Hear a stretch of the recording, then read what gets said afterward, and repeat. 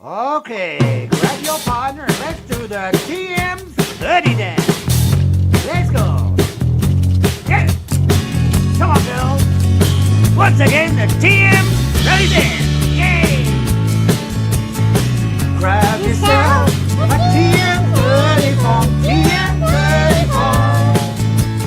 Grab yourself a TM30 form.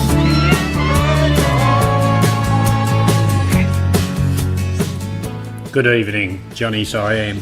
Once again this week, the dreaded TM30 form has surfaced. Thai Immigration Control on the 25th of March 2019. Enforcement of the TM30 regulations. Now prior to this, the TM30 has always been an active part of a visa requirement.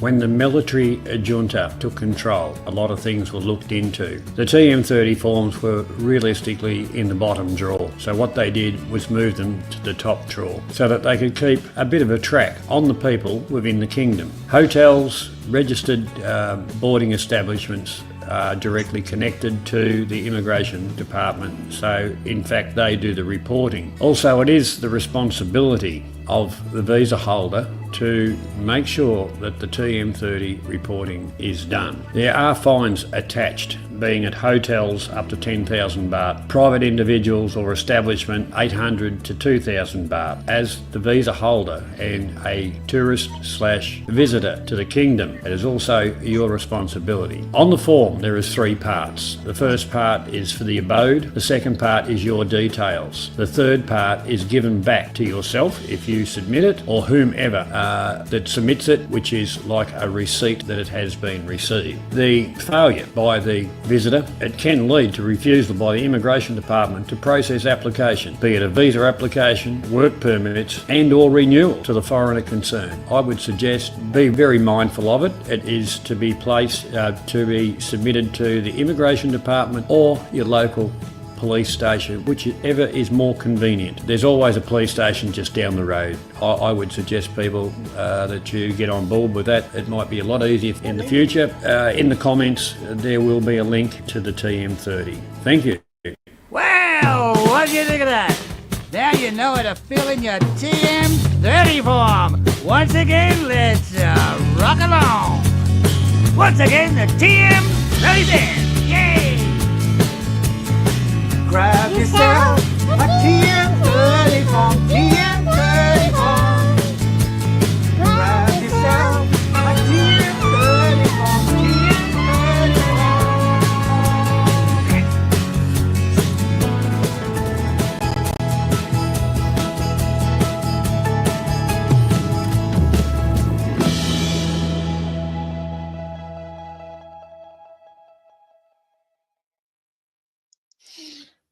And welcome along. Good evening, good afternoon, and good morning. Thank you, Mr. Clark, for that presentation. With that, I'd like to welcome Mr. Clark, world traveller. Hi, Johnny. Mr. Steve Perrin, Esquire, retired in paradise. And myself, just a drongo from Australia. And a little bit later on, joining us will be Mr. Andy BBK, retired gent in Thailand. Yeah. So we'll kick the program off with, this is a program about nothing. It's just about, we're just going to be like we're sitting at the pub talking, shooting crap. So we'll start off with Mr. Perrin's got a couple of things that he would like to discuss. And once again, welcome along. Feel free to ask any questions. A little bit later on, I'll whack up the link, and anybody is welcome to join. Up to you, Mr. Perrin.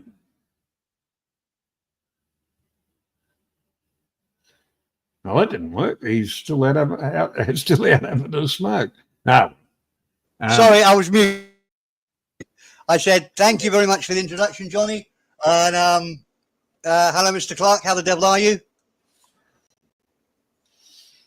He's gone to have a smoke. All right, it's up to you, Steve. Okay. Right. I've always tried to speak positively about Thailand. And what I've advocated the sort of laissez-faire. Sorry. Can I cut in over the top of you? Yeah, of course you can. Just for a couple of seconds. Now, I'd like to make a bit of an apology. Last week, Mr. Perrin got a little bit triggered, and he probably went over the top of what we're trying to achieve. Now, to people that our viewers out there, I'd like to make an apology about that. And if you noticed in the promo, Mr. Perrin had a piece of tape over his mouth. We've actually removed that, and he's learnt his lesson. So we're going to continue on. And if you believe any of that, you're sillier than I think you are. Carry on, Mr. Perrin. Well, thank you, John. Yeah, and I can attest to it was a severe reprimand that I didn't receive. But anyway, where was I? Yeah, I do try to speak positively always about Thailand. And one of the things that I advocated was the laissez-faire attitude. And I'm not probably using that word wrong, but the sort of tolerant attitude of Thailand.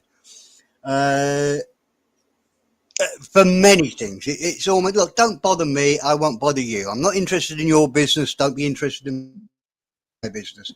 As long as you don't do anything too damn stupid and you give me a bit of respect, Thailand's will love you. But there is another side to that coin, and I've sort of experienced it over the last, I talked to Johnny about this last night. He says it was much longer ago, but I think it's over about the last 6 months. And it comes down to what we would call in the West, and Australia probably the same, planning permission. Now in Thailand, there is no such thing that I've come across yet as planning permission for anything outside of probably Bangkok or the big cities and whatever. Once you're out, a little bit further out, planning permission doesn't come into it. I bought my house 5 years ago, 6 years ago. I built a garage, or what do you call it? A car shed, cover 4 or 5 cars. I've changed the house. A couple. I've only got a couple, but I've got room for lots of them. Carport. No, proper steel roof. It's like I've got a. Yeah, Stephen, I've got a cattle shed outside my house. Oh, okay. Oh. And you don't need planning permission for it. No. Everything you do to the house, you don't need planning permission. In England, if I had a bed and breakfast place, possibly called Perrin Towers, and I wanted to put up a 1 foot, 18-inch square sign saying Perrin's Towers, 200 meters on your left-hand side, I'd have to get planning permission to put that in the road. Now, we've all come into Bangkok Airport and you see these massive advertising boards, electric or just plain, all over the place. Now, I'm sure that offends some people. I absolutely love it. I love the design of them all. And I love driving across on that motorway and seeing all this, what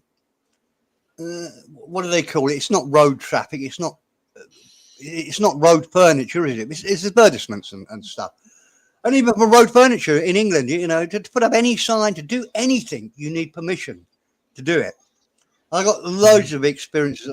I'm sure everybody listening to this. It's bureaucracy gone mad. However, and there's loads of planning. I mean, you don't need planning permission here. My son's just built a new house as his retirement plan. I think it took him 18 months to get planning permission to build his second house. 18 months. And every neighbour in the place argued with it. And he only got the planning permission because we've got such a housing shortage, or arguably housing shortage, that the council get more stick from not building houses than they do from neighbours saying we don't want another house being built here.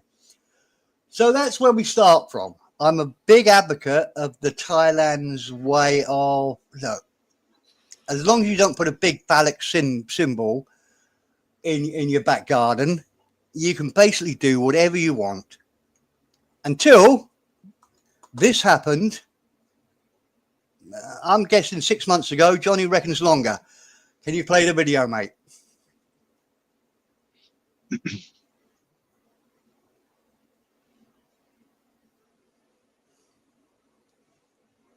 It's gone again.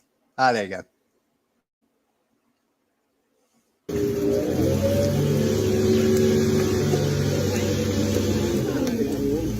อันนี้ไม่มีใครอยู่ใช่ไหมครับไม่มีใครอยู่บ้านโอ้เพิ่งมาหากันพี่ต้นรถไม้น่ะ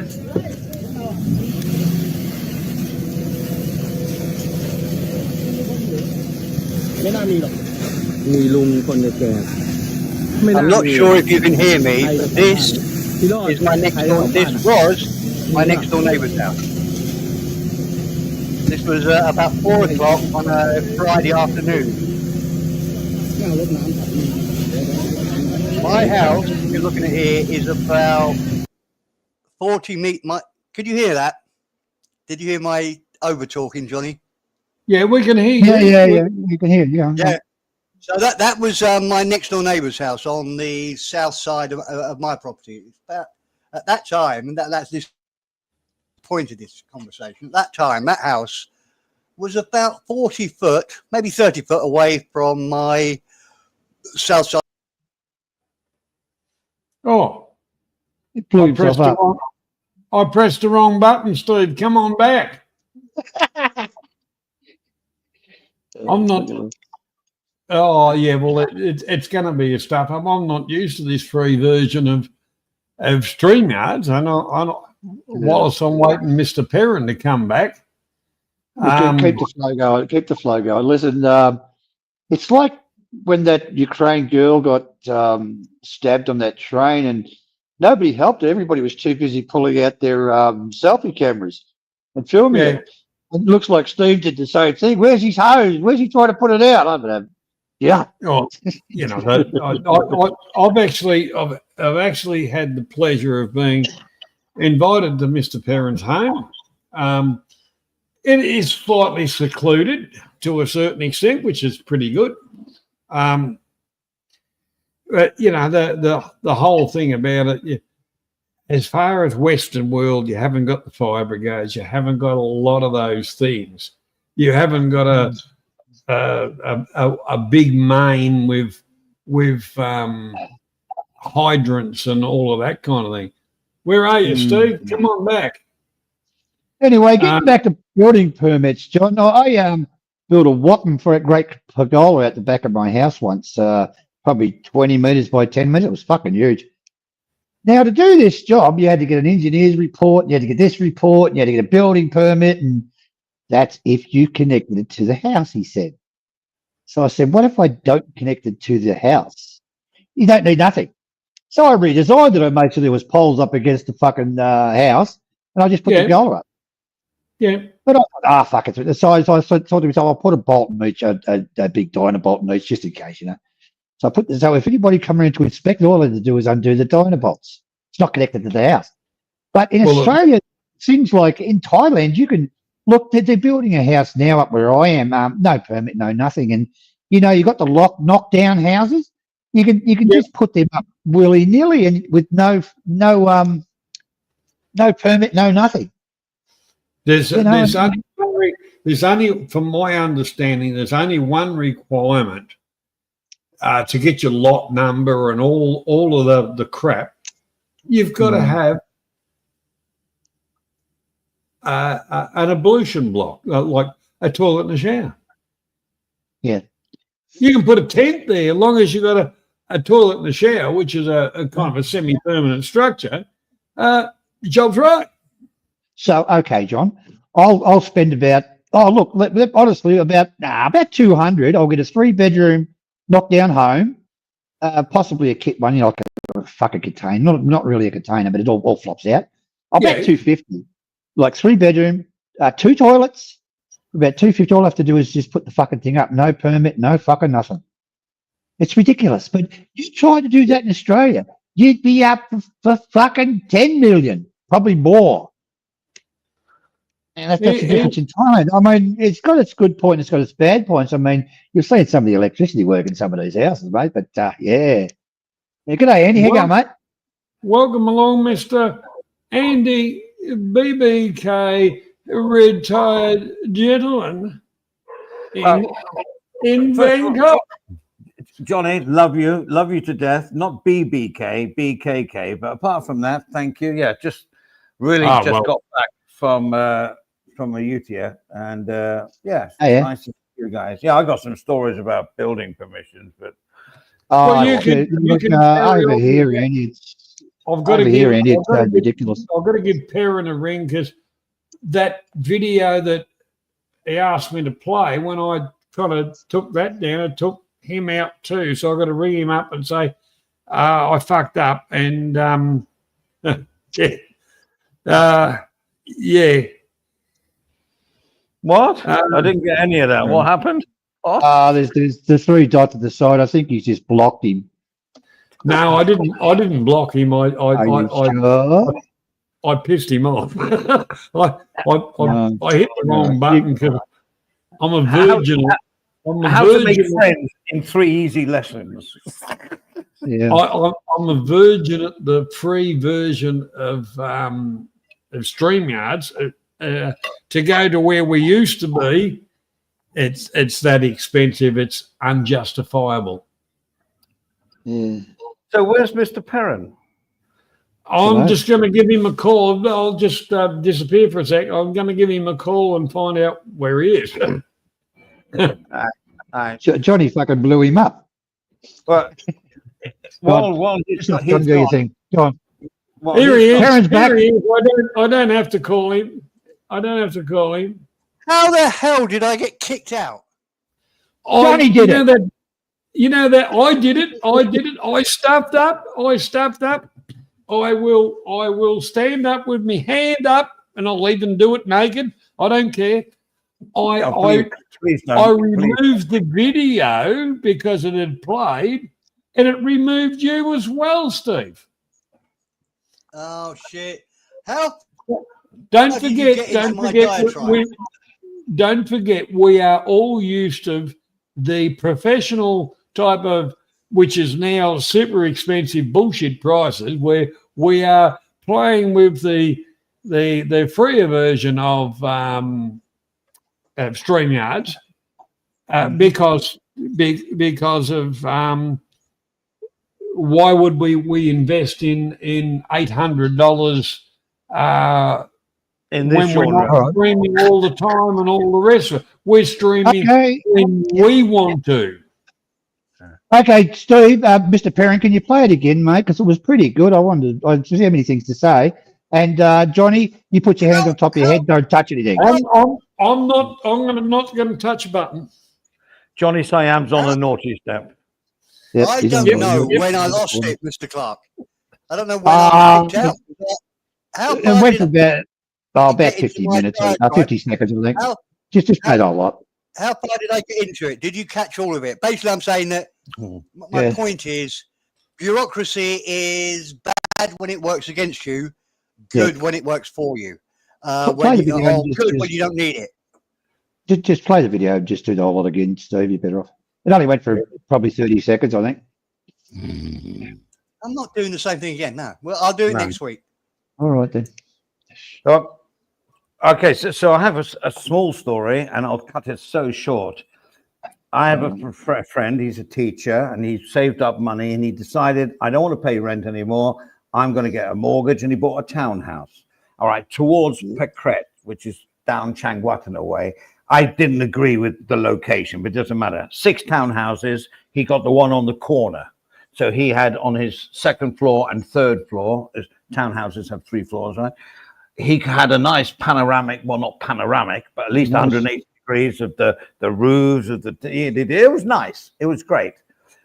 The day he signed the contract in the kitchen of the house that he was going to buy, as soon as he signed it, there was a truck down the road, and they all then came out of the truck with the bamboo scaffolding, and they built a house next to his what was supposed to be end of the row.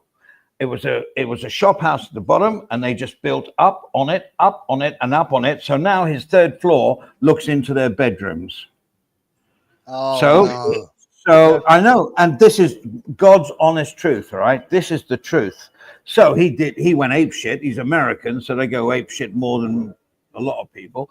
And he went to the Tamboon guy, the mayor of the, don't forget, these little areas have guys that are in charge. If they're not like in Parliament, but they are guys, they're the Tamboon, I don't know, maybe Johnny knows more about this, but they're Tamboon chiefs. And he went to them, complained and all that. And at the end of the day, they said, my Penrye, they're trying to live and they're trying to, etch a living out of it.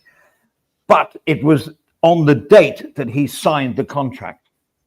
I'm talking about an hour later. An hour later, having signed it, this is mine, they built it. They were waiting for him to sign it. You see, I Because think they knew if they'd built it, if they'd built it before the sale, no one would have bought it. Yeah, Andy, you're just the way you're looking really well, mate. Have you enjoyed your day?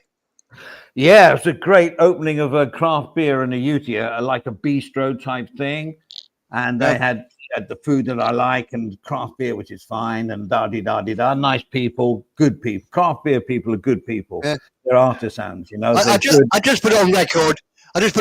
You're only an hour away from me there, mate. You could have popped in for a cup of tea on the way back. Fuck that. I want to come back with it.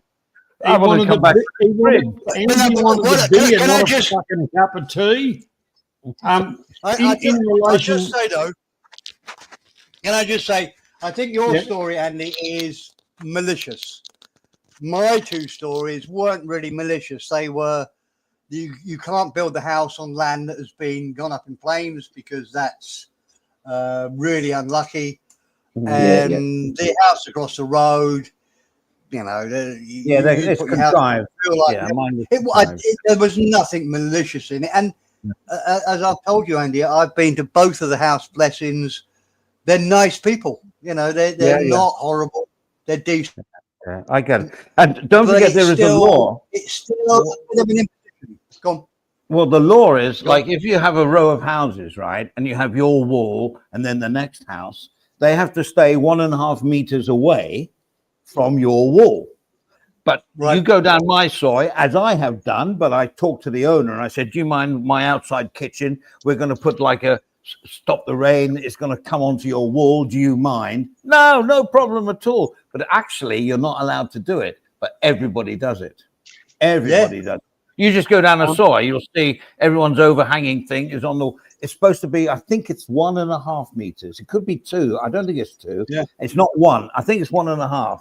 And that is the law. Well, we are well inside that. It's I would say 3 or 4 meters from my wall to. But no, you're absolutely right. He's put overhanging, but it's not a problem. It's sort of the bad side of the house anyway. It's where we keep all the rubbish, the wheelbarrows, the cement, all the sort of, we don't really use it that much. It's not a big problem, but as you can tell, it has sort of thought, I should have looked at the other side of the coin when I was extolling the virtues of Thailand's no planning permission needed. Do what you want. I mean, I've got this pond here. I could quite easily fill up this pond and build 3 bungalows there if I wanted to. Nobody would stop me. No, you imagine how long that would take in England. Oh, you take 2 years to try and get a conservatory or a patio. Yeah. Well, the thing is, I'll give you a couple of things on the same subject. One is because the outdoor kitchen is not classed as living area, providing the water from the roof doesn't run onto your property. That's number one. But my wife's auntie, her and her husband got a lot of land, house and all that kind of stuff. And because of the planning thing, all of a sudden they got a food manufacturing company that works 24 hours a day right fucking behind them, right up against the fence. Where we have in the Western world, we have designated manufacturing and all the rest of it. In Thailand is you own the block of land, do what you freaking want. Well, it should fucking be. Well, the whole part of it, if I bought a place and this is going to be nice and residential, it's going to be quiet, and all of a sudden some prick's got a bloody trucks going up and down the road 24 hours a day, you kind of say, well, F that. Like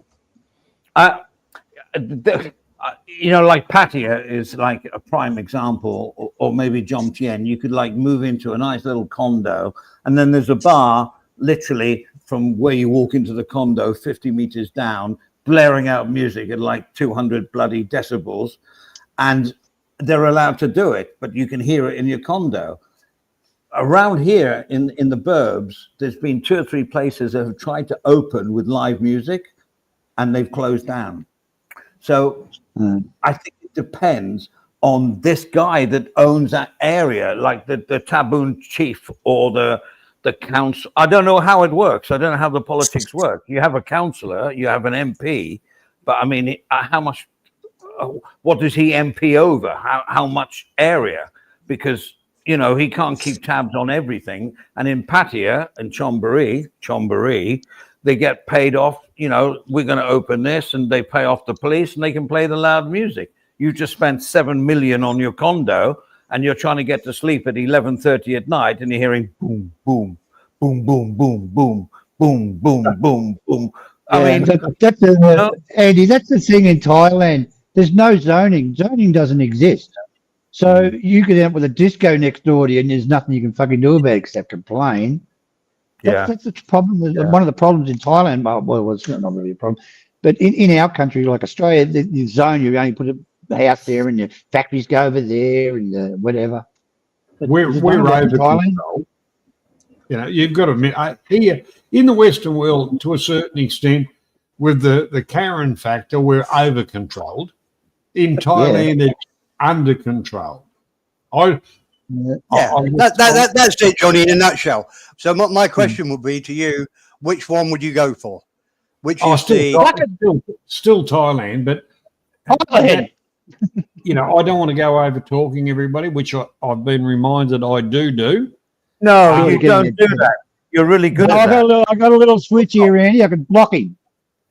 No. Johnny doesn't know.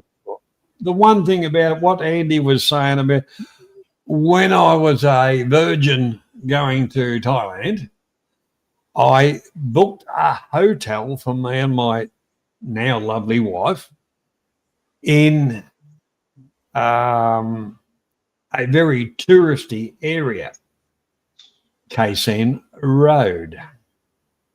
And I thought, this is we got there in the morning, and the hotel, I thought, oh, that looks nice. It's quaint. It's wonderful. I booked it for a week. The night after, I went down and I said, we're moving out. I don't give a shit if we do the money or not. I'm getting the fuck out of here, because the typical bar type things and whatever, one has some music that's at a good level. And you say, that's not too bad. Then the next one wants to be recognised more than that one. The volume levels go out to, they're all got it that flat out that no bastard in any of those hotels can get any friggin' sleep until 4 o'clock in the friggin' morning. well, that's fine if you want to play all night and sleep all day, but that's not me. I believe in some zoning, and I believe in freedom of choice. But at times, like the wife's auntie, to have a food production factory just when they thought they were going to be a nice little place and out of secluded and near the river, and next thing they got a fucking food factory beside them 24 hours a day. Well, I mean, when I went to Ibiza quite a few years ago, but we were staying in it was like a big house with like 4 bedrooms, which we all had a bedroom each. And it was away from what happens in Ibiza down the strip, all the music, which is great, by the way, loved it. But as soon as you started going down half a mile, the music decreased, and then you got into tranquility. It was chill out. It was quiet. It was just, there was no boom, boom, boom, boom. So zoning is what has to be done, but who's in charge of zoning? And what do people want to do in that zoning? You know what I'm saying? If someone opened a discotheque next to me, I don't think they would stand a chance, right? Well, but you'd be throwing, or what? You'd be throwing bricks and empty beer bottles off your balcony on a regular basis.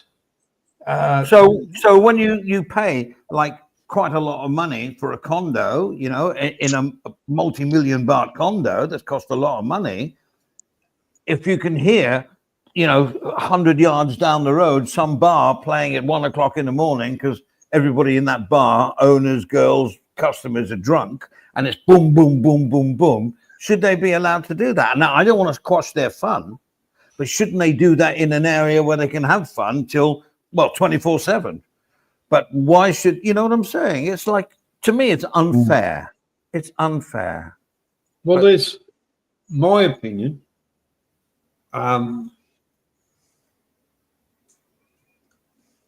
The people that want to play and have a hotel, you know, right in their backyard, they pay the price. The people that buy condos, if they don't do their research and virtually spend 24 hours in the joint, you know, you're not going to be able to, you know, go and camp in the room, but just wandering around and whatever and get the feel of what's going on, especially on Friday, Saturday type nights, they're a fool. Yeah. Look, when you go to shopping centres, guys, sorry, go on, Steve. Mr. Barron. No, you started. I interrupted you. Okay. You go. Right. Look, when you're in a shopping centre, have you ever gone shopping and seen the windows vibrating from the fucking music? You know, that they put on some display in the middle of it. And, you know, in Thailand, the noise pollution is incredible. And they've got one volume control that's off and fucking maximum. It's just ridiculous. So what Andy said, yeah, you know, you can have a guy moving next door and he wants to start up a little bit of a club. Not much you can do about it. Unless you know the cops. Well, no, you're right. You're right. That's not good. That's not. Even in our little market that we have down the soy, it's like there's a DJ there, and he's got his little setup. God knows who he's talking to, because he's talking to about middle-aged people shopping for their supper. And he's going, here we go. It's so loud. Honestly, you can't even order if you're near him. There's no way.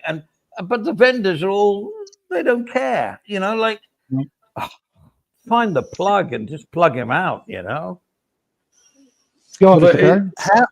How do you guys feel about the first house I built here was, I'd say half a mile from the local temple, but at 5 o'clock in the morning on Buddha days, there we go.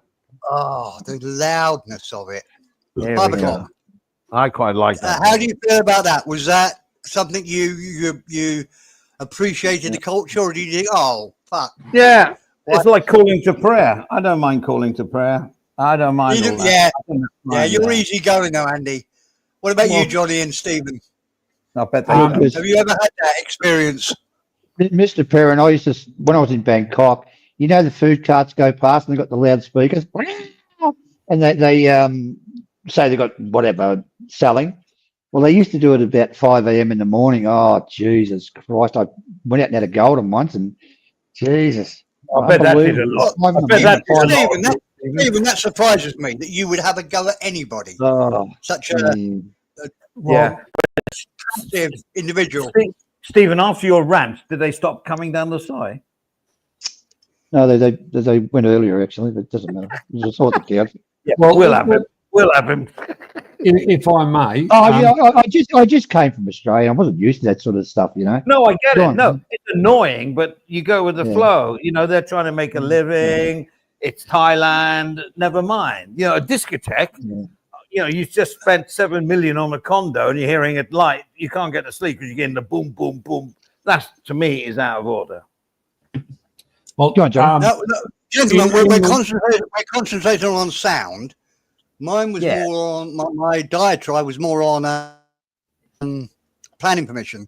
And if you already heard this, tell me to shut the fuck up. But what I was saying was, rather like you've said, it's if I wanted to put a sign up, if I had a bed and breakfast, and this was a good joke. Did you hear about my bed and breakfast joke?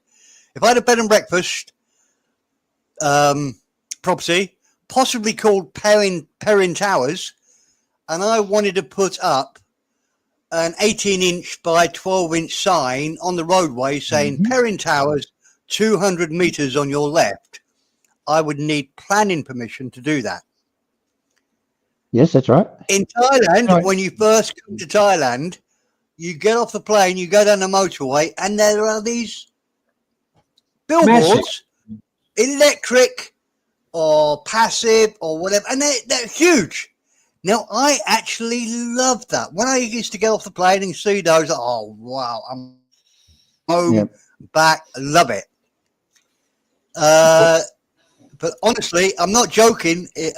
I've experienced it. If you want to put up a little sign saying the village store's this way, you need planning permission to do it.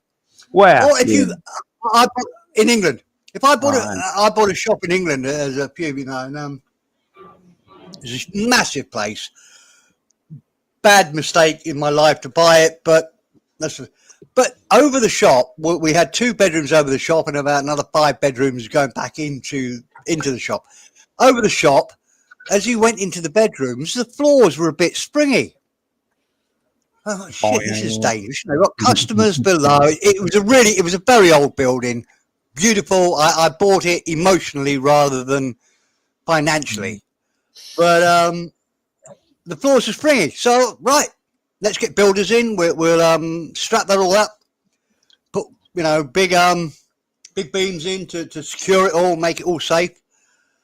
And within 2 weeks of me doing that, I had the building inspector around. What are you doing? And it wasn't a listed bit. I mean, it was old, but it wasn't listed. What are you doing? I said, the floor wasn't secure. I've improved it. I've spent quite a few pounds to do it. Oh, you needed to come to, and that is why I still would vote tremendously for Thailand. It's no hassle for me to have these neighbours a bit closer to me. Doesn't really bother me. It's all part of Thailand, and the advantages. That's always the thing. Critical thinking. The advantages always outweigh the disadvantages. Okay, I'm done. Well, I've got a bit of I've seen. Look, and the townhouse type thing, the smaller developments of them. And they're all up for sale. It's g'day, Jeff. The whole, they're all up for sale, and they're either 2-story or 3-story. Most of them are 3. There's what we call the shop houses. That's fine. And then all of a sudden, one in the middle decides they want to cook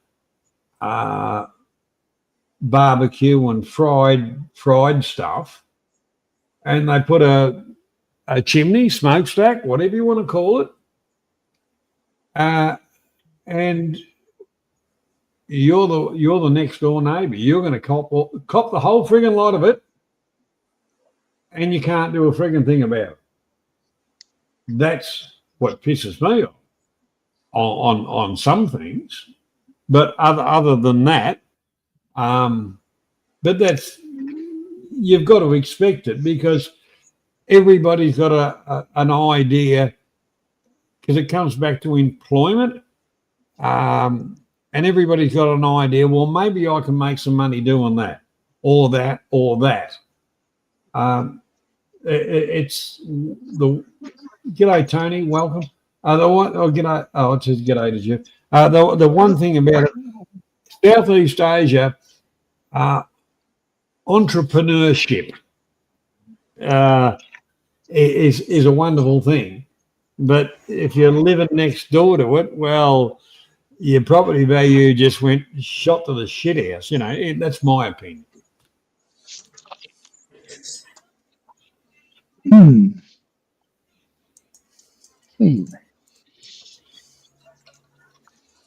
Oh. All that.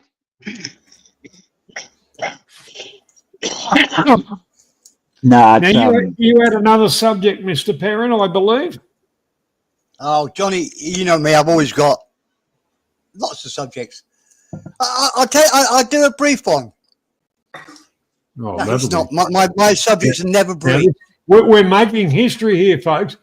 Mr. Perrin Esquire is going to do a brief one. Well, it's sort of, no, it's not, because I'll wander on. You probably don't have the comedian in Australia that we had called Ronnie Corbett. Very short guy, 5 foot tall. He would tell a normal joke, and they'd put him in a big armchair so he looked even smaller.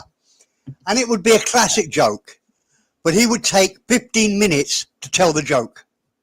And I think that's where I come from. There's a point to my story, but it's a long way down the line. But do you want to hear the short one before we get into? But my third story would be more serious. So maybe we leave that till we're all drunk. Go for the series. Go for the series, and Okay. then we'll get Andy to you know, bring up what's is on his mind. And I've got a couple of. Oh well, Andy can, you know, spin a couple Something of seconds. humorous I'm coming up with. I want to keep everything light-hearted, but carry on, Mr. Well, Perrin. I've got a Okay, couple this of. is Yeah, this my is a serious subject. one. are Oh, sorry. not- No, you carry on, Johnny. Yeah, I'm good. No, I'm just saying. I've got a couple of subjects, but the more, well, the you know, global stuff like that, but some of it is sublime to ridiculous. But anyhow, Mr. Oh, lovely. Perrin, go ahead. You want me to go first? Okay, Yeah. moral dilemma. Moral dilemma. Now, we all talked last week about the assassination of Charlie Kirk. And I'm still upset about it, and there's been lots of news about it. It's still horrible. But I don't want to touch on that. But that's the backstory to it. The thing that interested me that wasn't really covered by the media too much was the fact that it was his father who either traded him or either said to them, I don't think he actually told the police about it, but he persuaded his son. This is what I think is probably more true. It's all in the air. Nobody's quite sure, but I think his father persuaded him to turn himself in, or said, if you don't turn yourself in, I'm going to report you to the police. And that was my moral dilemma. I thought, well, if the same thing had happened to one of my children, grandchildren, step-grandchildren, wife, whatever, how far down the list of the people that I love, and friends, sorry, I should have said, and friends, how far down the list would I go that I would report them to the police? Now, notwithstanding the fact that they would have probably caught him anyway with CCTV and tracking systems and everything else they've got, it would have been maybe 2 or 3 days more before they caught him. Let's forget that. But my moral question is, would you disclose me to the police, Andy? hang on. If you did something wrong that was really wrong, of course I would. Assassination? Pardon? If you'd killed somebody Yeah. and I knew that you had, I would talk Right. to you first and tell Yep. you what I'm going to do. Right. And if you didn't kill me before I told people, I would absolutely, I would, yes, for sure. I would say, Okay. Let's. Okay. So look, we're good friends, good buddies. Let's go up that list a bit to people that you actually really love. Oh, hang on. Now the thing is, forget about constabularies and all the rest of it. If you committed something that I kind of went, well, that wasn't a fucking smart thing to do, but good on you, mate. If you said I beat up a woman and stole a pension check, I'd shoot you. All right, continue. Yeah. for me, it wouldn't depend on the crime. For me, it would be, first of all, would be a talk with my son. God, this is horrible to even think about it. But I would talk to my son and I'd say, look, you did this. You're going to get done anyway in the long run. So come out, be cooperative, and we'll support you all the way through the process, and we'll visit you in jail. What happens, Andy, on that point, if and I know you're a young fella, if he come home and said, Dad, one of my girlfriend's night whatever, she's pregnant. Well, that's happened before. you got to, if we go down the thing of you do the crime, you do the time. Yeah, no. But you're correct there, Johnny. You're correct. It depends on me, and what do I know? I'm not a judge and jury, but if I deem that the crime that my son had done went against what my beliefs are, I would then, I would allow him to be arrested. If I was persuaded that things were different because of this and this and this and this, I would defend him to the hilt. Of course I would. I love my son. Unconditional love. Yeah, your son is a terrific. He's a terrific young fellow, and as well, my kids were scumbags, so it doesn't matter. As far as Can I just a little joking? We really should be asking Andy's son. Would he set his dad up? It's a joke, Andy. Smile. The whole part about it is, if I came to you, Andy, and said that politician has created so much drama for me and all the rest of it. I went to have a talk to him to see what the problem was, and I ended up using my Colt 45. No. You got to be, my normal knife, and introduced him to the real world. You'd say, shit, mate, you fucked up there. I didn't like the bastard anyway, but you can hide out in the back shed. Absolutely.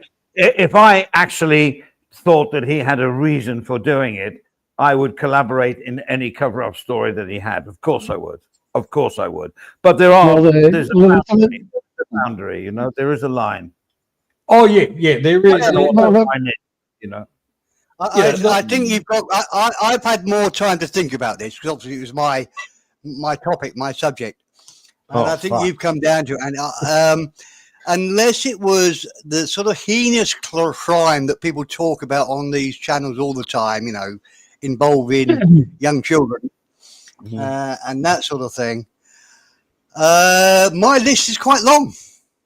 And I think all of the people on the panel, I'd never sell you up. I think the police lie, cheat, do it, and no, I'm not going to help them. I'm really not. No, I've even given instructions to my wife. Hang on. If ever I get arrested, don't tell him anything. You know nothing. Don't speak to the police. Don't do anything. My only concern would be a heinous crime that I thought the guy, one of my relatives, friends, or whatever, actually needed help. Okay. Here's a scenario, Stephen. If your son turned out to be Dharma, and you knew all the heinous crimes that he committed, where would you stand? If he had admitted it to you before the police got involved? You're going to hate me for it, Andy, but I'd still help him. Oh, you fucker. I'd protect him. I'd protect him more than I would protect whatever. I don't actually know what. Didn't he just kill gay guys or something? Yeah. And boiled their head. Each to their own. Everybody's got a hobby. Yeah. Yeah. Look, okay. Johnny, it's not mine is, like that. As we say in America, mine is just what they call it in America, a misdemeanor, surely. It's not a federal offence. I'm joking. By the way, just in case you guys, I am joking. Lost the plot, I tell you that now. There is right and wrong. I've got to interject and just say to viewers of the channel, expressions and views and all of that is for entertainment purposes only. It's got nothing to do with real law, real commitments, or real anything that's happening. So please enjoy and continue on. Yeah, well, you know the girl in Ukraine that got killed. Johnny, do you want to put the tag back on my mouth? Hang on, Steve. Stephen wants a couple of seconds. Yeah. No, it doesn't matter, John. Sorry. Leave it. No, go ahead, Stephen. Go ahead. You're talking about the Ukrainian girl that got stabbed in the friggin' neck on the bus. Yes, well, his mother said that he never should have been released from jail. Okay, now you look at the other guy that assassinated, what's his name? Can't remember his name.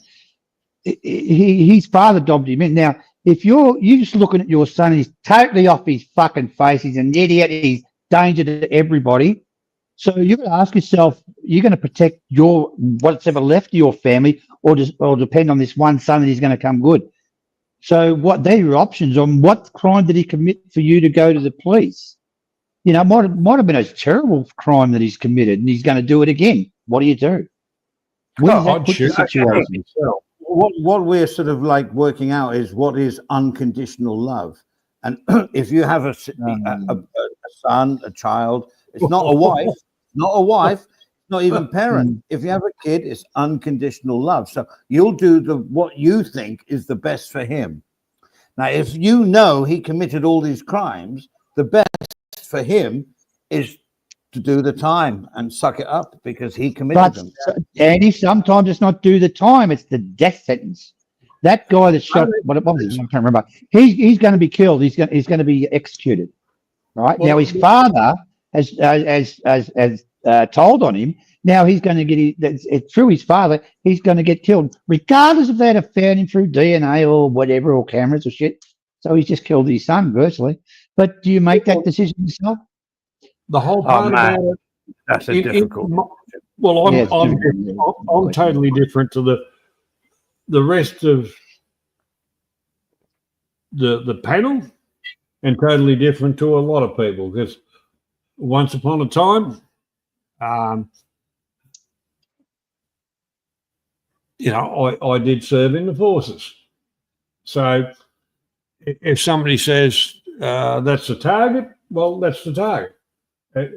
And realistically, I don't give a shit in my family to a certain extent, and close further family, if they did something like the Charlie Kirk murder, assassination. I like the way you call it murder, not assassination. Carry on. well, it was called assassination, but it's fucking murder. Correct. The whole part about it, instead of getting a ban out on their football fields and playing fucking whatever, let's get some real entertainment. Hang the cunt on the footy field and make an example. That's fucking entertainment, and that's That just. will never happen. That will never happen. See, I'm against capital If I took over from Donny, it would. Anyway, I'm going to open up the panel, gentlemen, if you agree. Well, as long as nobody shouts, it's fine. Socially, no one can be socially excited. Okay. Right, I'm going to whack the link in. You're going to get a couple of people, and Tony Buick will be the first one up, guaranteed. Guaranteed. Well, anybody? I'll give you 5. It'll be a race. We can. Well, put it this way. Hang on, before I press the other button, I'll just say, we got Jeff there. We got Tony. Tony's a brilliant bloke. Jeff's a good bloke. There's mostly good people come along here, but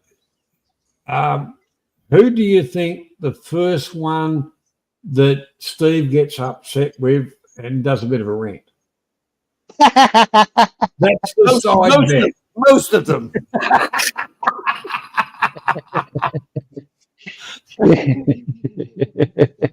Yeah.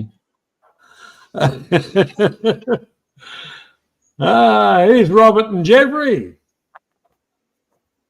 It's like Dumb and Dumber, 2 Kiwis in a pod. G'day. Hang on, it's only Robert. G'day, Robert. Oh, Robert. It's okay, mate. You got the best of us. Oh, hello, mate. Love the hat. G'day, mate. Yeah, nice to meet you. I just. Okay, that's enough. Robert is actually Robert kind of comes from the Filipino community. Oh, really? And he's the poor cousin. He's a Kiwi. So you got to give him a little bit of time. You know what I mean? Like the special people. That's an insult. It's not an insult. It's the truth. And typical Australians and Kiwis and that, we take the piss out of each other. So Robert will not take any offence out of that because he'll give it back to me very shortly. Let's have a good go at Robert. Hello, Robert. G'day, mate. Well, what else you got? G'day, guys. How's it going? That's what I see, Andy. Our neighbouring islands are lacking in a few things. Well, you said it. I only hit the link. I'm the poor cousin. Yeah. Robert, I have one question with you. I used to see you for years on the panels and everything else. Actually, we've always talked as well. Have you ever taken a hat off your head?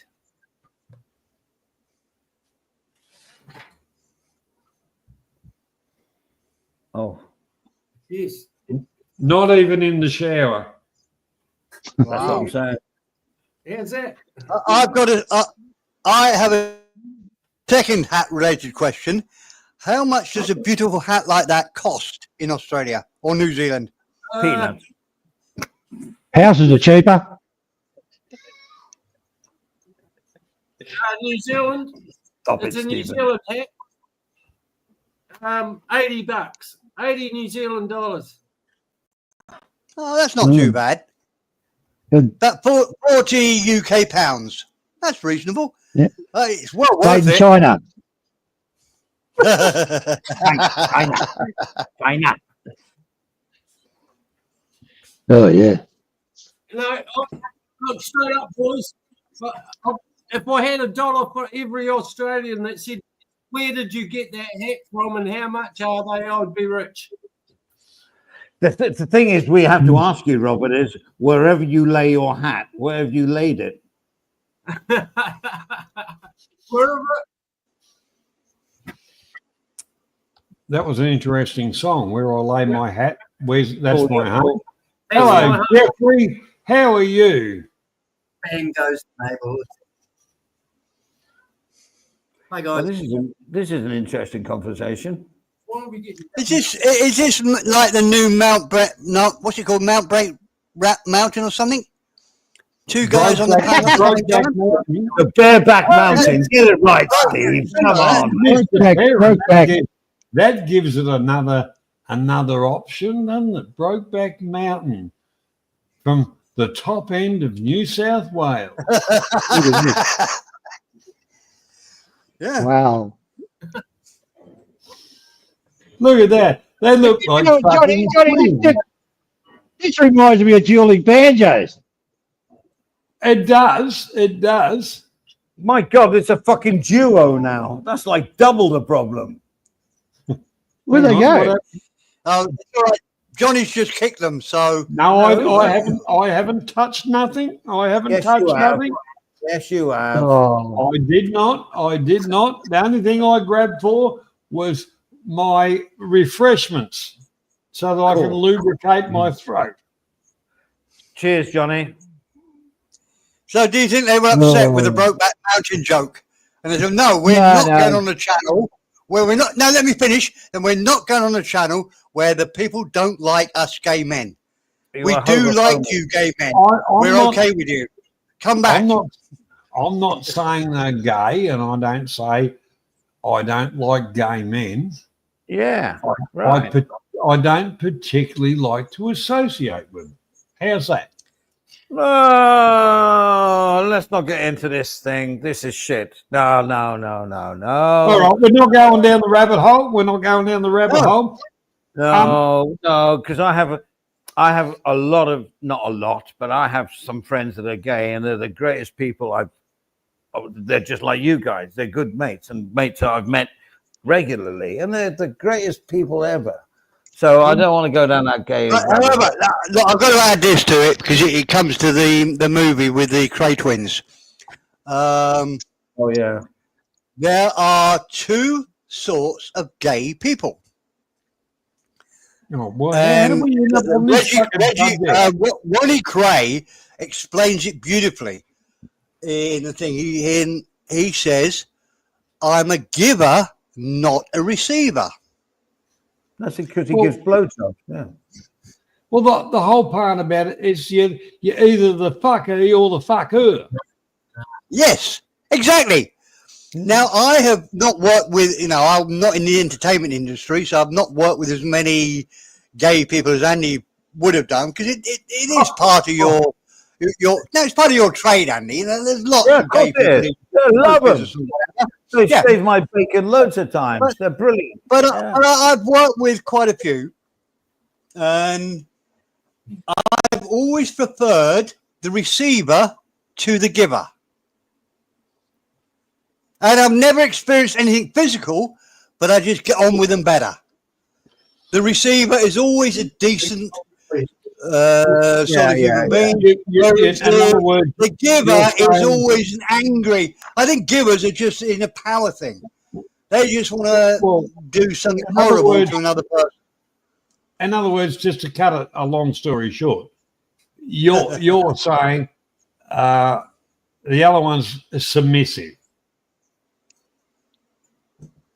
Yeah, and more feminine, and more Well, decent and reasonable, Well, and would never dream of being aggressive. I mean, I think The most of the ones ladyboys in Thailand are actually aggressive ladyboys. Well, they have that male hormone in them, you know. Yeah, yeah. Oh, they're they very all want to be aggressive. treated like women. They want to be treated like women, and as soon as you don't treat them like a woman, they turn into a man and beat the shit out of you. Or you get a high Yeah. heel stuck in your head. Is Yeah, that from you got it. experience? Is that from experience, Stephen? No, I don't upset ladyboys because I know in my lifetime I've had a lot to, like you, Andy. I've spoken to them that I know they can fight. They've had to be able to fight. So if you're going to fight a ladyboy, whoa, look out! Yeah. And and they're like a double-headed ice cream. It doesn't just come with one. No, but Yep, JG that's says exactly right. JG says each their own, you know, which is it's great as long as it's all, you know, what's the word? Civilized. You know what I mean? Each their own. I like garlic butter. Maybe Stephen doesn't like garlic butter, so each their own. I don't mind mixing with gays and lady boys, each to their own. You know what I'm trying to say? Good to It's see like- you coming out of the closet, Andy. Good to see you coming out of the closet. Hey, The doors are open, Stephen. The doors are wide open. My point is there are two different sides of gays. Some are What, good, some are bad. upside and downside. Oh, No, hang on, Steve. I just need clarification personally. JG Unofficial just said Asmund quote. What's he mean, Asmund? What's Asmund? Is that to do with... Who knows? ask me out. I'll Google it. Stephen, you say some are good and some are bad, but isn't that just human nature anyway? Yes, I suppose so. You could argue that. And Andy, look, I have to put my hands up. I've had very limited experience. You know, I've kissed a few, but that's about as far as it's gone. No further. Well, That's good. the godfather to my son, maybe I shouldn't really call him a godfather because he's gay, but he's the godfather to my son, never forgets a birthday, always comes at least once every 2 or 3 weeks, takes him out, and, you know, he acts as a godfather, and he's a gay. Right. He's brilliant. And that's all the experiences I have, and his friends are great. They're not all drama queens, and all, which I don't mind either because it's entertainment. But what I'm saying You is, must have met those sort of guys that are the sort of so chirpy and so happy and so, oh, come on, guys. and they're Let's so clap in the creative. hands. And I They're hate that. creative. I hate that. Yeah. Oh, well, the whole, Well, the you whole boring sod. the one thing about it, Steve, with that comment, and typical of me, that I picked up on, you know, you kissed a boy. There was a song about that, and Andy Made him might cry. remember that one. Yeah. But you know, look, I'll be honest. I'm not into that or whatever. Each to their own. I don't give a shit. Exactly. You don't have to be into it to not condone it. You know what I'm saying? Well, You just, you know, the whole part about if I go somewhere, an establishment, and I'll sit down and have a drink, and then somebody brings it to me. Oh, thank you very much. Out of courtesy, I'll say, would you like a drink, and have a little bit of a chat. I don't care which way it's fucking, spin cycle goes. It's John, the person. let me ask you guys a question. Do you think if you grow a set of tits and get your dick chopped off, that you should be able to compete against women in the Olympics? No. oh, of course not. Well, it happens. I know. Well, that's, I thought they pulled out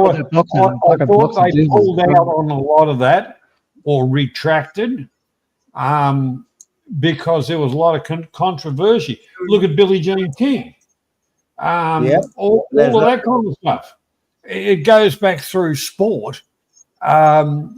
Regender assignment or whatever they fucking call it. I honestly think that when you are born, you come out of the womb.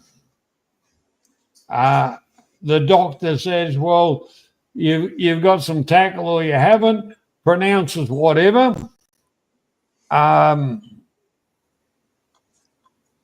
I think there's some mental things there. But I think that's a lot to do with parents. You get mothers that kind of say, oh, my little boy, I don't want a boy, I want a girl. yeah, I'm not going to really get into it, but the whole part about it is it's called the third gender, each to their own. I'm normal. I mean, Stephen's going on about the athletes and all that. Like, if you want to identify yourself as a dog, can you go to the Crufts Dogs show and walk on your hands and knees and be treated like a dog? No. It's Great, just mate. Apparently, nowadays. yeah, it's a great analogy. But no, my point is that if they don't do any harm, let them fucking get on with it. And they're not they're not pedophiles. They're not like, you know, I'm trying to be the guy to clap down on, you know. No, I don't have a problem, and I don't think Johnny does either. I didn't say No, I you don't think did. anyone does. I know. I'm just saying as it is. Because Yeah, no, you know, I don't have a problem with them. I think, you know, like, Yeah.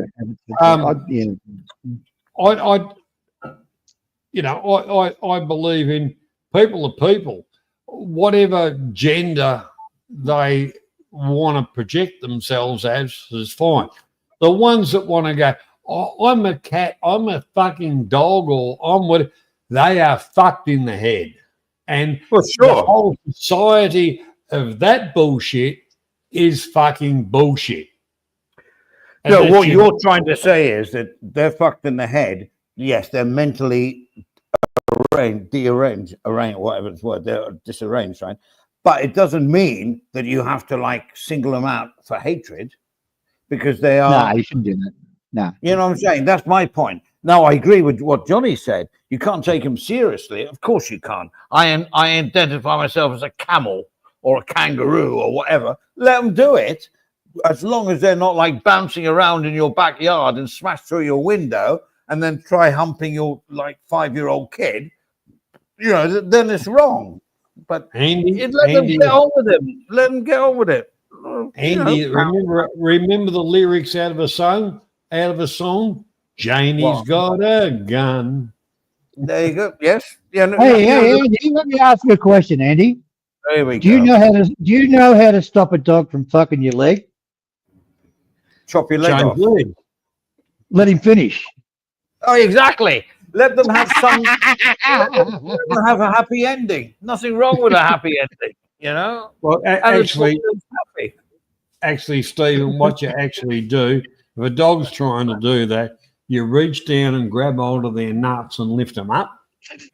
And you'll hear a lot of screaming and stuff like that.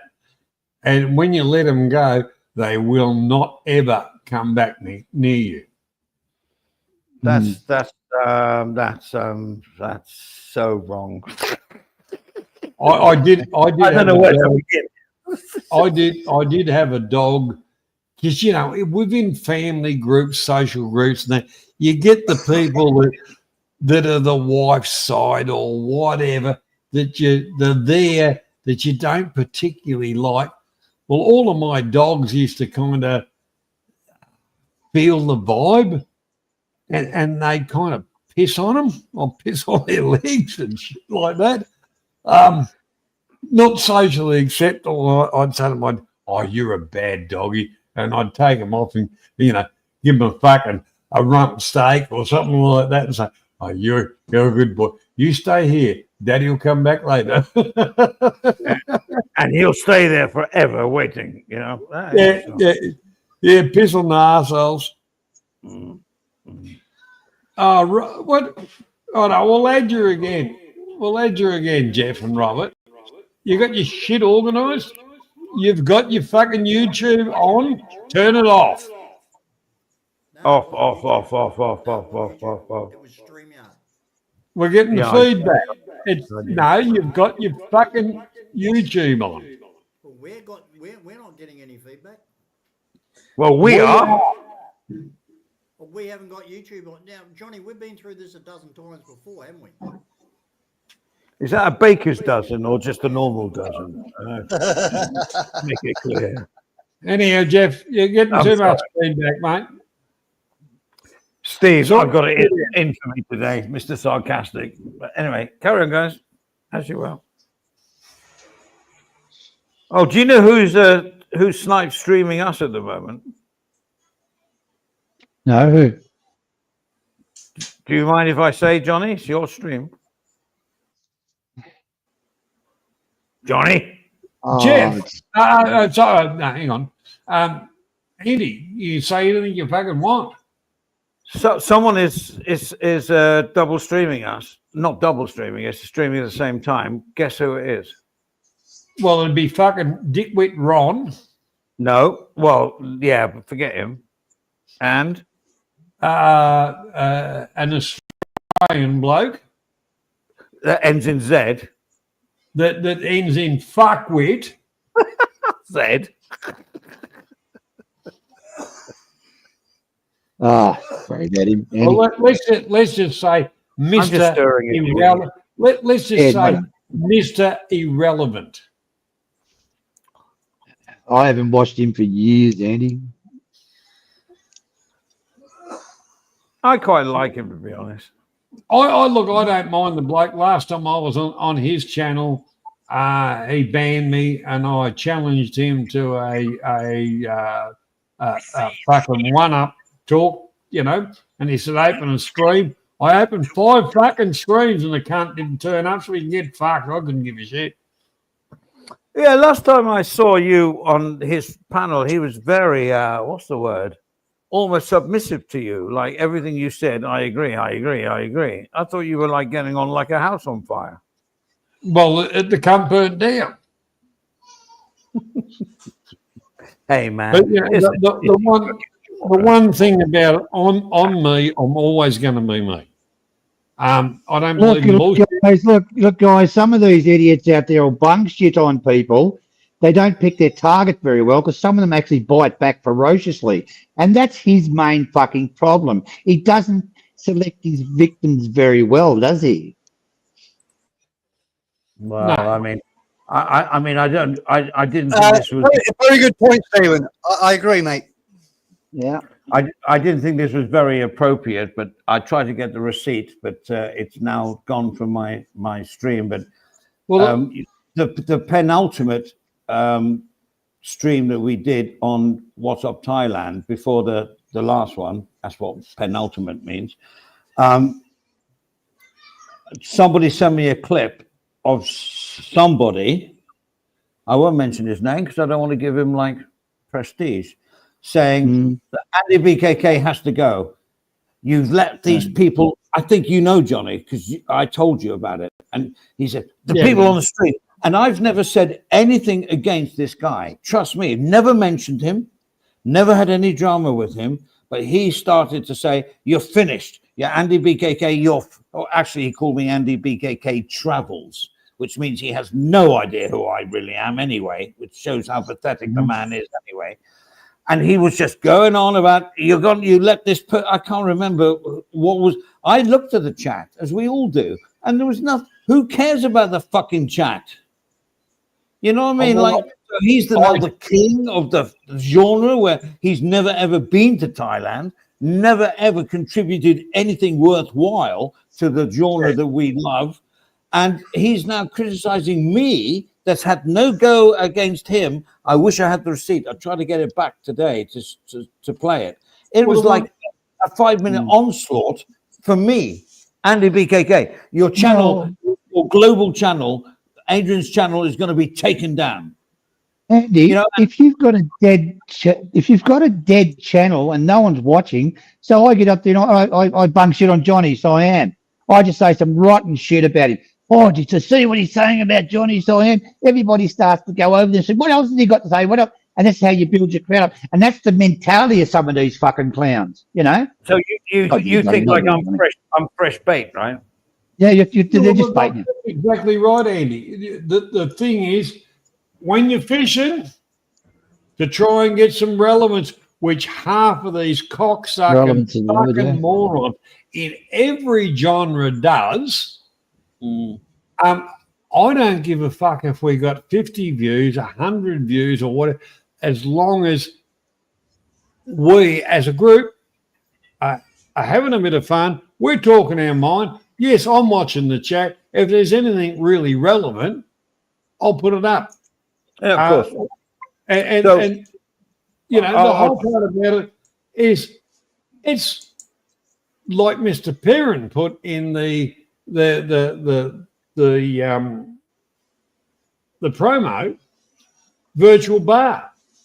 To me, it's us four chatting, and the other people are listening. But This, let me just finish my rant about this gentleman. I'll use that, not gentleman, this guy that refuses to show his identity and all that. He just picked something from the chat that we had on WT, right? What's Up Thailand? He picked it. You allow, it's like I want to make a fight. And of course, I didn't reply until now. This is 2 months ago. And I've got the receipt somewhere. It can come up if you want to watch it. But it's just a tirade for 5 minutes about me allowing people on the... And he said, you don't need... You shouldn't get drunk. And da-di-da. He has no idea. He probably never saw it. He was told by somebody else. Go on, rattle the cage. Let's stir up some drama stuff. So my message to Simon Beach is stay out and take your nose, which is probably, we can't see it because you've got a mask on it, out of our business, because we have nothing to do with you. We never, ever mentioned you. We never, ever, talked about you, ever. But you feel you're deemed to talk about us in a derogative way. Well, then it shows your intelligence, your IQ, and your state of mind and the way you're living, which is absolutely pathetic. So what you're saying is, Andy, you want them to stop it. Is that correct? No, they can carry on. Andy, You're not going to do that by. So well said. You're not going to be able to do that. Just don't fucking. They say things about. They used to. They don't say much now. Yeah, I know. You just don't fucking comment. That's the key to it. Don't comment. Let it go. But here's the thing. Oh, man, you've learned from your past experiences, Stephen. My point is that sometimes people have to be called out. They have to be called out. And Not really. Well, if you call them out, Andy, do you expect more? Well, okay, because I don't watch any of their chat. They can talk about me till the day is long. I never watch it. So let them yak. They can't dox me. They can't come to my gate. They can't do anything to me. Not that I would care about that anyway. If I was, what I'm trying to say is, listen, what I'm trying to say is this. Somebody that has no idea of what they're talking about just wants to attack somebody to make drama.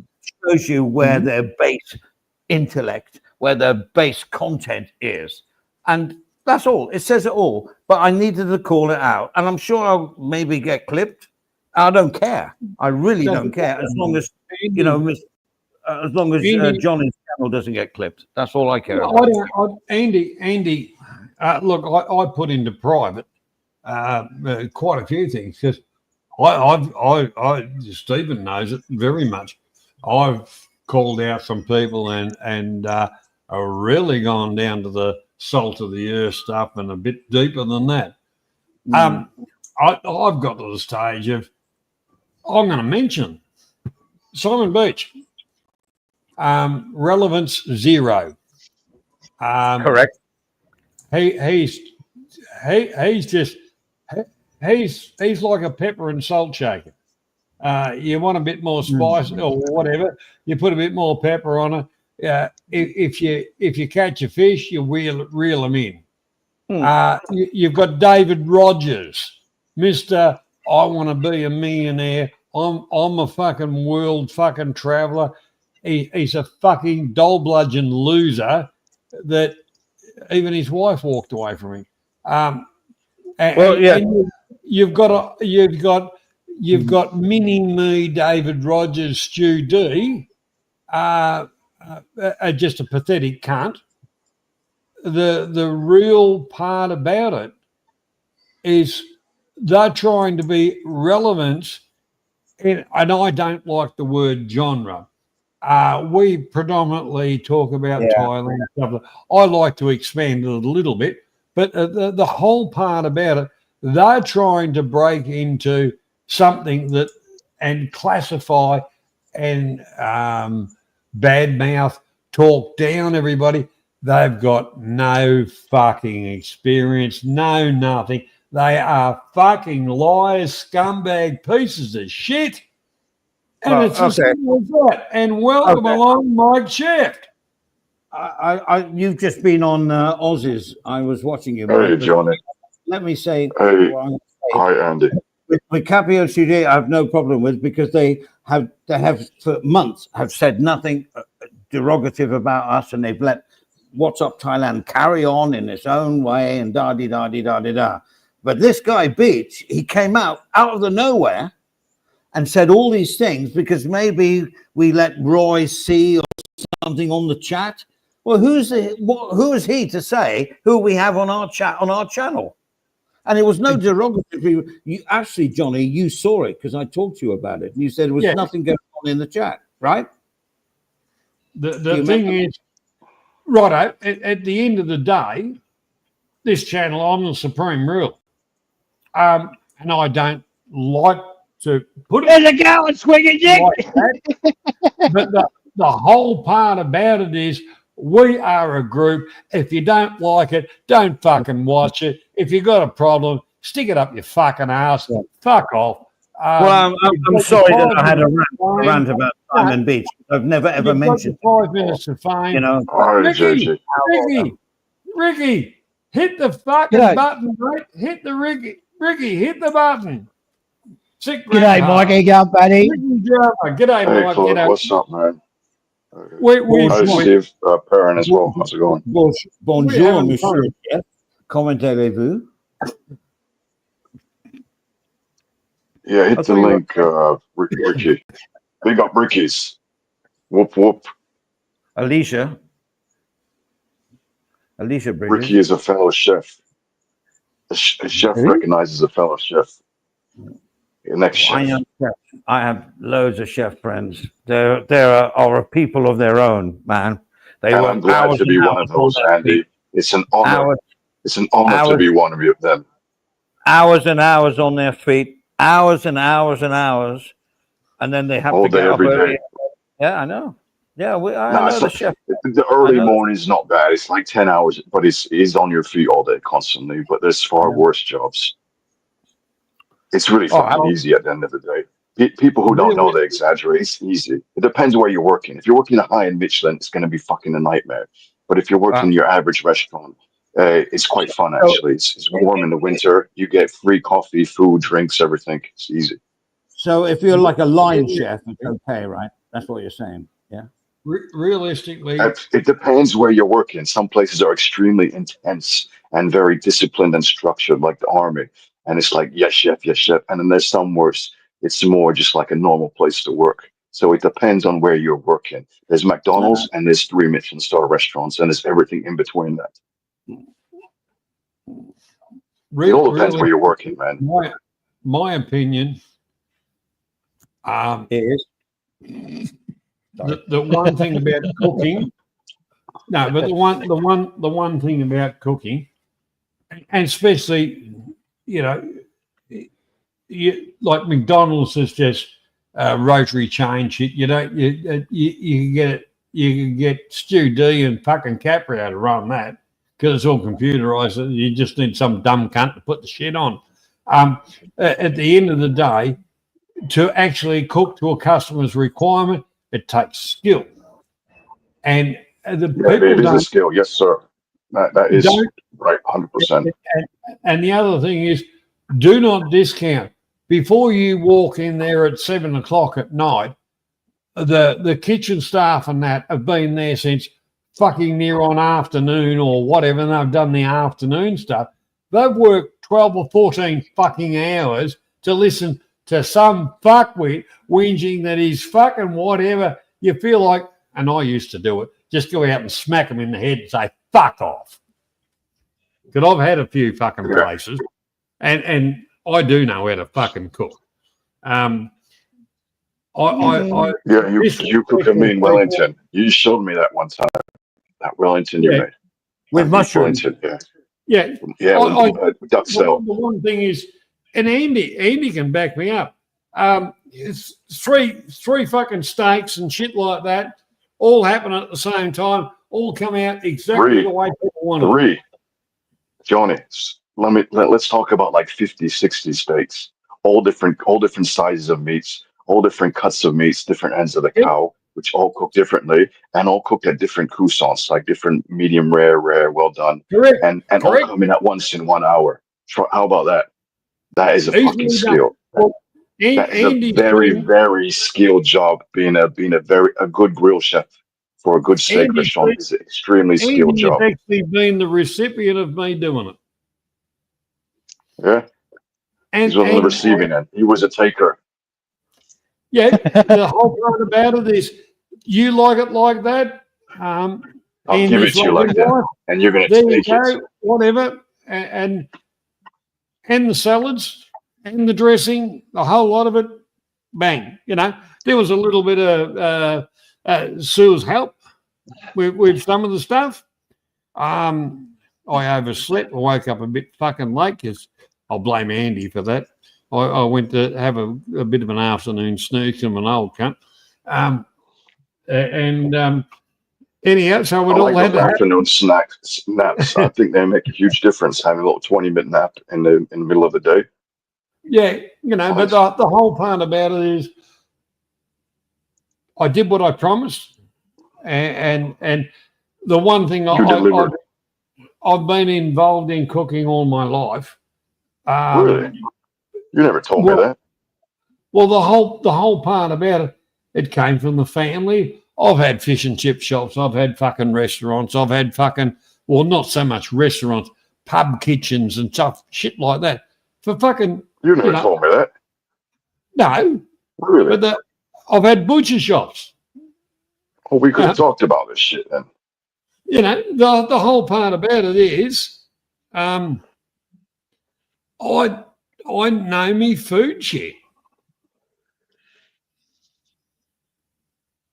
What's your favorite cut of meat? Of steak, about beef, cow? Well, it's going to surprise you. Rump.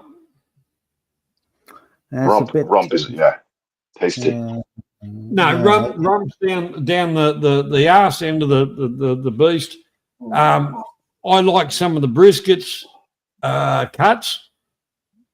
As far as you know, briskets, lovely. G'day Wayne, how you going? Yeah, ribeye for me as well, Andy. I know. Ribeye, the marbling is lovely in ribeye. You know? Yeah. But the one thing you're right, but just don't have it with garlic. It's too fatty. Ribeye, you need.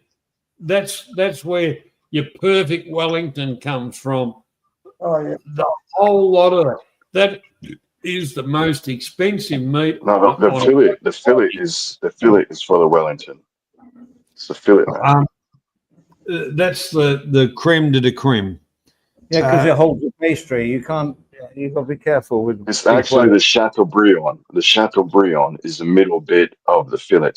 And that's a fillet. Fillet, right? You have not the Chateaubriand. You have the head. Johnny knows, he's the butcher. You got the head, you got the middle, you got the tail. Yeah. The one thing about the eye fillet, it's the internal muscle on the backbone that runs down through the body. And it goes from thin to thick, back to thin again. The middle section of it, and then you've got another eye fillet down in the down through the gluteus maximus and down through that area, but and then when you come outside the rib, like your pork chop, a lot of them, your pork chops are trimmed back because you got that eye that runs up the outside of the rib, outside of the backbone into the rib, and you know when you kind of selling meat or whatever. What I grew up with is a slice of meat was right through. Now it's all been dissected to how can we make more money out of it and whatever. But, you know, each to their own. And cooking that piece of meat requires, keeping your temperatures right. It requires to be astute. Because if the customer wants, a medium rare, you're going to go about 62 degree or left them about 60 fucking 1.5. Let it rest. Cover it with foil. Medium rare is 53. Yeah, then temperature will increase. All that shit. So that you can put it on the fucking table. That's what the cunts want. If they say, that's not right, you pick it up and smack the fucking cunt over the head with a plate and say, you've got no fucking idea, you're just a whinging cunt. Righto, Mike, over to you. Well, I never went near to a butcher till I was probably 30-year-old. Because we did everything on the farm. A sausage to me was the greatest thing than sliced bread because we didn't have them.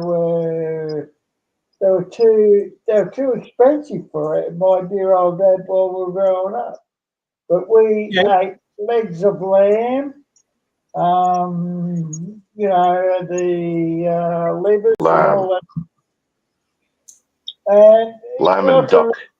When we went crayfishing, we used to use the what they call just off the end of the legs of lambs, shanks.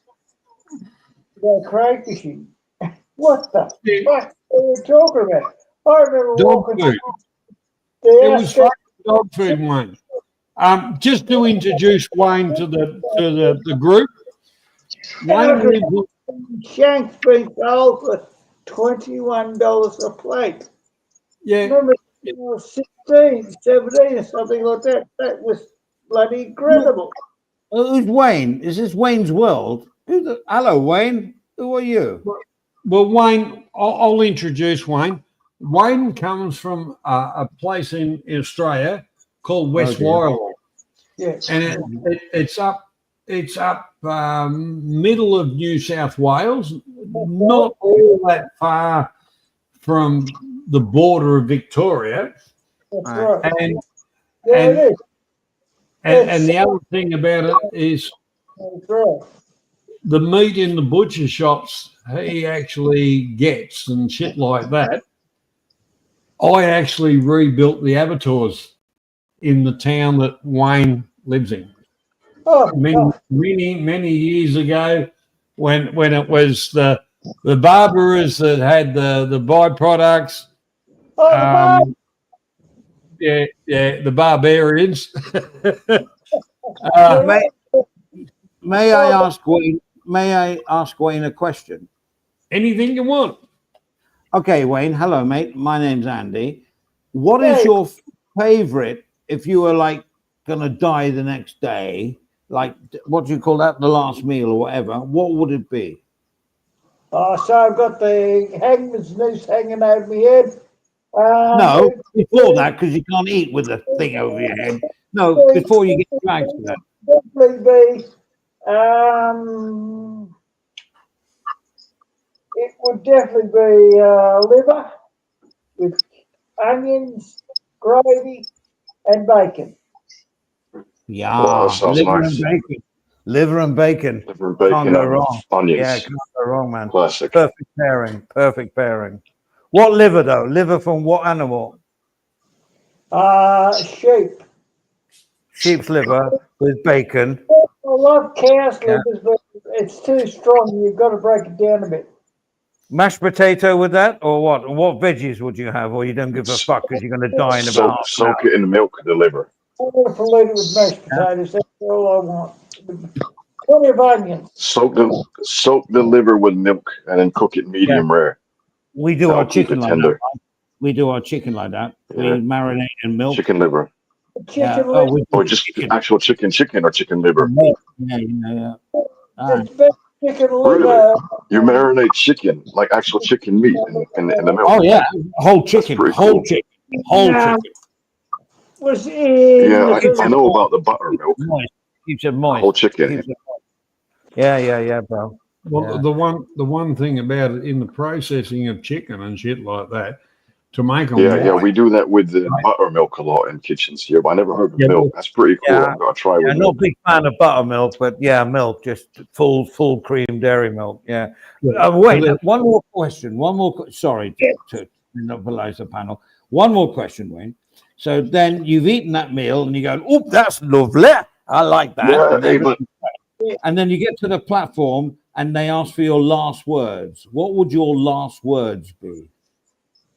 I don't regret anything I've ever done. That's it. That's it. Cool. Okay. Round of applause for Wayne. Sorry. Look, I'm listening. I missed the fun because I think it's really relevant. What would you say to your Lord and Maker? I didn't hear what he said though. Say again. Your I last don't words to God. Anything I've ever done. He wouldn't have done anything different. No. Okay. Yeah, that's cool. I've read four boys. I've had 5. I've read 4. I've learned how to fly. Nothing. talking of milk, Andy, the milk in Thailand is effing terrible. I know. Don't go on about it, Mike. I know. You're talking to the.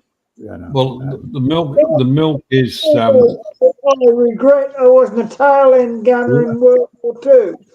Wayne, I thought you'd been Oh hung. my God. I'm so glad I'm back and I'm drinking real milk. Do they Yeah, powder the milk down there, Andy? In the war, a tail end gunner in World War II.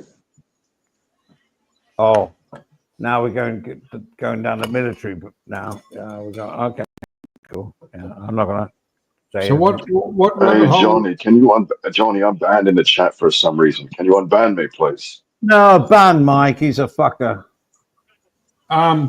the whole part about it, Mike, I tried to. Cheers, I don't Andy. know. Yeah, I'm in sorry, honesty. man. Yeah, the other, and I mean this from the heart. Like, you were being a bit of a cock last week, so I banned you just for the fun of it. But No, I the wasn't. thing is, No, I I'm wasn't. not. I want to call you out on that. No, I wasn't at all. I was defending myself. No, I wasn't at all, Andy. Oh, there we go. Now it's all going back to all this again. Stop. We don't go No, this it's way. not. But, okay, we Anyhow, don't go this way. We'll leave it at that. But I wasn't. Yeah, That's fine, it's though. cool. well, put it this way. My opinion.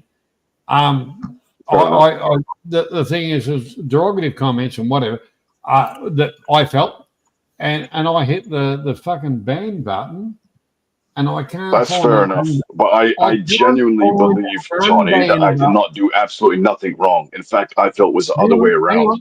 I came on here friendly and I was ambushed. Mike. Yeah, mate. The whole part about it is tonight, and I had Stephen help me. We couldn't find a fucking unban button on this bloody free version, which we knew on the professional version. And I'm working on it. No, all good, man. All good. Johnny, Listen, I don't mean that's why he's I really banned- don't he's mean to banned cause on any YouTube. problems here with you, Andy, and anyone else here. Okay, so like, it's all good though, man. We're all good. I'm good. You're good. You have to go to YouTube and unban him. Well, hang on, I'm in fucking YouTube at the moment. Yeah, it must be. It must be on. You must be thinking of StreamYards. It's YouTube. Well, I banned you on StreamYard, so it should be in StreamYard. Weird. You must have done. Yeah, anyways, you do it later. It's not important. I just thought I'd let you know. No biggie. Hang on, Well, you know hang on. already. I'm fucking looking now, which All I right. don't really like fucking doing. I just like to sit here and Don't, man. fucking. Don't you know. fucking do it. No. Listen, man. Don't let me disturb you. Don't do it. It's honestly not a big deal. I will put it this way, Mike, and I promise you that I will get to it, and to the best of my ability. Johnny, no stress at all. Honestly, all good. But the thing is, you're here. That's, and I appreciate that, and so does the And rest I of the family. appreciate you, and I appreciate you letting me on here. And you guys, I'm about to head off anyways. Have a good day, everyone, and Steve Perrin as well. I wish you guys nothing but the best. See you later. Thank you, Mike. Go. Rightio. Wayne, you're an Australian, and you would have been following news. What do you think about the protest bullshit that's been happening? No. The flag protest is good. I was 66-year-old, and I went down to it. I do believe the Australian government is taking the easy way out by fucking letting too many people come in. You're talking to a bloke that's got a Muslim daughter-in-law and a Filipino daughter-in-law and nobody else. So if you don't believe me, you can fuck off. But you know, I mean, there's too many coming in. So long as you're trying to do something. Remember the Vietnamese that come in? It took 10 years for them to assimilate. I remember I had a mate that was a policeman, and he said, the only ones that the bikers are scared of at the moment is the Vietnamese.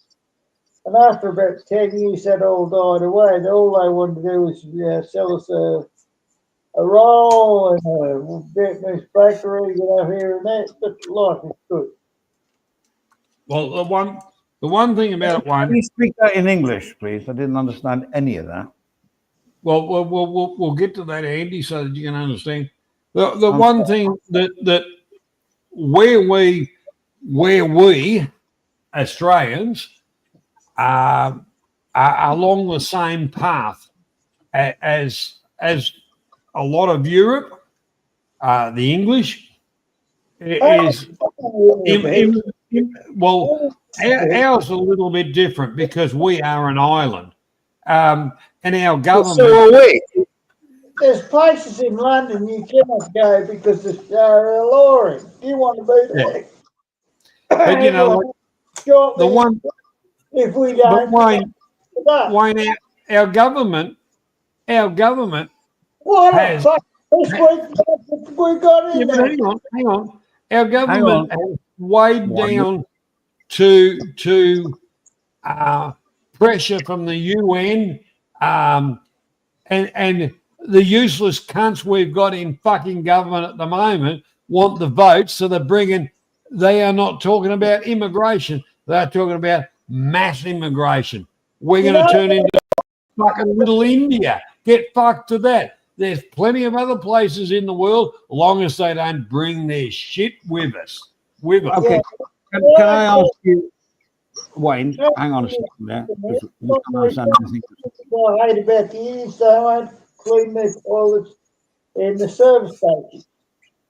Hey? But, pardon? But hang on, Wayne. Andy wants to ask you a question. And you, Johnny, as well, as Australians, right? And this is an honest question. Would you, if you had a flagpole and you wanted to put the flag of Australia up there and show it, like the Americans put their flags out all the time outside their houses, would you object to the government pulling them down and saying you can't do that? How would you react? I'd shoot any cunt that went near my fucking flag. There you go. For once, me and Johnny agree. No, I wouldn't say shoot. I would say have a fracas and make a bit of a fight about it. But I wouldn't say shoot. I tell you what, if I didn't shoot him, because I haven't got a gun anymore, but the thing is, I'd get a fucking pick out and bury it in their fucking body and say, get fucked to you, cunts. Well, that's what's happening I in the disagree with people being able to fucking parade around with the flag of their country when they're in mine. No, you've come to my country. You're either proud of my country, participate in my country, assimilate in my country, or fuck off back to where you come from, you cunt. No. In this town, the police left alone all the Palestinian flags that were up on the flagpoles, and they took down the St. George. The St. George. That's one you're talking about, Andy. Yeah. The cross of St. George. Something. It's the English flag, you know. I went to the flag rally, right? And there's a bloke there with a Palestinian fucking headdress on. You get a matic handle and smack him on the fucking head and said, fuck off, cunt. Come on. He had 20, there was 10 feet, forgive me, there was 10 feet, there was 20 feet, probably, 20 feet between us. I said, the copper that's there, he said, what are you going to do? I said, I'm just going over to put this cunt in a headlock. He said, you can't. Watch me, I can. Yeah, I said, I'll sneak around the back. He said, if you do, you're going to get arrested. The whole part about it. He said, Wayne, these cunts come into our country and burn our flag. Get fucked to them. I'd pour petrol over them and burn the cunts. I'd have been pissing on 4 of them, actually. I wouldn't piss on them if they're on fire. Hang on. Don't get caught up in this media fracas about racism. Racism. It's not racism. It's not racism, Andy. It's about we're proud of our country that extends the hand, and then we get people that won't assimilate, that want to demand when they're too gutless to fight in their own fucking country. Oh no, I'm playing devil's advocate here. Trust me. All I'm saying is there's a thin line. There's a thin line between pleasure and pain. Oh, I fucking love that one. Yeah, I can do it. 50 Shades of Grey. But no, what I'm saying is that there's a thin line between nationalism, racism, and what's right. And what's happening in the UK at the moment, it's not right. Wrong. Means it's wrong. That's all I'm saying. It's fucking criminal. It's criminal. And it goes back to what I said earlier on. Hang a politician or three or four during the breaks in the fucking the football, and the crowd would be fucking happy. Johnny, we're not in the 18th century here. You know, this is the 21st century. All right, okay. Do that. We electrocute them. I reckon now the politicians should vote for us when the jail time. Okay, let's change the subject now. Wayne. Yeah. Hello, Wayne. Have you ever been outside of Australia? Yeah. I'm in the middle of Australia, mate. I'm in Where? a little town that well, there's 5,000 people there. What's your town? How many people you got in your Well, Bangkok's got like 12 million people. Now, my point I'm trying to say is, have you been out of Australia? 5,000. So, I've never been. I'll come over and run dosh on your lounge. How's that? I didn't get any of that. Can we have translation, please? I might come over and dosh on your lounge. Stop on your lounge. How's that? I got how's that? I didn't get the bit before that. He's going to come over and sleep on your couch, Andy. Oh, it's more than welcome. It's more than welcome, as long as it's got an ankle tag. You know, it's not allowed more than 5 meters outside of my gate. All right, don't worry about it. So ask me a question.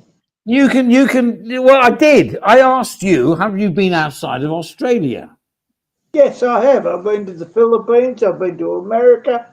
Oh, cool. And? Yes, keep going.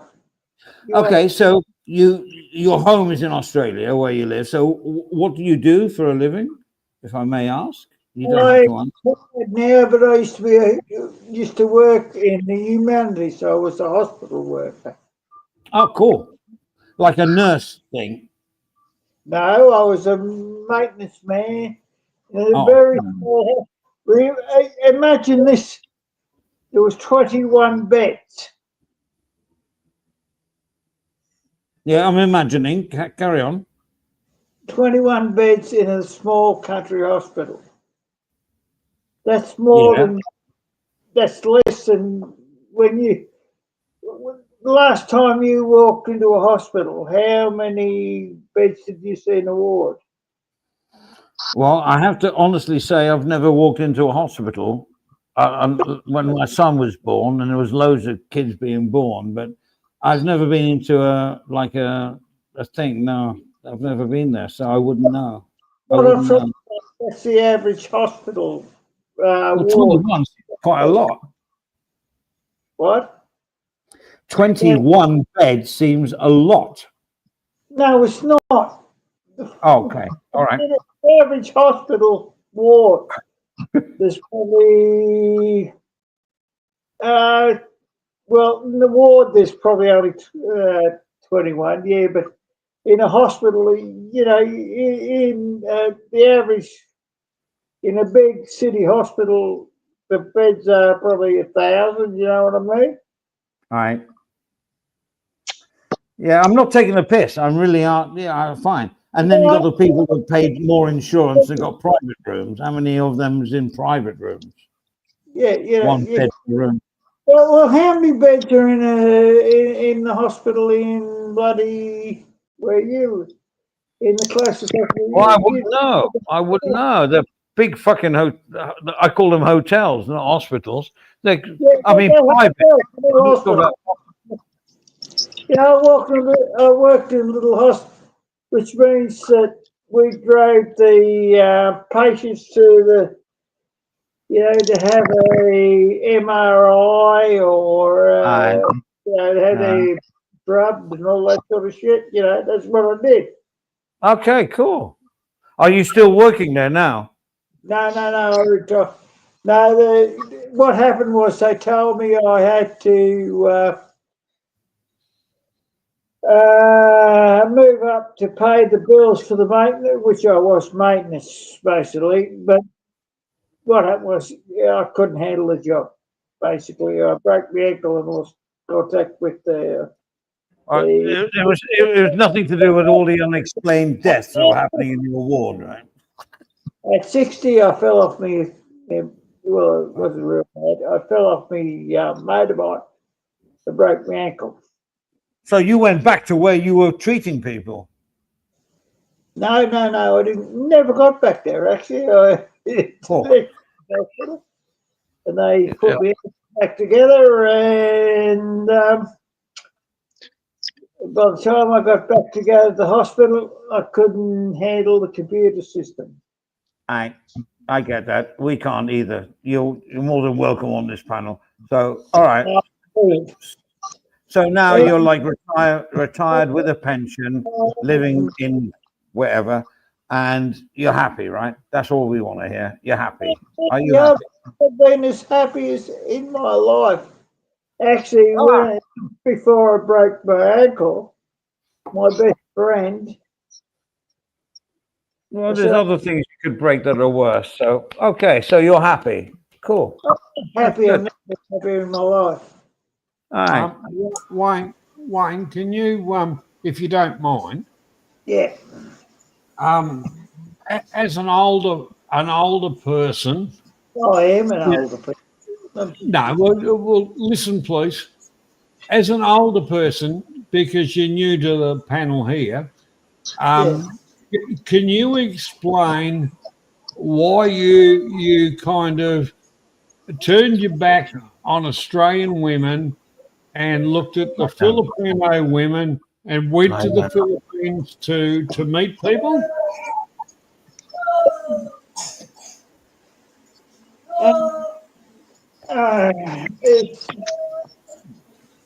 Australian women now,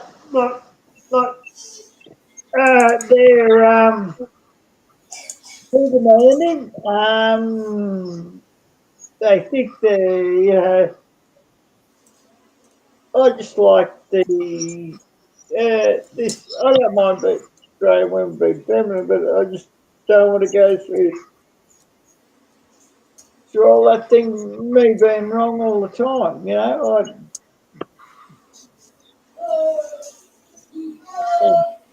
And how do you find when you go to the Philippines, you know, their culture, the women over there? I'll tell you what happened to me. I was coming home on the train from the Philippines.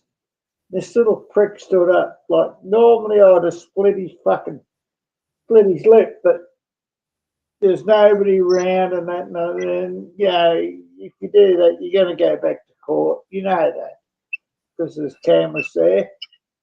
And he abused the shit out of me. And I thought, fucking the Philippines, all the kids want to do is fucking have a borrow a few bob off, you know. It's just shit here in Australia. Yeah, well, you know, like I'll you know, carrying on from Wayne, from Andy. What I'm trying to do, Wayne, is to get your perspective, because us blokes here are more the Thailand Yeah, I know. perspective. I'm thinking about going to Thailand there. Well, I would suggest to you, Wayne, because, you know, I spent time in the Philippines. Yeah. I had some wonderful times, and I had some times, and I just said, you know, fuck it. I'm sick of the parasites / family. That's a good way to put it.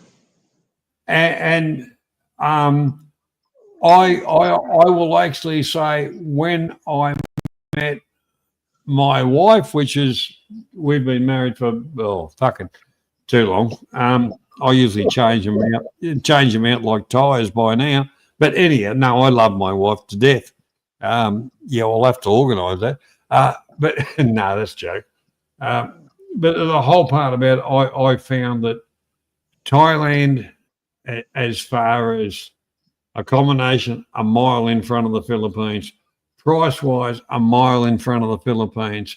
The family parasite thing, a mile in front of the Philippines. Your actual, if you've got a decent woman, yeah, she won't go for the bullshit from some of the families. Maybe because I had a slightly upper class woman, which is fine. You know, she's been in Australia fucking 12 years. You know, she's an Australian citizen now. And realistically, I'm not saying she's perfect, but I tell you what, she's better than the local fucking breed. And yeah, but you know, because we're talking about Southeast Asia experiences, you know, go ahead, mate. How the fuck do you get in? How the fuck do you get an invitation? How do you start? That's what I would say to go to Thailand. Then give us a start. Well, the thing is, you start by getting on an aeroplane. Well, let's get on an airplane. So give me a few clues. What I got to do first? Well, the one thing, if you want to go to Thailand, mate, let our group know, and you know, possibly somebody will bloody show you around a little bit. We can arrange things. We can arrange things. You know, we're not tour guides or anything like that, but genuine people, you know, genuine people will go out of our way. In our group, we'll go out of our way to show you a few sites and fucking whatever. If you like bright lights and whatever, well, you come from Bumfuck Junction to a certain extent, the same as I do in Victoria. So the whole part about it is you want to, if you want to meet a woman that's genuine. Andy knows a lot of women that, you know, are slightly up in age.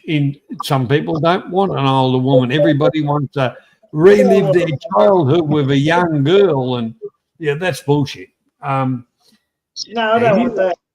We all know women that you know got a little bit of age on them, and they're wonderful people, and they're caring people, and there's no fucking strings attached like the Philippines. Yeah, that's what I want. Well, I mean, go ahead, Andy. No, I think Johnny's right. It's everyone can come here with a pension and some sort of like money to spend per month with a condo and everything, and you get ripped off. But there's also, if you do it right, you can meet somebody that will take care of you. Not a carer. Let's not, you know, you're not an invalid.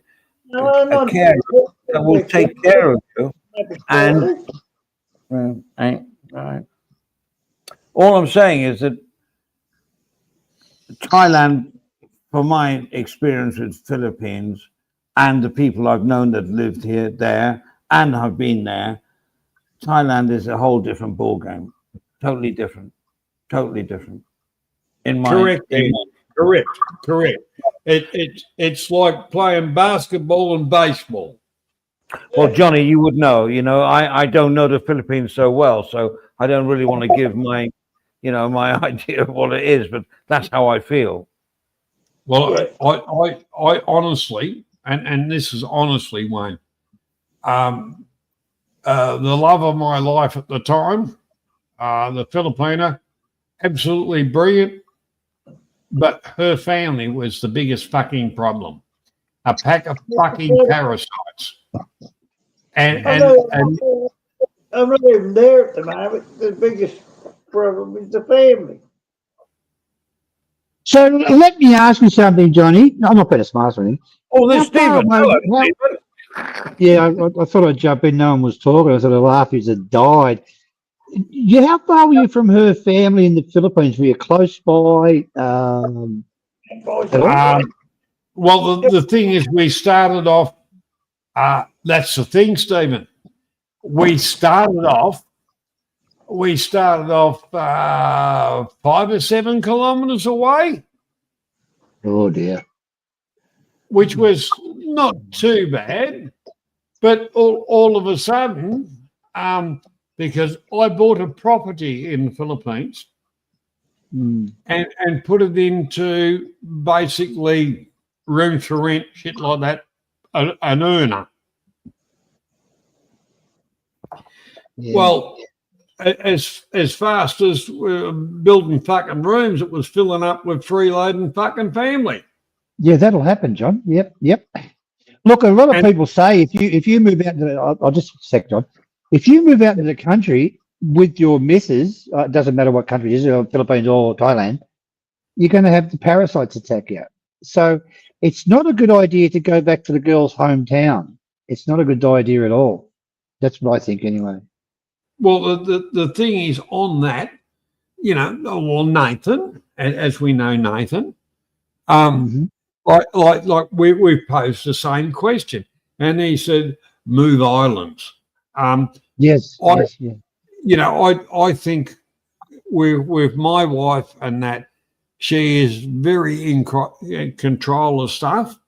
LA, we have a good amount of family interactions and all the rest of it, but there's none of this parasite shit. Although we have a budget because the my in-laws are older and the state pensions are fucking pretty pathetic. We give each of them a budget each week and don't ask for any fucking more. And that was fair enough, yeah. I signed up for that. And you know, I'll be honest with you. I love my in-laws, and I'm not talking about bullshit stuff. They love me too. If when I turn up there, I don't have to do a fucking thing, and it shits me because I like to do some of my own stuff. They want to do everything for me. I'll start washing a shirt, and some other cunt will take it off me. Want to wash it? Because it's about yes, they like that we. It comes back to respect. It's not necessarily. And that's the whole thing. I respect them; they respect me. And realistically, if some company's trying to shoot me, they'd stand in front of it and take the bullet. Because they're not them. I wouldn't go testing that out if I was you. But anyway, there's another thing in Thailand that's probably different from the Philippines, which is the Tobin Barn, which is you give the parents usually about 200,000, I guess. It's to take their daughter away and live happily ever after. That's just absolutely crap. Well, the whole part about it, though, it virtually cost me a refrigerator and a fucking microwave. Well, it should be. There was none of that with my wife, and actually in the Philippines, when I kind of hooked up with a girl over there, and don't get me wrong, she was fine. The family was fucked. And I spent a lot of years over there, and I had a building company and the whole lot of it. I used to forego some of my work season in Australia where we had projects we made some fucking good money, but I got sick of the fucking parasites turning up. So, Johnny, if you had wherever, I don't know where you were, you don't want to tell him. If you had sort of moved like another island away, do you think you'd still be with her now? Regardless of your missus, of course. Well, like in honesty, that's with an H.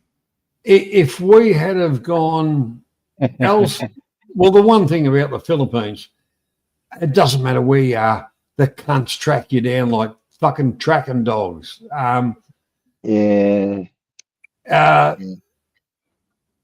Realistically, I'm happier in Thailand. If you convert stuff back to Australian dollar, I can. All right, we're going out somewhere to a different city or whatever. The price for a very good, decent room in Thailand is half the fucking price of a piece of shit in the Philippines. The Philippines is Americanized. John, I had a Filipino wife. I'd never been to the Philippines. I met her in Australia. Was that the third one? I'll have to look at that. They've got numbers on the back of the next, Andy. I'll have to check it out. Yeah, anyway. I think it's the second last one. There's one of the two.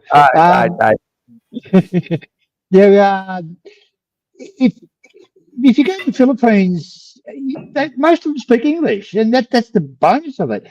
I mean, the accommodation's a bit more expensive, but it's nowhere near as dear as our country. But usually you find the Filipinos are quite friendly.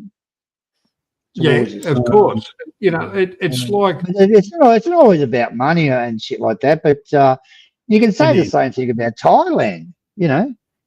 I think if you live anywhere, to be honest, as an expat, that's right. Yes, anywhere. In a community, and you get the pros and the cons, like we all do in Thailand, especially me. I'm comfortable because I know what's going on. I'd probably live the same sort of lifestyle in the Philippines if I was in the same sort of situation, married to a Filipino. I mean, like a proper one, and living in a sort of a community, I'd probably be okay. You understand what I mean? But I just don't like the Filipinos is like Americanized, and I don't like that. Yes. be honest. Very Yeah, they big, are. very, They very they big. watch a lot of American TV. Believe me. You know what I'm saying? And they like basketball, you know, and Mm. fuck basketball.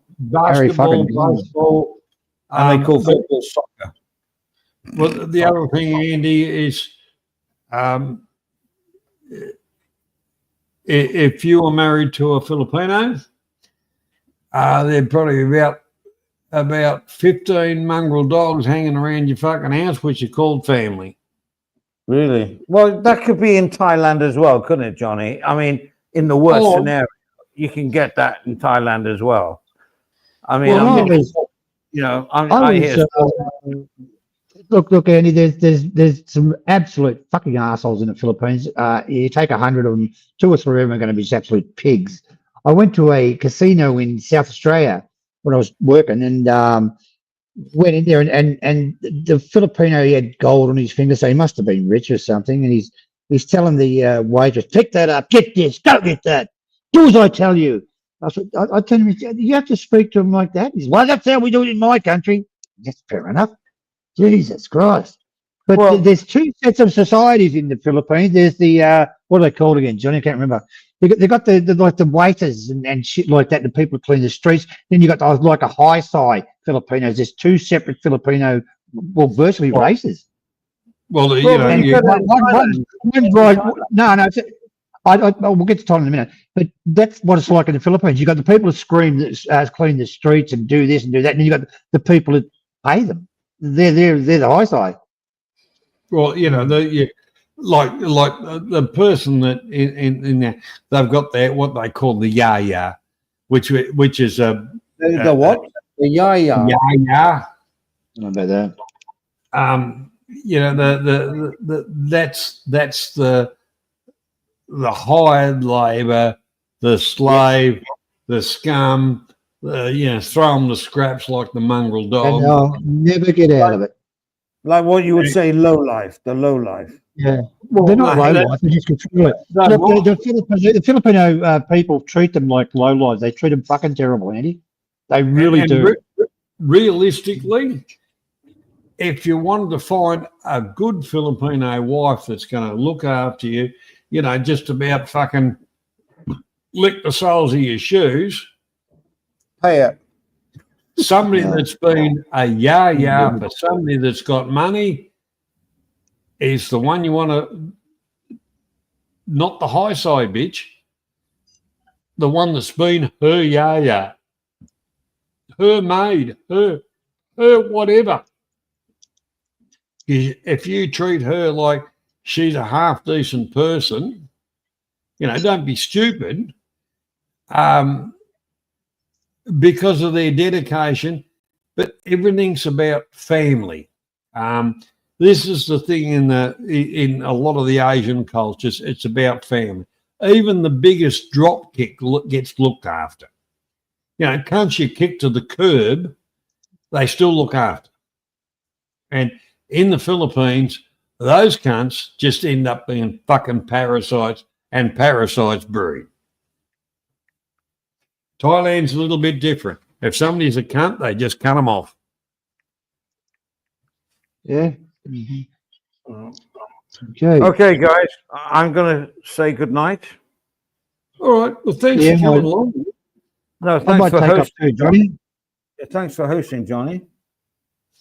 That's not a problem. You know, we'll talk through the week. Maybe we'll do it again. Maybe we fucking won't. Who knows? Who cares? Yeah, I might Lovely. take up too, Johnny. Well, the whole part about it is, I don't know about the chat or anybody else, but we had some fun. That's No, what's it's fine. matters. It's cool. It's good. It's good. Oh. All right, night. All right. Good night, Andy. See you, Andy. See you later, Johnny. See you later, Night, night. Steve. Wake him up. All right. See you, Stephen. Good night. See you, mate.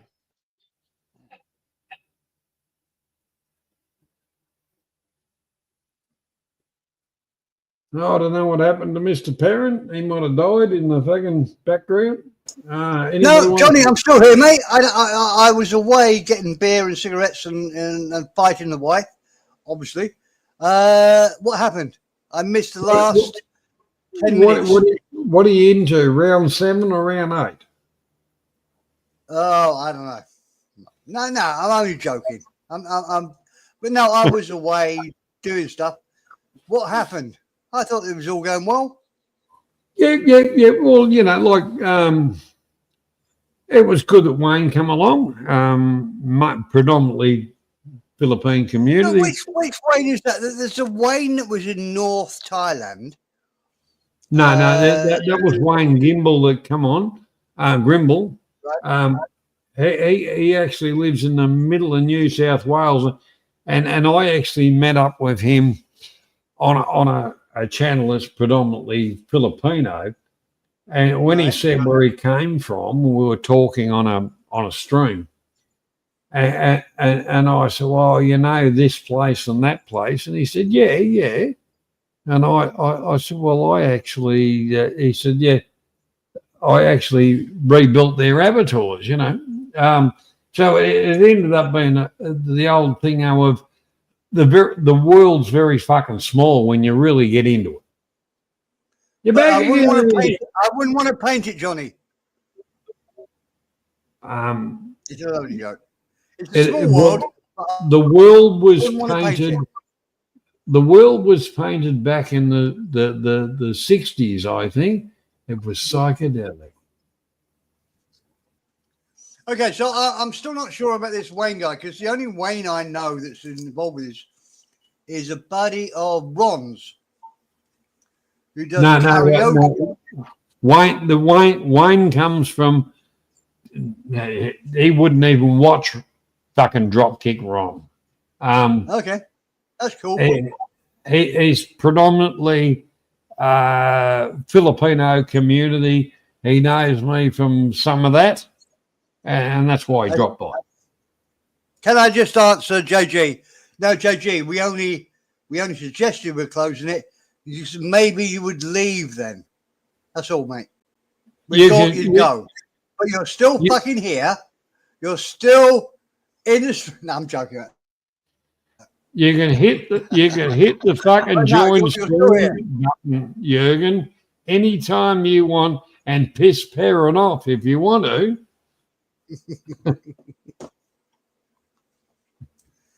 JG's okay. But Jim. G'day, Jim. How you going? Man. Sorry. Very weird, man. Street mode, how you going? I've been neglecting the chat to a certain extent. I'm sorry about that. The whole part about it. We as a group really don't give a rat's ass. Don't give a fuck about the views, the whatever, the whole lot of it. It's really us just having a chat and you invited along like we're sitting at the pub. Well, look, is that correct, Mr. Perrin? I thought it all went well. Well, I got a bit bored with the cookery show. Mike, sorry, I got a bit bored with the cookery show. With Mike and you talking about butchery and cooking and whatever. I didn't have any. It's only because of my lack of intelligence on it. I had no comment to make on it. Well, fuck! I've got to teach you. I don't want to teach you stuff. What I got to do is fucking. I'll just sell you stuff that I know when I get over there.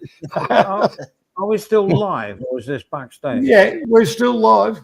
Yeah, we're still live. Yeah, speak your mind, Andy. Fuck off! I already had my go at Simon Beach. I can't wait for him to have a go at me. I don't watch any of his stuff, and I just love it. He had a real go at me. I don't know if you ever saw it. DWP sent me a clip. He said, "Don't know if you saw that." He had a 5-minute rant. It was the last show we did before the goodbye show on WT, and he was having a go at the chat and la da da da da. What an asshole! I was just like looking for an argument, and he's nothing, Well, I think Johnny and I feel the same about this. And Johnny, put me right whenever I say, we don't really worry about Simon. I think he plays the game totally differently to everything else. It's just a joke for him. He kept calling me Andy BKK Travels. Oh yeah. So that Yeah, he's got no idea. Yeah. And I've given this scenario to Johnny a number of times. I've said, I think what happens is he goes into a bar with Banksy at the weekend maybe, and what are you going to tell these idiots this week? Right, I tell you what, I'm going to get past them. I'm going to tell them that I'm a multimillionaire and I can drive a motorbike at 200 miles an hour. And Banksy will sit there, Simon, don't be stupid. They're never going to believe that. I'm going to tell them that, and they're going to.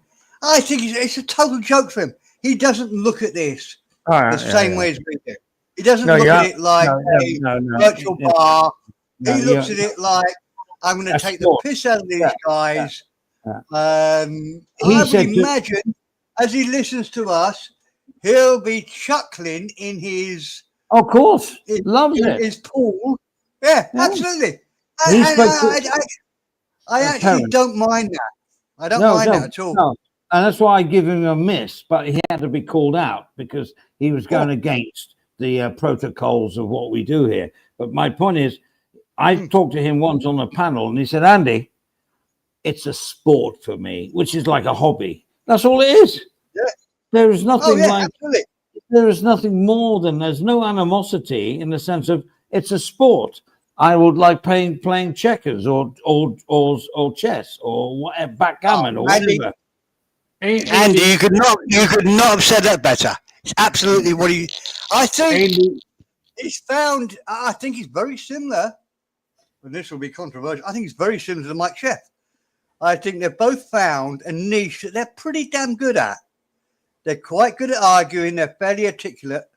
No depth to the arguments at all. But they're pretty good at what they do.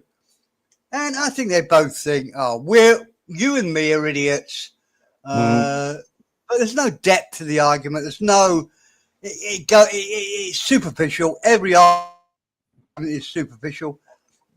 It's okay. Good for them. Well, it's to me, it's like a wonderful, probably the best game that the British invented. Tennis. Go on. Why is that, Johnny? It's no different. I hit one over the net, and it's up to you to return. It's a friggin' game. But Johnny, it can get beyond those lines, and it gets a bit nasty. Well, the thing is, the ball's in your court. There's no rules on how you return, and that's what I'm talking about. They will cross the line of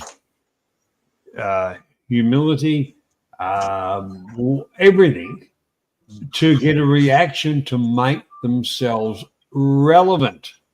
Wow. And that's a big word. And the other reason is when a person comes under attack, it's normally jealousy. Well, can you imagine people on where we are in what we do here, smashing a glass on someone's door because they don't like them, being arrested by the police in a park? Can you imagine? If that was me, I would never live that down. I would never live. I've been so degraded, I would just retire from the whole situation. It's awful.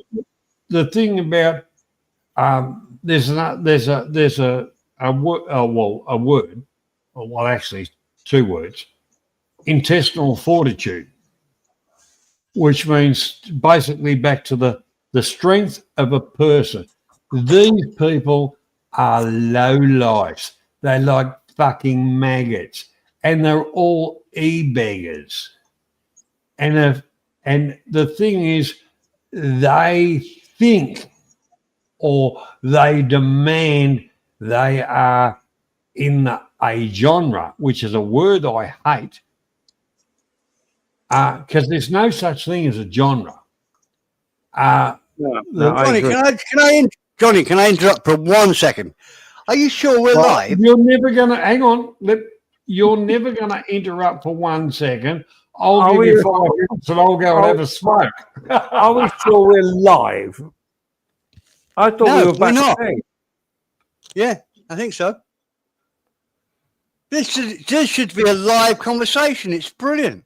It is It live. is a live conversation. Parent is live. It's live. No, it's not. Yes, There's it no is. It chat. is. Well, we are broadcasting live. You know, ground control to Major Tom. Yeah, JG All right. is just JG All right, is just JG. you're live. Thank You're you. live. Well, look, at least as a fucking audience, you could put one sentence in the chat to say, Well, you're a cunt parent Mr. or Parent, whatever. You excuse did me, nothing. Mr. Parent. No, Well, wait, no. Excuse me, JG Mr. Parent. has said nothing. Or I Fuck love you. you, Andy. Right, Press 1. wait a couple of seconds till we get a bit of control here. Mr. Perrin, your nemesis is here. Welcome, Jürgen. Oh, Hello. fuck. Hello, everyone. JG, are you broadcasting JG. from the stadium there? Yeah, Jürgen's been playing, which he normally does, because he likes to fuck around with his tech shit and all the rest of it. He's been playing with a few more programs and AI stuff, and he's probably overcomplicated himself and it'll fuck up. But welcome, Jürgen, anyway. Thank you. Yeah, No, yeah. JG. I was. JG, no, shut up, JG. I'm going to ask you a question first.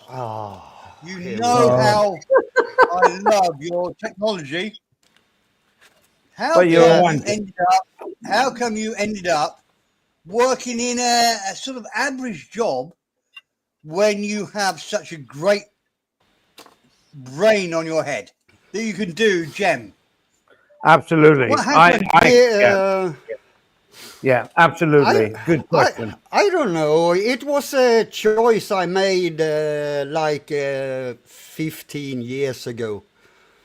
I was running my own company what was that, 30 years ago. Was that smuggling drugs?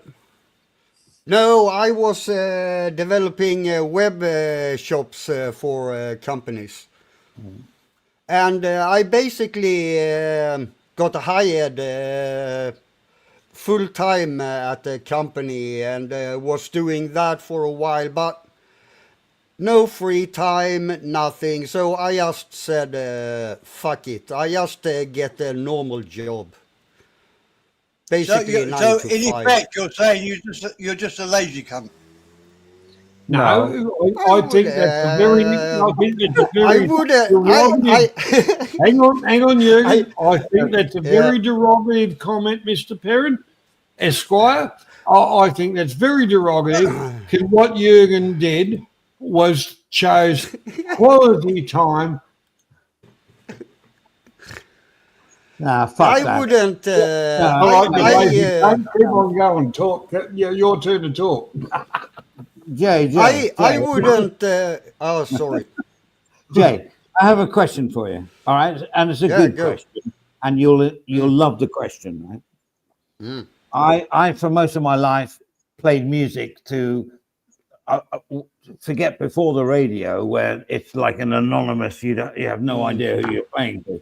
But I used to play to thousands of people in arenas and everything else like that.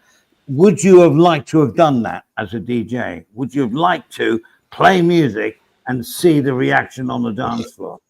Great question. I would honestly. I would love that. Perrin, can you shut the fuck up? Thank you, Perrin. Like your support, mate. Fuck off, Jay. Carry on, mate. Yeah, go on. Yeah, I would have loved to do something like that. I mean, I have my DJ deck and I sit and tinker with it, but I'm not good at it, so Well, you don't I have just to do be. it because it's fun. you don't have to be that good at it. You get the right agent and the manager. You could be doing. You start off with like 100 people in some small pub or whatever, and you run the decks. And you do it. It even could be plug and play at the early days, so that you're okay with what you perform. But then, as you get the confidence, you start mixing live, and you get the people, and then you'll be a Carl Cox. You'll be like, oh man, these people are doing what you're doing, but they're earning millions. Don't you ever think that you could do that? You don't have to talk. There's no talking. In my day, DJs had to talk a little bit, like, hello, how are you doing, and everything. You had to do all that, but you used to mix at the same time. But now, all you do is just a straight set for an hour and a half, purely mixed. But I mean, like, if you just have to say, come on, yay, here we go, that's fine. That's well, at least fine. raise your hands, yeah. Yeah, like, yeah, come on now. There was a song about that. Keep your hands up. Keep your hands up. Yeah. But you know what I mean, Jay? You understand what I mean? So why didn't you? Why don't you start? The age has got nothing to do with it. I know loads of DJs that do the circuits, and they're older than you are, and you look quite cool. So you, why don't you go into let somebody pay for me to do an event? Why don't you do it, man? There's nothing stopping you from doing it, even if you do it for free. No. I think I'm just a pussy. I'm afraid to do it. Okay. Well, the whole part about it is wear a mesh singlet and those undies you got from patio, and then go out on the stage and fucking do your stuff. You'll be booked like fuck, mate. You know, you'll be a pin-up. I tell you, put a little bit of PR behind you, mate. Get a few promotional like photos and what you do, even when you're using the screens behind you, you'll get a gig. And then it's up to you. Play in front of a live audience and see how it goes. And that's what you have to do. But maybe you're frightened to do it, and I understand that. Latoya, can you do it or can you not do it? I did it, and I never looked back. But it was a big leap into the unknown, because the rejection's horrible. For sure. I've lost dance floors like you wouldn't believe. Got fired. Oh, you lost the dance floor. Oh, fuck me. I thought that, but I learned from that. And, you know, so that's why I toured Europe, because I was fine in the end. So I don't understand a guy like you that, and this is not disrespectful at all. Not at all. You earn a living for what you do. That's fine, no matter what you do. But you've got this love. Why don't you follow that passion? It's passion.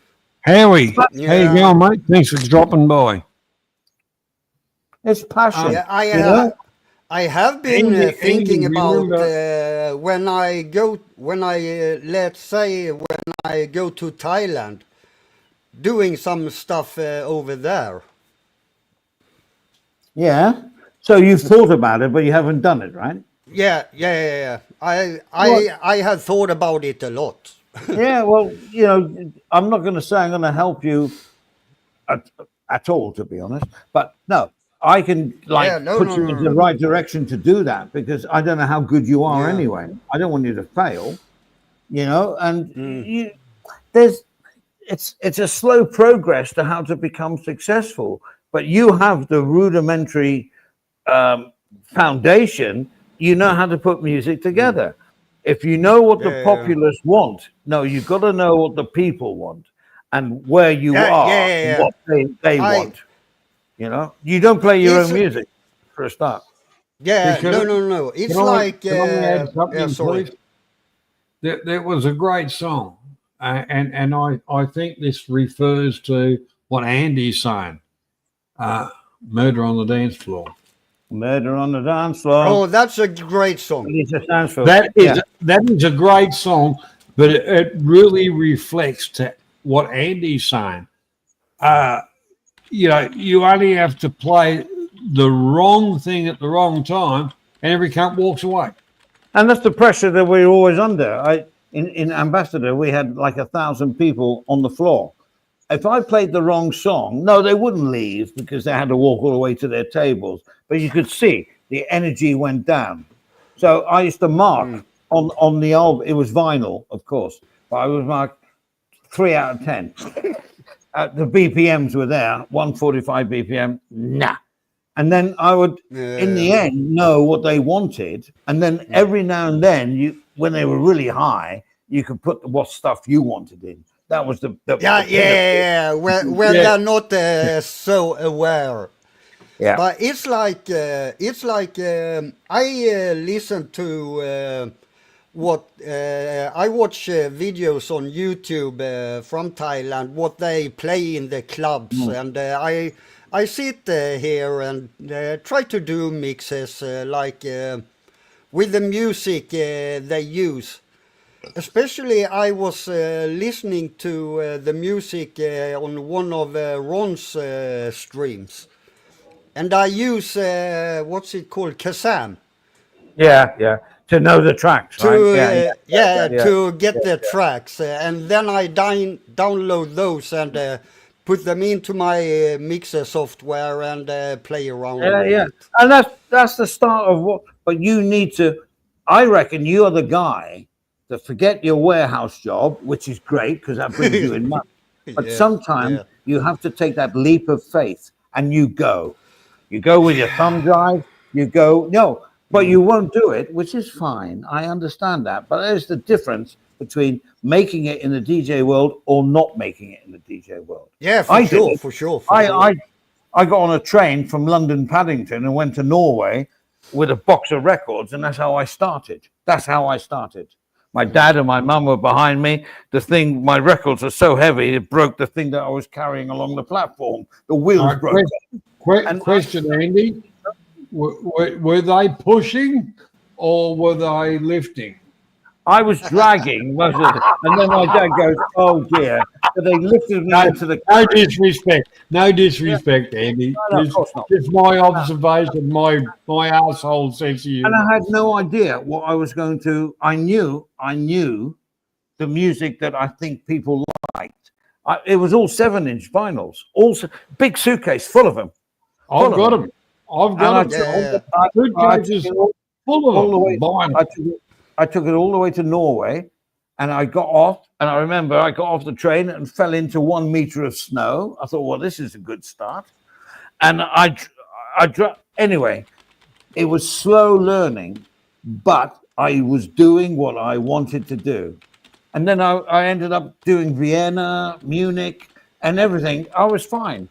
But you have to have faith in what you do. You can't do it behind a console. You can do prep, but you can't do the real thing. You have to work in front of a real audience, mate. That's all I'm saying. End of that. I'm going on too much now. So.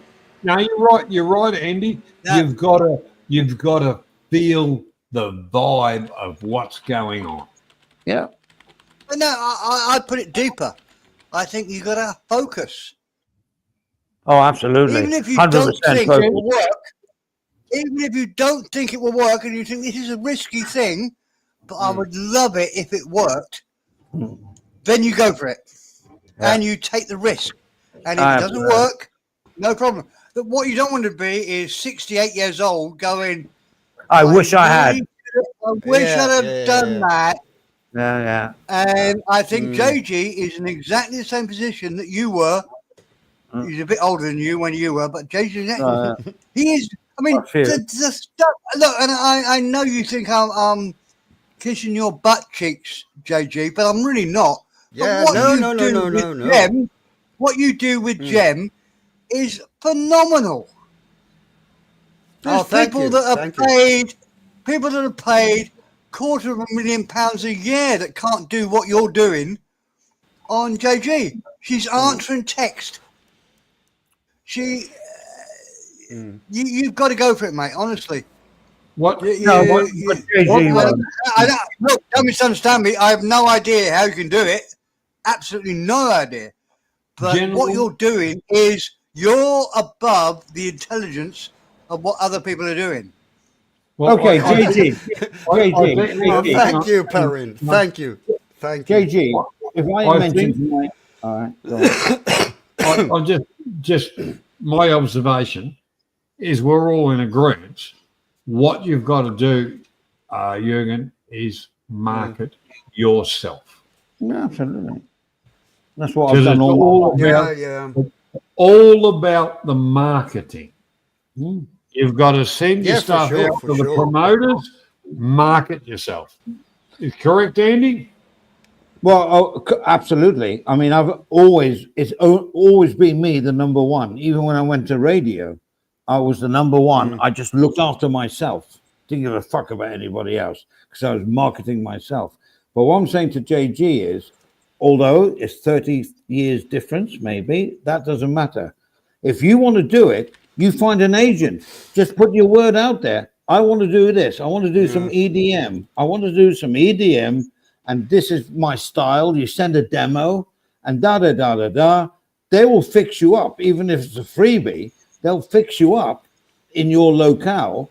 And then if you're good, then bloody hell, bro, you could be, it's up to you. It's up to your strength and your confidence in your talent. And that's it. I'm sorry. And that's also, it. can I just add that what JG's built up with Gem, you could franchise that to so many channels. Yeah, Well, I'm not talking about. I can provide you with an AI that will answer all your texts all night long, 24 hours a day. It's you'll like this, Andy. It's No, I won't. the next upgrade. You will. This is the next upgrade from Rick. As Toss Rick, what JG's got is the next stage up. Yeah, but I'm talking he can about start- live. I'm talking about live. You've got to do your bones on live. You've got to see the people in front of you. No, you're wrong. DJing, Not man. anymore, Andy. No, Andy, you're wrong. It's No, no. now technology. What, Andy? No. Yes, you are. No, Yes, you are. No. Yes, you are. No. Yes, you are. Disagree.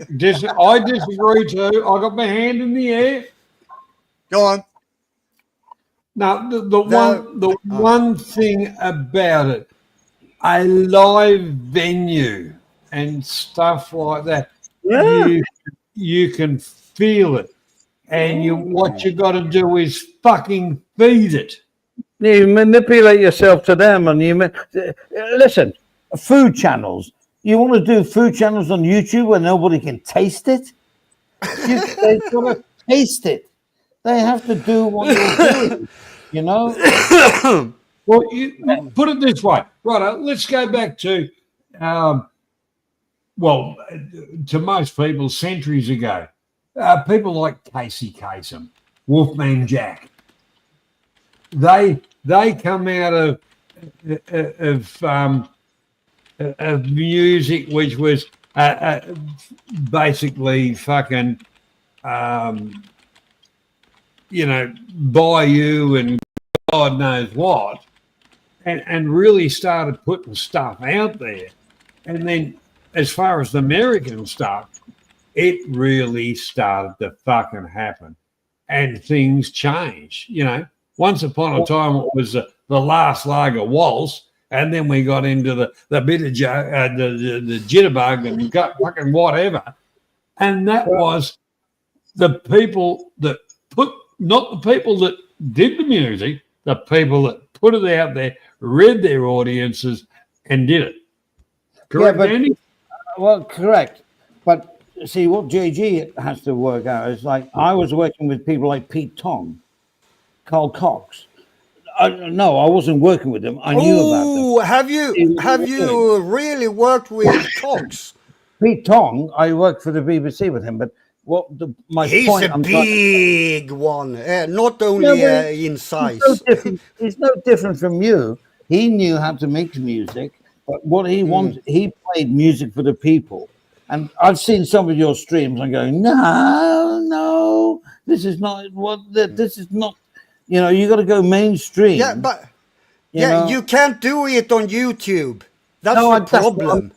That's the point I was trying to make. You can do it on Twitch. You can do it on Twitch because there they have the DJ program. Yeah. No, which I'm forget part Twitch. of, by the way. So, Well, yeah, we all know Twitch, but as Johnny said, you've got to test yourself on a live audience. Otherwise, you're not worth your weight in gold. Yep. Seriously. Yep. Correct. You got to put yourself out there and see, and you might get down. You know, you might get down, but you try another one. You try another. You're not working for a fee, and you just try, and you work out what the people want, what works and what doesn't work, what mixes work and what doesn't work, and da-di-da-di-da-di-da. If you have the talent, you will be fairly successful. And you can get out of what you want to do.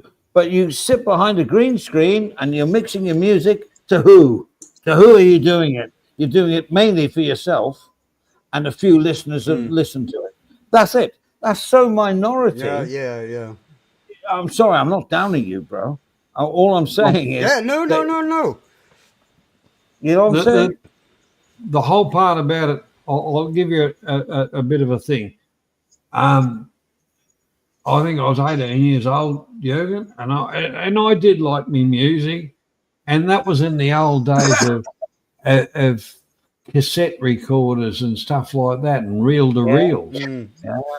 And I used to play stuff.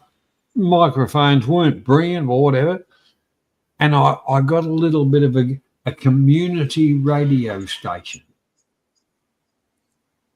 And there was a bit of stuff that was a bit of inspiration, and mind you, it was all on my dollar.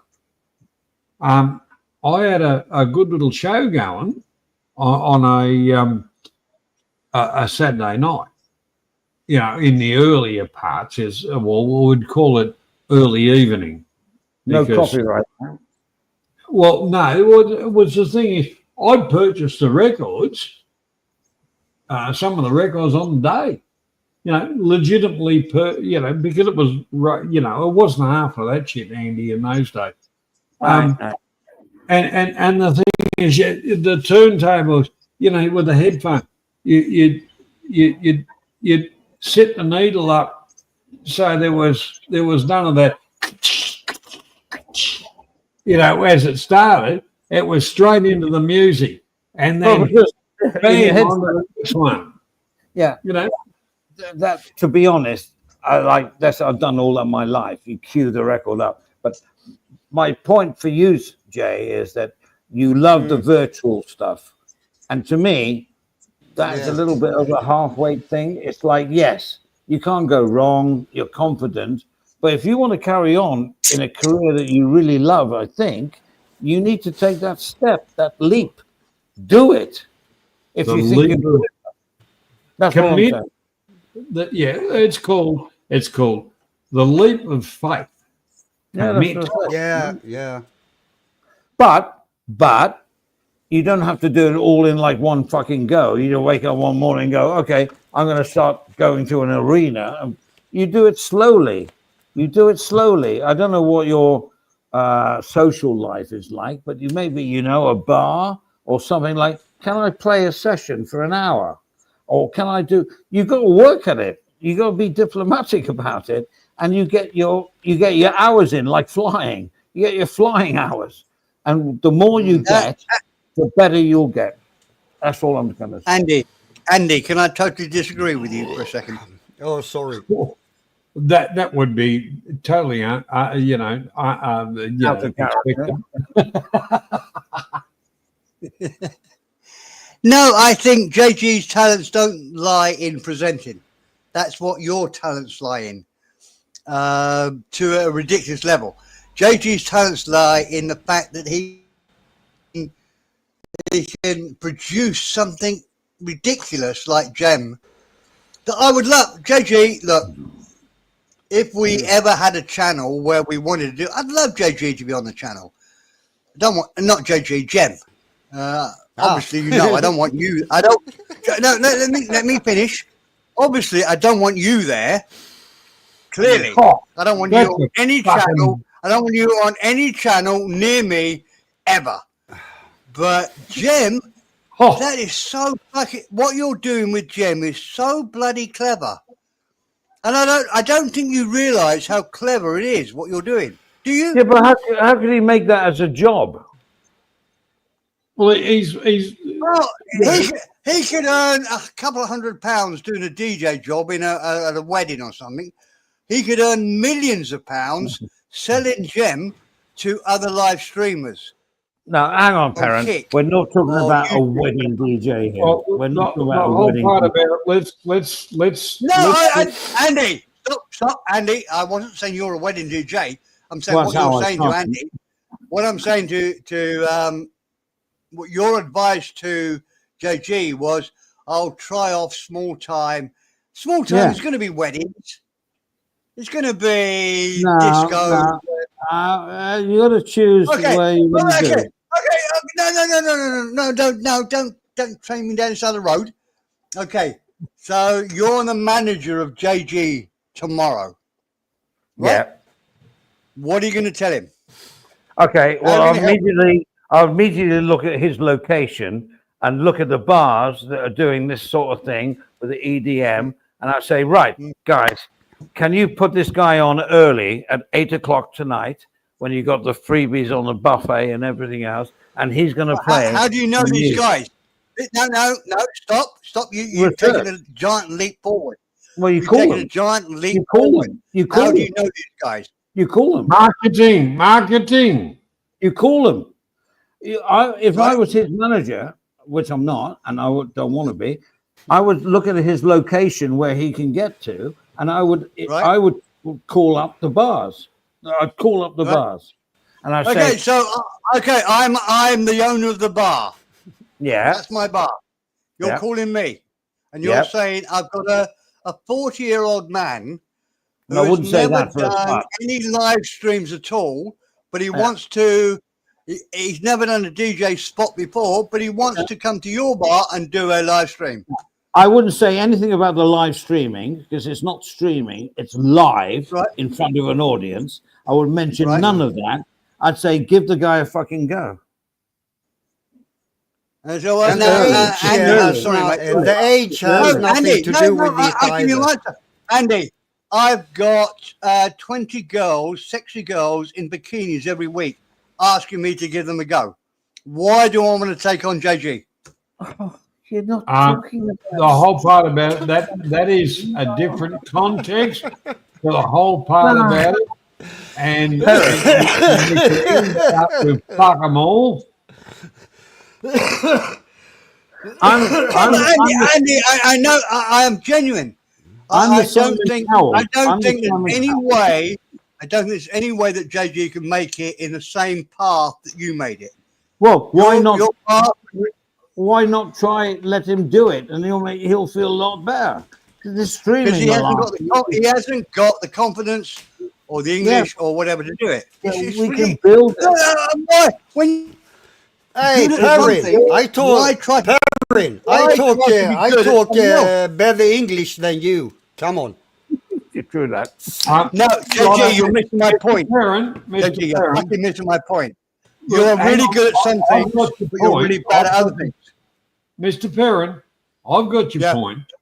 Now, the first time you drove a nail in, how many times did you hit your fucking finger? Righto. So Jurgen's going to go out you've there lost me. and drive his first nail in. He's going to fuck up. He's going to whatever, but he's going to learn and perfect his craft. Right.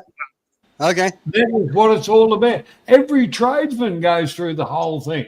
The world revolves around that. No one starts off perfect. Not even You're British. both still missing my point. No, come on. You're both still missing my point. No, we're not. JG, Yeah, has please talents explain. that Please we don't explain. have. You're trying to give him your route to success. Your route to success because you have talents that JG doesn't have. JG has talents that you don't have. So the obvious thing is JG goes with his talents, not with yours or mine or what. I can't believe you don't understand that. No, I think streaming is a thin edge of the red. Yeah. I understand what you're saying, Yeah, and I don't think you're understanding what we're saying. JG, in his lifetime, he could never learn what I've learned.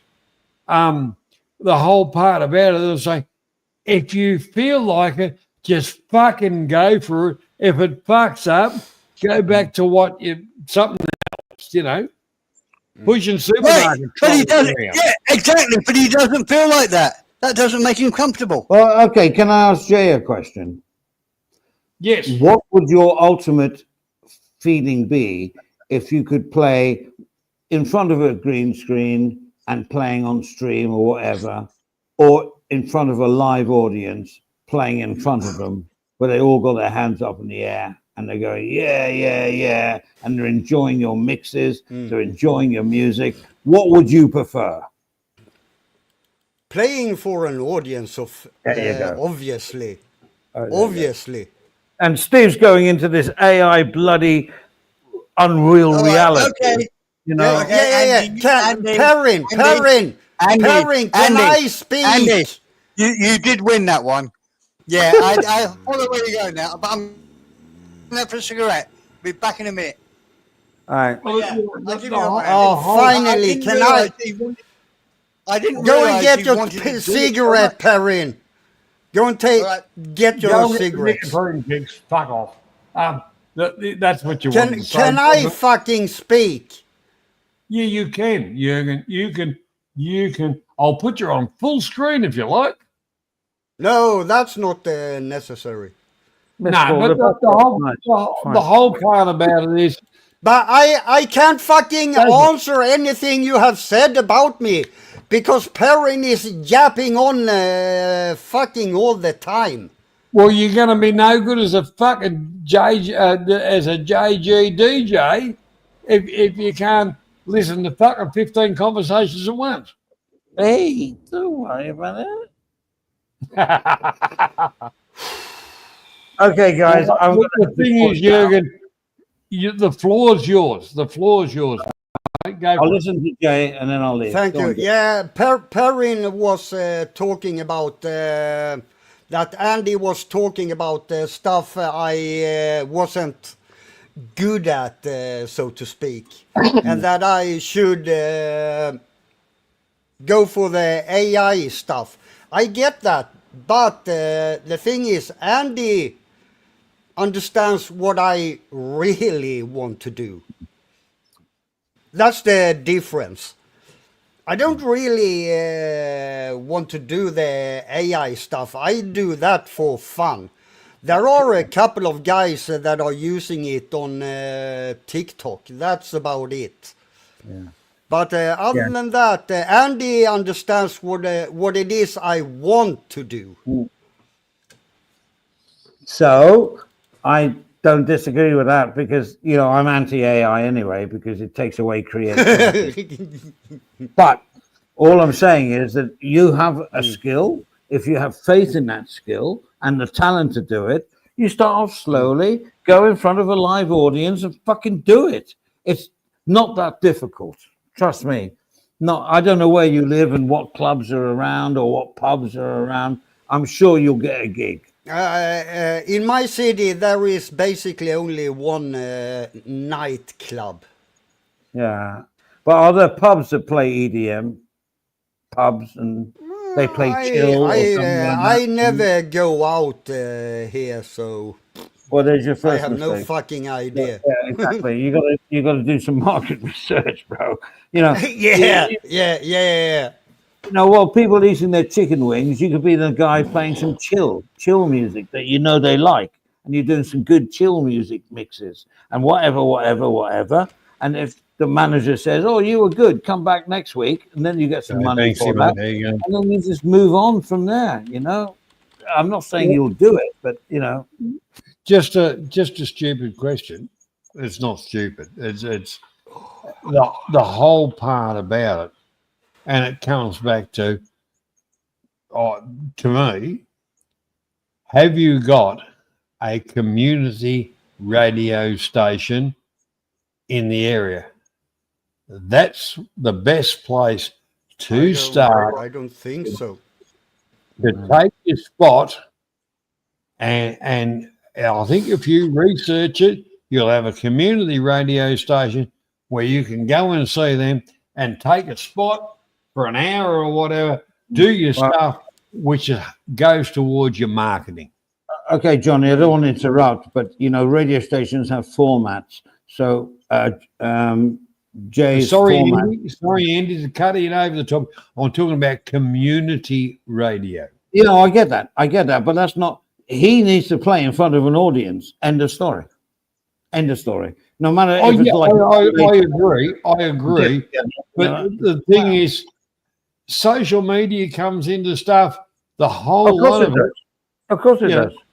If you back it up. Yeah. You know, in my day and your day, Andy, the whole lot of it was word and mouth.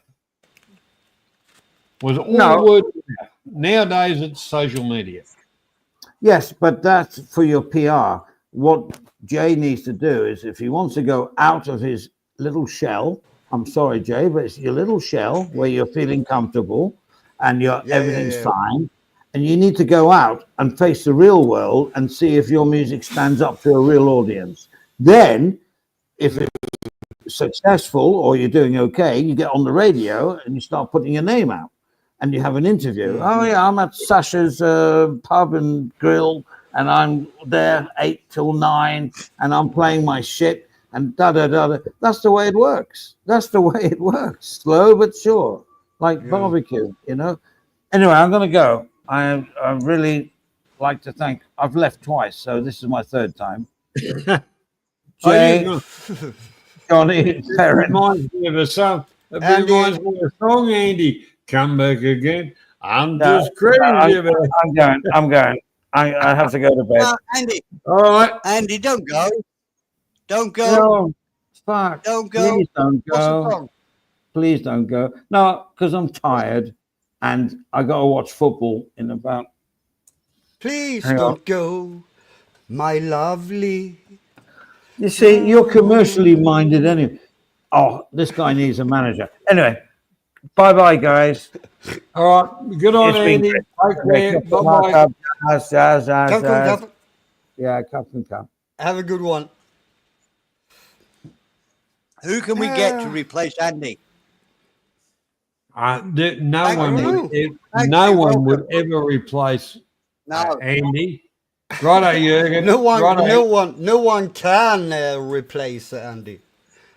Righto, Jürgen. Andy is a bloody great guy.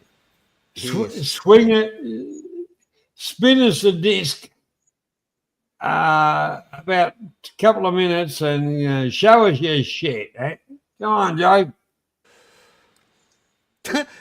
What? I didn't understand anything you said. Well, you're no good as a fucking DJ in Australia. Spin us means put a record on. And give us your best. I can play the song my AI is dancing to. Well, I can do.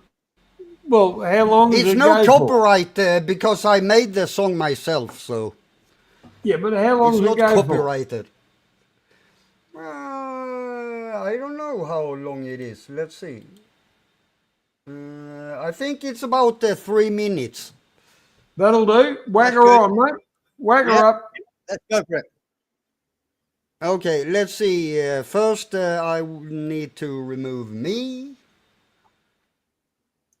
There we go. And maybe we should do something like that. And play the song. Where is it? There it is.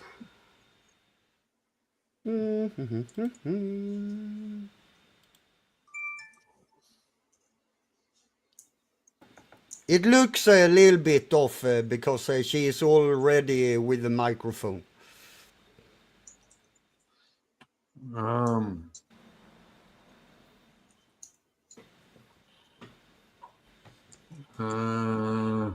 What the fuck did I do then?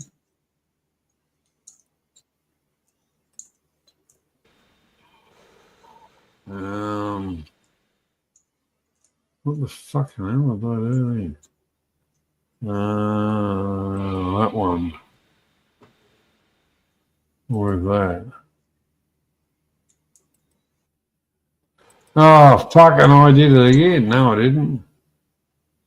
Oh, fuck if I know what I'm doing on this shit fucking show.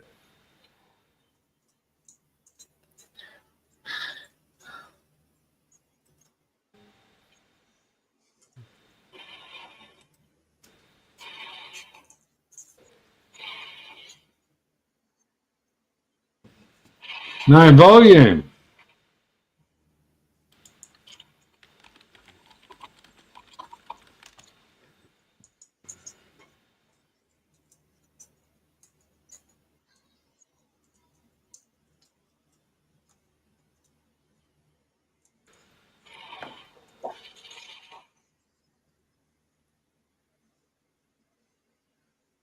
Oh, the sound isn't playing. Oh, that's what I fucking said. There we go. Now this your generator, this is your perfect Asian woman, is it? Lose control, lose control. Asian rhythm, modern beat. Asian rhythm, modern beat. Feel it rising, can't defeat, can't defeat.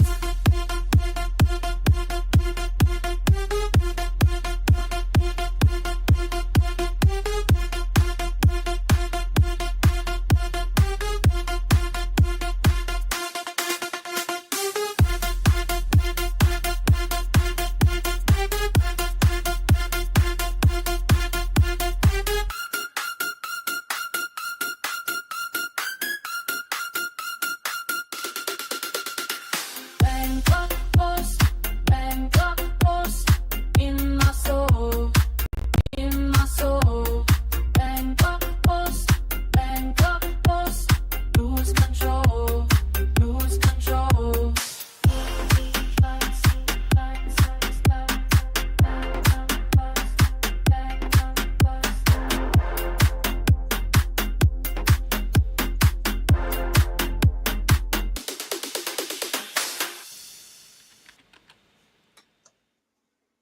There you go. There you go.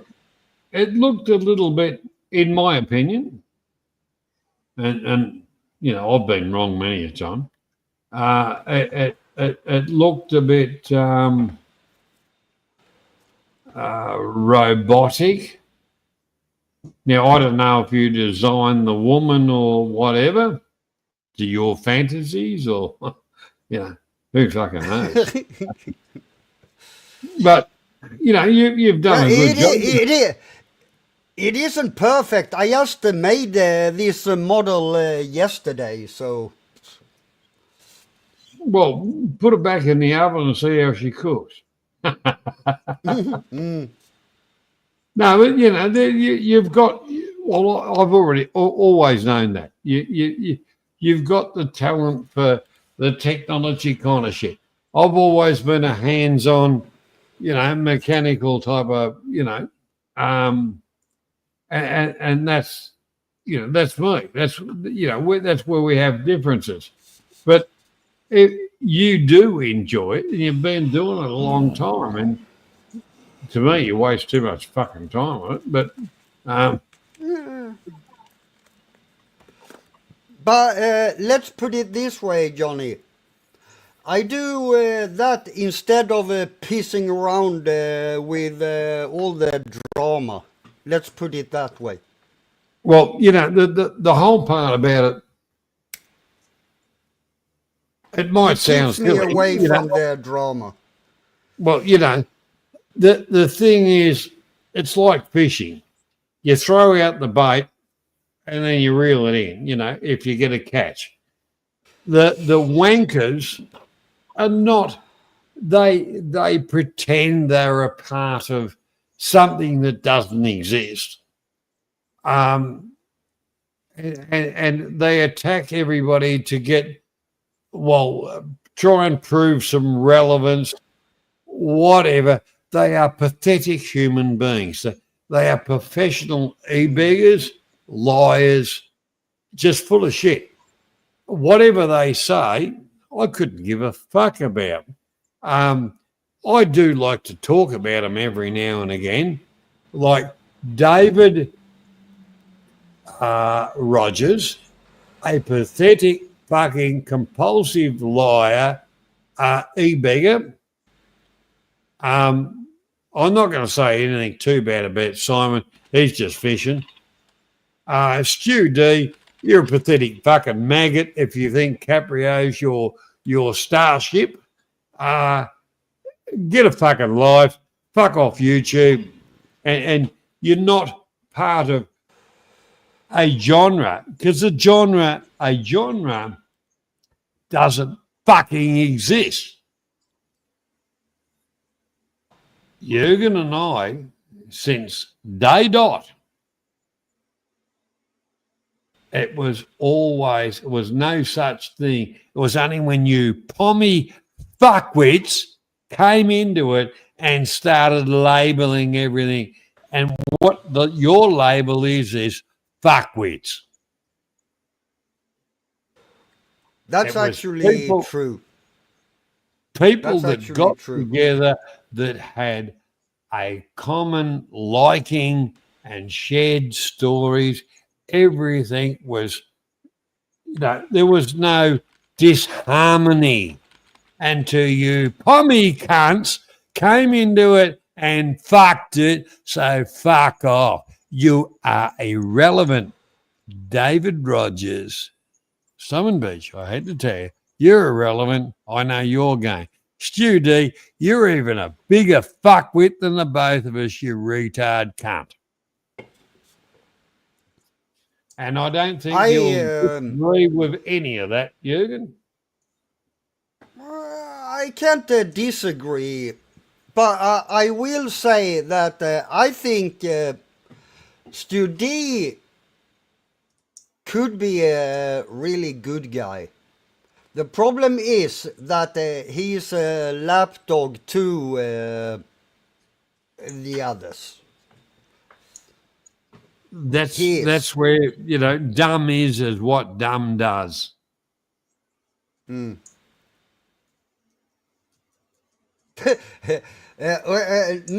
you, Banksy. You haven't done anything bad to the community. I'm actually proud to say Banksy's a mate of mine, and we've been mates for a lot of years. Oh, Banksy has always been a good guy. Yeah. The whole part about with the bullshit side of it, it overshadowed the good bloke, and Banksy's a good bloke. Now, I know he's a mate of Simon, but that doesn't matter. That doesn't matter since Banksy don't go into all that BS they are doing.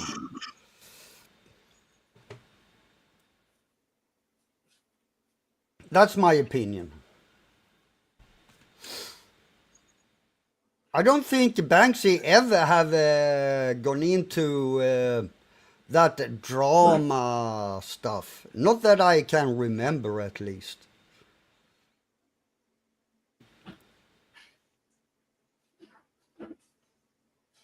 I can be wrong. But as far as I know, he hasn't. Oh, sorry. In honesty, I've known Banksy for a lot of years. I've known you, Jürgen. Yeah. the real part about it, Banksy doesn't get in on and drawn into the sides and shit like that. The only realistically, if you want to get into that bullshit, the only disgusting piece of shit cunt is David Rogers.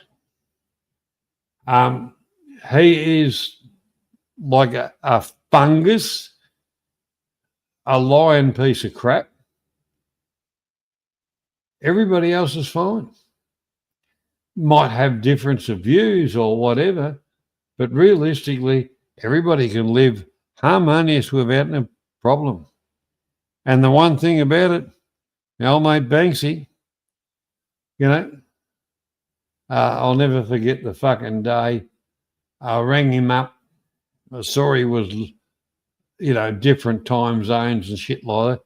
I said, where the fuck are you? And he saw him at a restaurant. And I said, well, whereabouts? I said, oh, okay. I'll catch you, mate, which is a normal expression. And I did.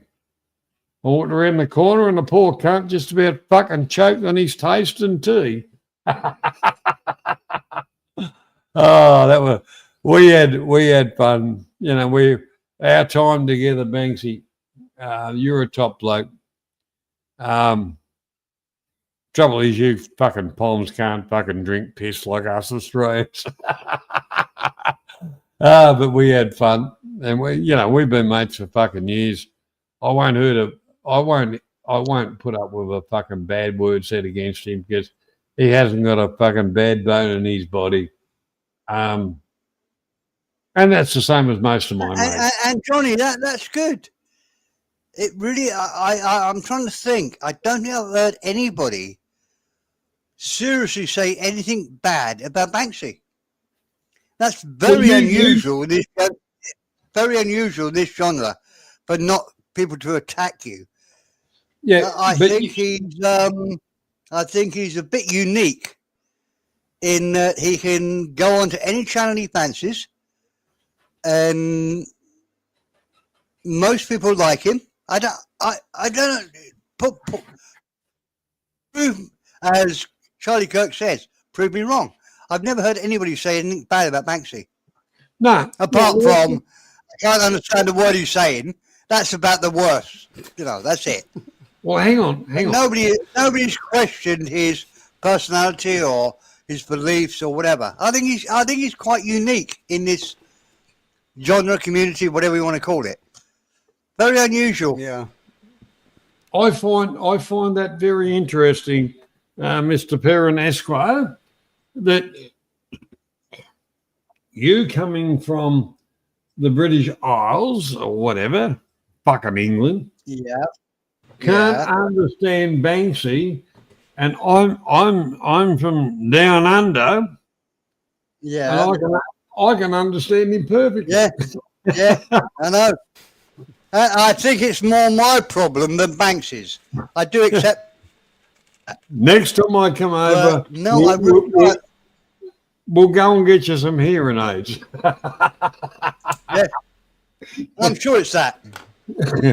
But and Banksy, it's not an insult, but I do struggle with you because,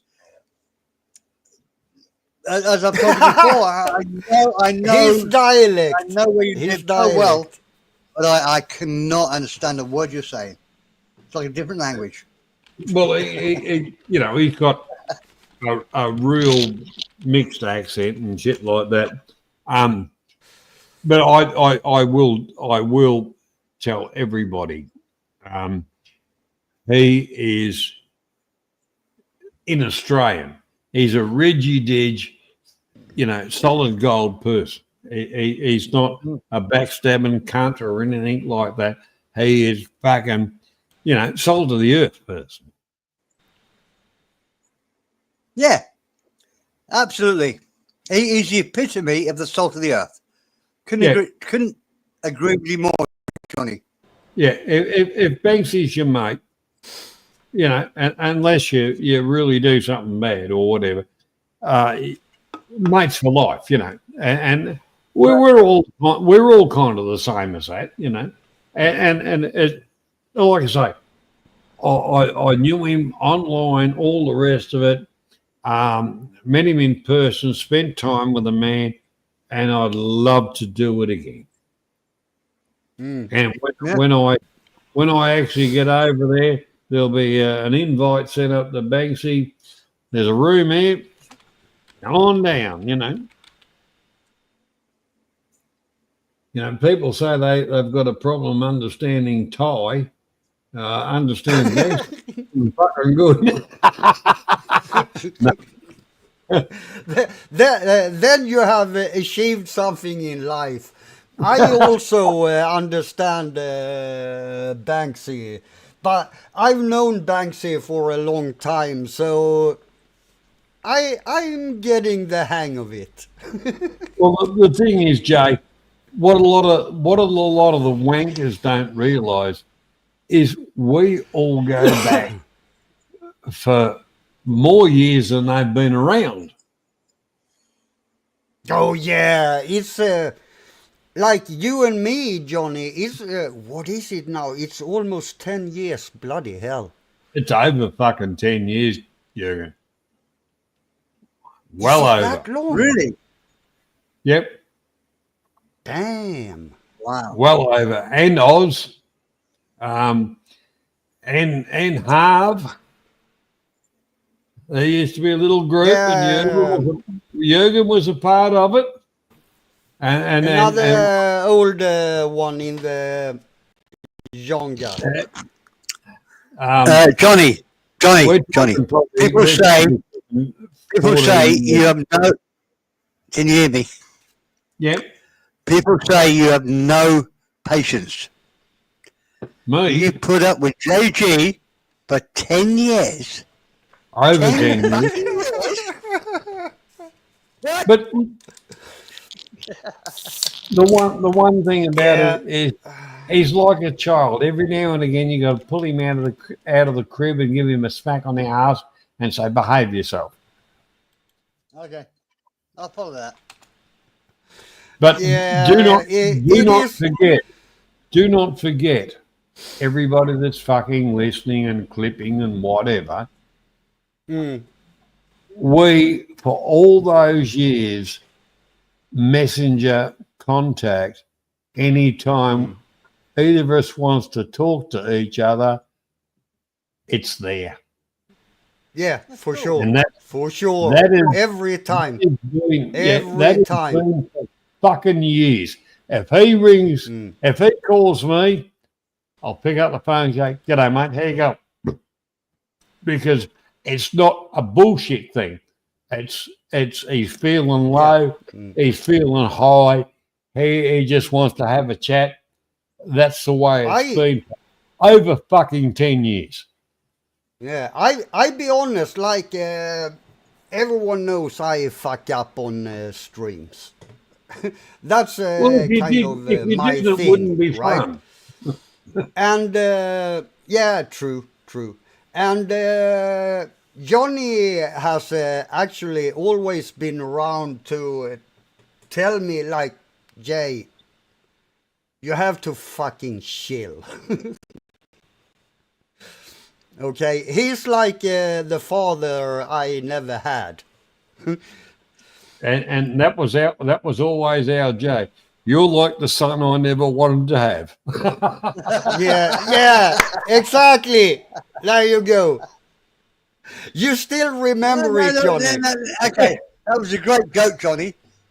Brilliant. But I'm you still remember it, Johnny? Great. That's a really nice thing you said, Johnny. 10 years you've been mates. It's fucking brilliant. Brilliant. Well, it's probably been over that, Steve.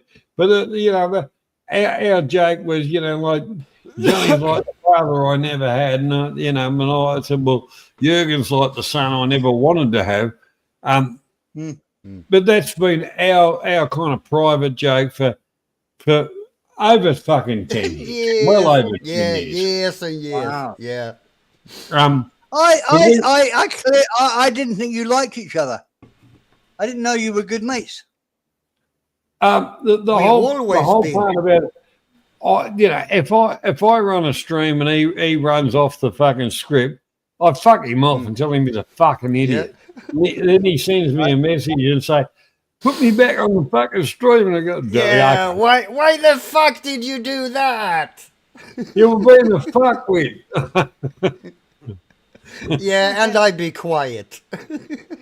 And the whole part about it, I'm not joking. For the rest of our lives, even though at times we piss each other off, we'll still be fucking mates.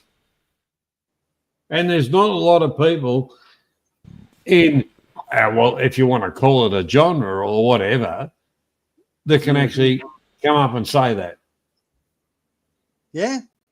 No, No, I have a couple that have stayed my friends through all hard stuff, all bullshit, all arguments. There are guys that have always been around, like Johnny, Clark, Graham B, and so on and so on. I've had arguments, bad arguments with all of them. But at the end, we are still fucking friends. Because that's what the friends do. We can argue like shit and get over it and move fucking on. Yeah. Joji, I follow you 100%. But I got a question for you. And now I have you, Perrin. Now I have you, Perrin. Yeah. My question to you, Joji. Yes, love. Is out of all the people you've met on YouTube, internet, whatever, give me your 3 best friends on the internet. If we talk overall, I would say Johnny is number 1. Right. On number 2, sorry? Thank you, Jürgen. Thank you for you're that welcome. confidence. You're welcome. At number 2, I would... that's a hard one. Because I really love Clark. And I really love Graham B. So they would share the second spot. Now, of all of them, I've only met Graham. So I guess he would be number 2 and Clark number 3. Sorry, Clark. Wow. Sorry. But I've met Graham B, so... What I love about this is you answered it, and this is why we love you. You answered that question honestly and truthfully. I would say, fuck off, I'm not going to tell you that.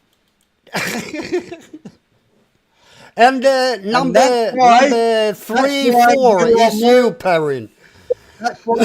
Number 3, 4 is you, Perrin. Because I have met you as well. JG, shut the fuck up. JG, you're very honest. Says you, Perrin. Says you, Perrin. How about you, shut the fuck up? Well, how about we?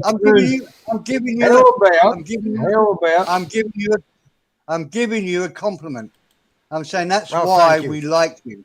Because even though you're a twat and rubbish, you answer honestly. And we all love people that answer honestly questions. If you'd have asked me the same question, I'd say, I'm not going to give you that answer. It's too difficult. The whole part about it, Mr. Perrin, I'm going to turn that around onto you. Yeah. Your turn. Now, I can't answer it. I really can't. The problem, Johnny, the problem is that Perrin can't be honest. There's nothing wrong about this. Don't get me wrong, Perrin. about this. Yeah, JG, you're right. Yeah, I can't. I can't answer the same nice way that you answered it. Your answer was Oh, thank you. honest, truthful, and I put my hands up. I couldn't answer it as well as you did. Well, Yeah, would you what, like- what can I say? And Johnny, that- Johnny and- has and I don't always, think you're Johnny has, understanding pat, JJ, shut the fuck up. for Don't you God's understand me? fucking sake. Although you're a cunt, you do answer everything honestly. I That's why do. we like you. I do. Yeah. Thank you. Even if it gets me in trouble, I will be fucking honest. Absolutely. Yes, absolutely. JJ, you've hit the nail on the head. Absolutely. That's who you are. You answer honestly. And I don't think you should do always though. I think sometimes what the fuck are you talking about, JG? Stop. But you can't help yourself. If somebody asks you a really personal question, you'll say, "Oh yeah, okay, this is because this happened and that happened and that." And I would just say, "Fuck off! It's got nothing to do with you. That's my life. Fuck off." But you, the reason that we like you is because you do answer every question honestly from your heart. Love you, mate. Holy fucking shit. That, okay, that ear is busted. You know, the one thing about it, yes, Jürgen and I have known each other for a long time, and his honesty and all the rest of it has got him into a lot of trouble. And you go back in the old days, I used to kid, and I say, "What are you doing, lad? You just keep out of that." And that's where it came into the fucking son I never wanted to have, and you know, are you like your fucking dad? And you know, the whole part about it, I will say, in my life, it's been a pleasure knowing you. Oh, thank you. I will have to say the same. As I've said, Johnny, you have always, even when I fuck up, you have had my back. Always. So, yeah. That's why you got the #1 spot, by the way. Oh, well, I thank you for that. I probably don't deserve it, but you know, because as you know, I can be a cunt too.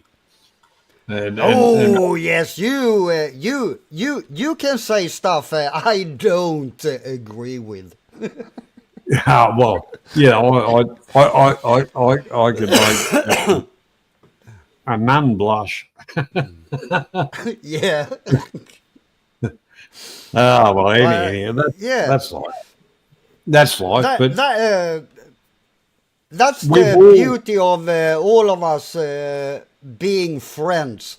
We can argue, we can piss each other off, and still be fucking friends. Yep, correct. And we don't. You go.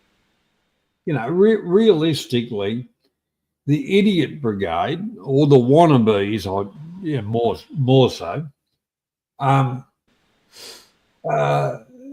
Their whole agenda to become something is attack somebody else. They haven't done their research, because a lot of us are known each other for longer than they've been around. For sure. So their attempts at trying to make it up there on YouTube with their productions or their whatever, like I'm not going to mention the cunt anymore, because he's not worth mentioning. He's just a pathetic fucking piece of shit.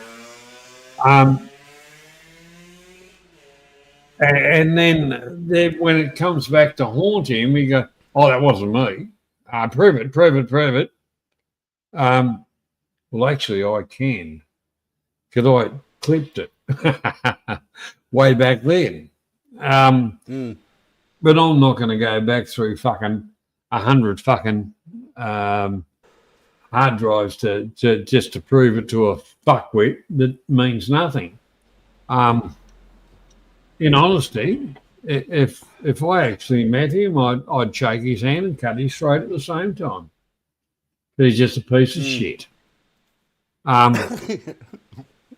You know, Simon would say, "Hey, come on, go and get Banksy. We'll go to we'll go down the fucking canal and have a fucking beer." I've got no problems with Simon. Really. Simon's just playing a fucking game, but the other couple of morons are detrimental to. You know, they're trying to fucking be the has-beens, trying to be something, fucking up anything they go. Every fucking genre, I hate that word. Every interest you might have. That's why I always do the quotes around when I say the genre. Yeah, well, the whole part about it, you know, with Nitro, you know, little maggot got in there, fucked himself up the arse, upset a lot of people, and his mini-me did the same thing. I haven't seen Nitro around for a long time. Oh, he's still streaming. He's still streaming Nitro. Okay. But there's a lot of stuff. And then don't forget, you've got the infamous Blimp from Australia, you know, the northern part. No name. No, I'm not going to put a name out there. The infamous Blimp. Related to Goodyear, the file, you know, like, and it's a pedal balloon, so it must be anyhow. The Blimp from Queensland that runs its fucking mouth off. Pathetic piece still of doxing me on his channel, by the way. Oh, look, believe me, he'd be still having a go at me. He'd be checking on this. And I said, Cambo, you fucking cunt. I will be knocking on your fucking door one day. And when that happens, you will meet your maker. Oh, you can't say that on YouTube. I just did. I might have a box of White Wings fucking cake mix. But then People again, will clip that one. I don't give a fuck.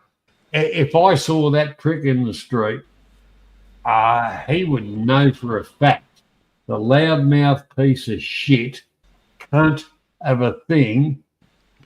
His father should have blown in the fucking sheets, and his father knew it. I Ejected him like a cow will walk away from a calf because it knows it's not quite right. Well, the thing is, his mother didn't. You know, I would love to meet him in real life. I'll be honest. Oh, so would I. So would I. I would have so much fun. Me too. We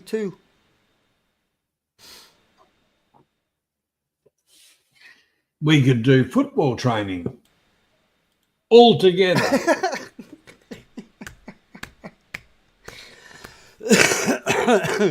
Gentlemen, remember that song? Remember that song? Can you hear me, mother? Remember that song? Whip it good.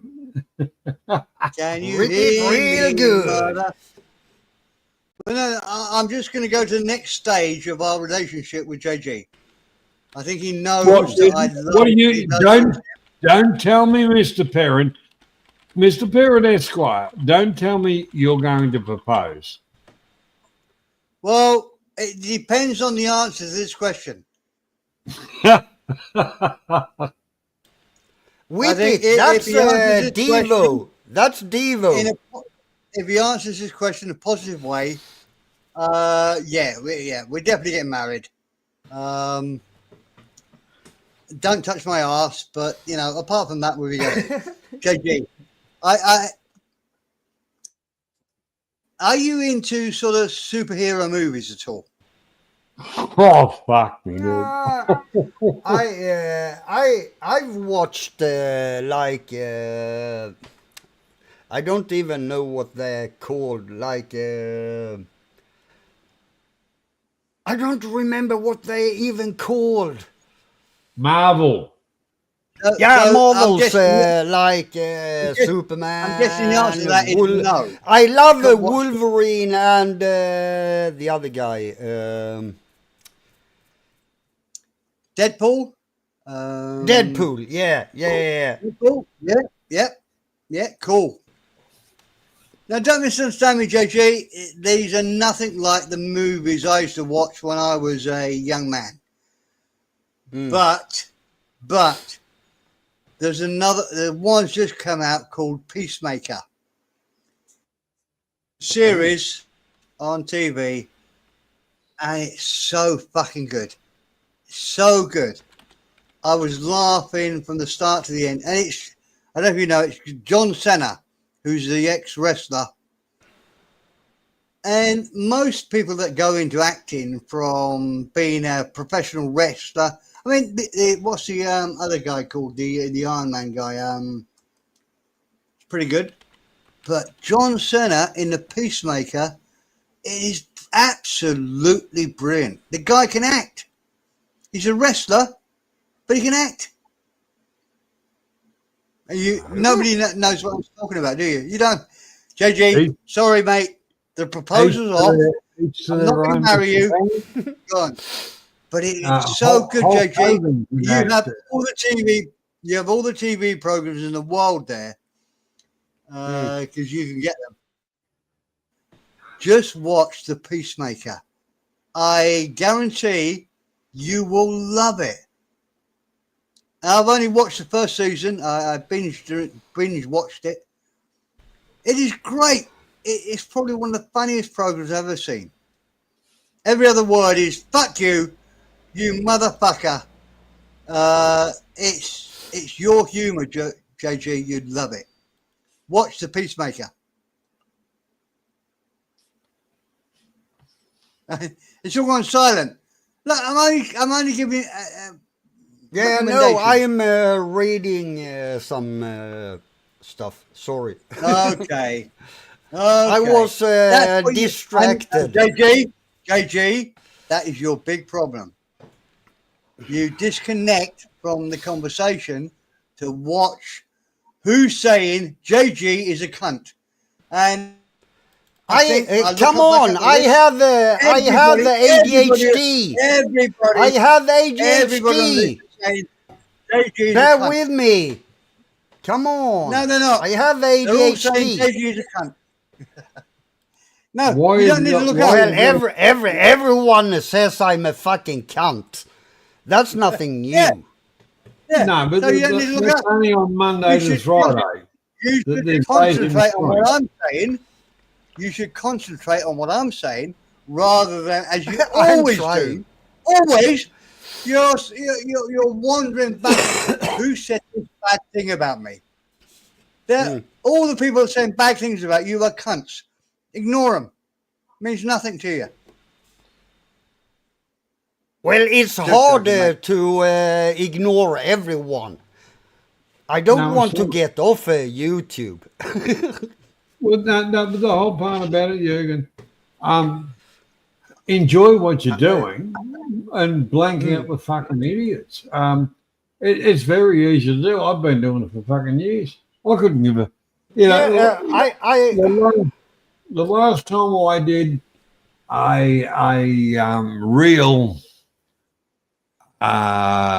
return to sender video of the wankers, kind of call it the Bogan Wars or whatever. I put most of them to bed with the fucking truth. And I did have it on the channel and I put it into private. Something I wasn't proud of, but just say, you want to fuck around, cunts, let's fuck around. And you know, the whole part about it, I think you, Mr. Perrin, any of us want to go onto YouTube, have a laugh and a joke and enjoy ourselves or whatever, dip our toes into whatever, but the whole thing about like on this channel, like on your channel, Johnny. Well, my channel's known for, you know, if you start doing shit, whatever, bang, you're gone. Whole. That's why in realism, not a lot of people come along because they know for a fact they won't get away with their bullshit, and I don't care. Yeah. Same on my channel. Same on my channel, man. Same on my channel. Like Mr. Perrin. When I allowed everyone to argue and we did all the drama, I had between 30 and 60 watching. Okay. Yeah. Now that I don't do drama on my channel, I have like 2, 3, 4 watching. Well, So, if I see there you go. it up, I always drop by and say, you know. But the whole part about now tonight's stream was Mr. Perrin's idea, and I said, well, why not? And the whole idea was we will sit around like we do when we all meet up, and Yeah. you know, the chat's more than welcome and address the chat. But the whole thing is because we're in different areas and whatever, this is our, as Mr. Perrin said, our virtual bar. And, you know, idiots that come along with their bullshit, I'll just go fucking bang, see you later. But Yeah, it's still early in Thailand, so yeah, but it sounds very selfish to say,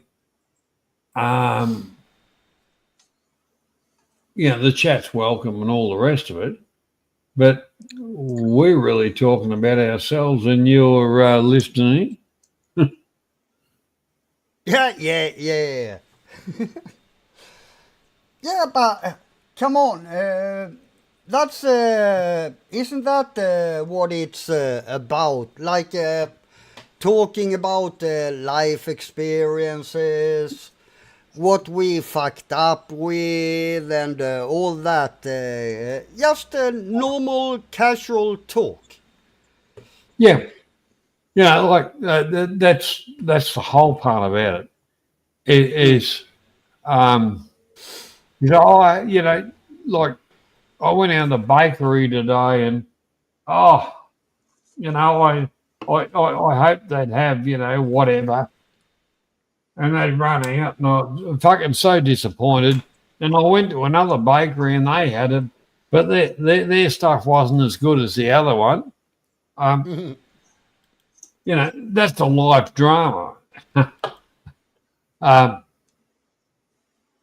And actually, in the truth of that, this bit of bullshit thing, I go to a bakery, you know, in the town where I live. I think there's about 4 bakeries, and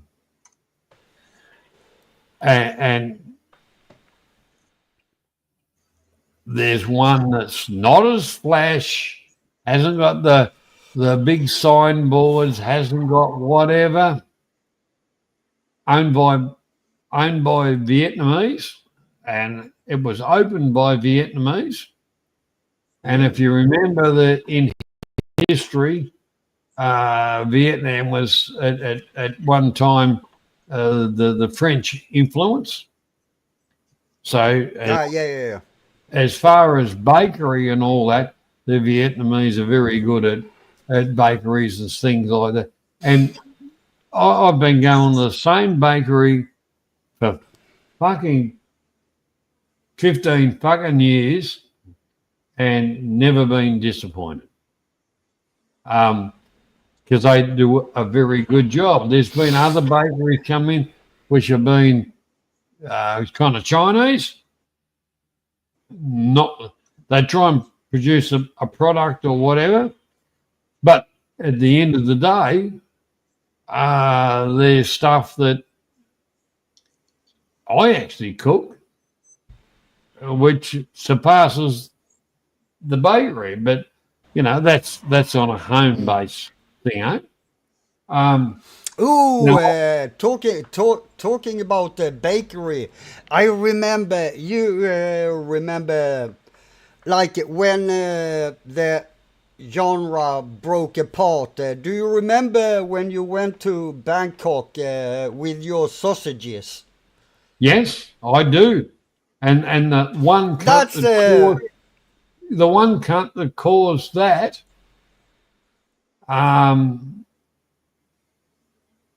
I'd love to meet up with him, you know. Yeah. But the whole yeah. I took some of my product that I make here over there, you know. Anybody in the place, you're right. Yeah, continue on, please. Yeah, that in my opinion was the day that the community broke apart. Correct. Before that, everyone, we made fun videos of each other, called each other idiots, and that was it. After that, everyone was getting worse and worse and worse and worse. That was the day the community broke down. Sorry, mate. JG, I missed the start of what you were saying. Can you just do the first bit again? I'm agreeing with you, but I missed the start of what you were saying. I was away. Okay, so Johnny and some other guys from YouTube was going to meet up in Bangkok. And Johnny and some guys started with meeting up at one place. And some other guys started meeting up at another place. And for some reason, they didn't want to meet up at one point.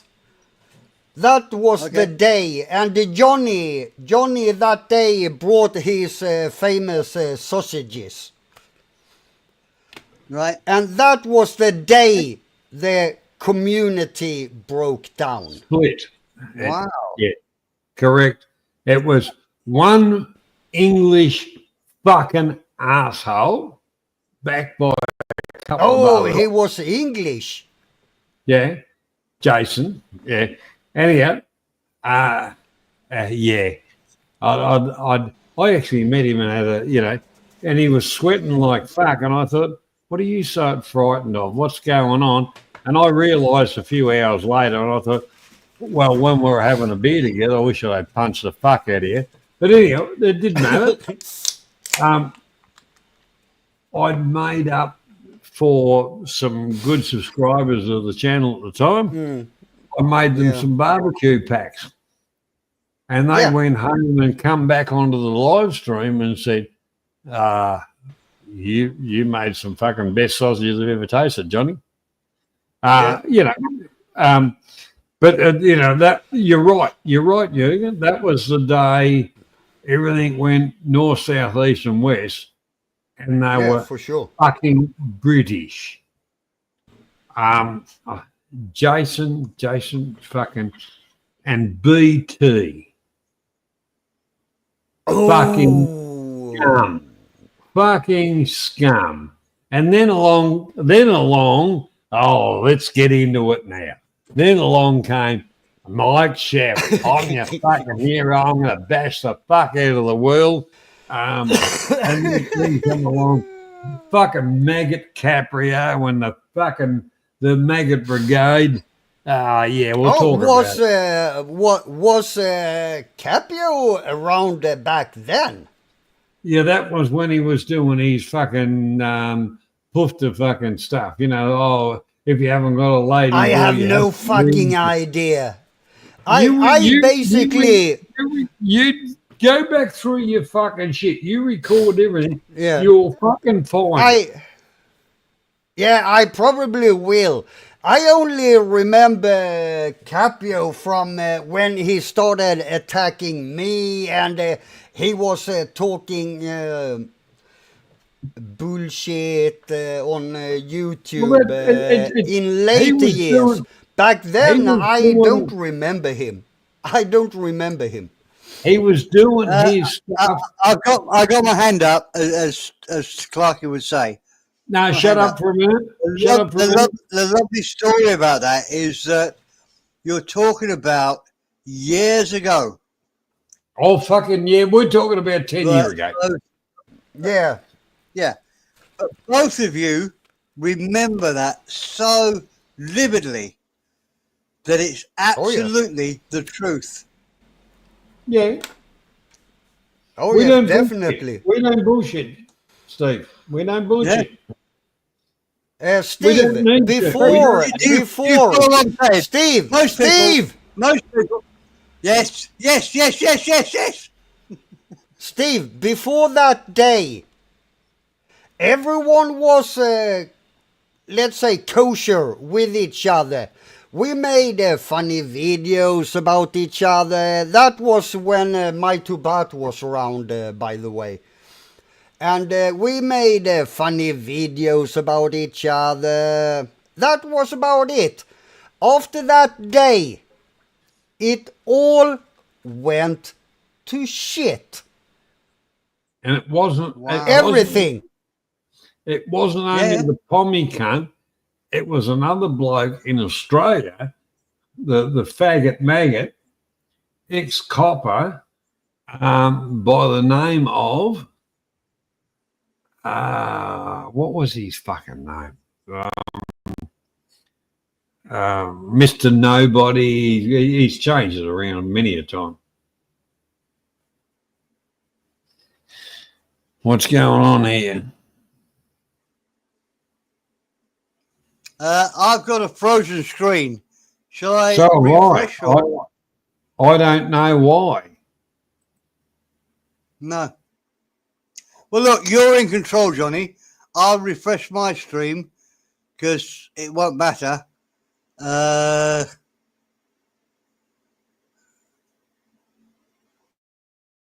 on here on my own. That's okay.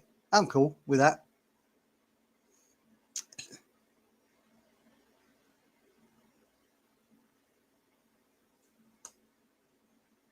I can't really refresh because I know if I refresh, I'll lose everything and it'll take me half an hour to get it all back.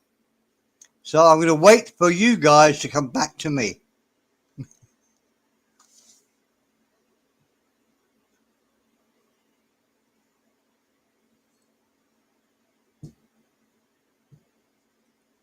Okay, I'll fucking refresh. Refresh. Fucking hard. I hate refreshing. But we'll try it.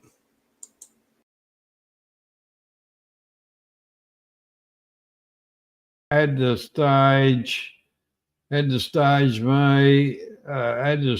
Banksy, add the stage Jurgen. Steve will be back in a couple of ticks. Shitty Wi-Fi. Shitty Wi-Fi. It wasn't me losing connection. It was everyone. it was one of those hiccups that seemed to happen. Banksy, g'day, buddy.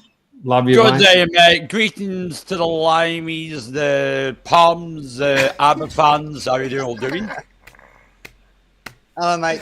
Banksy, that will trigger Perrin. He doesn't understand what you're saying. Hey, no one does Banksy's Google Translator. I understand you, Banksy, because we have talked for a long time. So Yeah, man. I understand you. Well, I had a good talk to Johnny when I was in Colorado. He put his wife on. She couldn't understand a fucking word I said. Well, the one thing about it, mate, was the last time we kind of chatted like that, I walked around the corner and you're near on fucking choked on your Yeah, I fucking. know. I was on my fucking coffee and he sits over the fucking road. But you know, I wasn't. Banksy, I only wasn't there. one thing to say to you. What, man? It's a similar thing to my granddad was probably my favourite man for all my life. He always called me Monkey Muck. Did you ever have that in your part of the world? Not really, no. No. I've been called a lot of things over You besides sure that. you come from Stoke? Sorry. Some of them Thank you, started with a C. I've heard of that. I've heard of the sable monkey muck. I've heard of it. Yeah. Just that I don't say it too much around here, but I've heard of it. Look, I'm talking about childhood memories from 5 or 6 or 7. And my granddad would call me Monkey Muck. And my grandmother, who I love more than anything, would say, Reg. She was called Reg. Reg, I've heard that name. Reg. Yeah. Yeah. Reg, why are you calling him Monkey Muck? And it was a great game. It was super. Anyway, I had a fantastic Well, time with Johnny yeah. Sound that day and night. And an epic one. He's a perfect gentleman. Well, thanks for that. Thanks for that, Banksy. I don't get into this shit. And like I said, I know Charles before. And I'm not Johnny into named this him up. shit either. I've always said, listen, I know Johnny, he's a mate, respect that, and they have done. People respect me because who I am. It's just who I am. I don't get involved in this shit. It's not worth dragging the past up. Life's too fucking short. You know, For sure, Banksy. For sure, Banksy. The one thing about it is the wannabes try and drag us all back into their shit. And all right, this is not a subject I even wanted to even approach on this stream or whatever, any stream. But the thing is, the irrelevant fucks trying to be relevant. I don't even fucking couldn't even give a fuck about them. It's hard. I mean, I walk a straight line now. It's hard to get not dragged in this, that, and the other, but I walk it. I walk it along. Yeah. There's only one person out of that group that I would like to meet up with. And the rest of them are just irrelevant fucking idiots.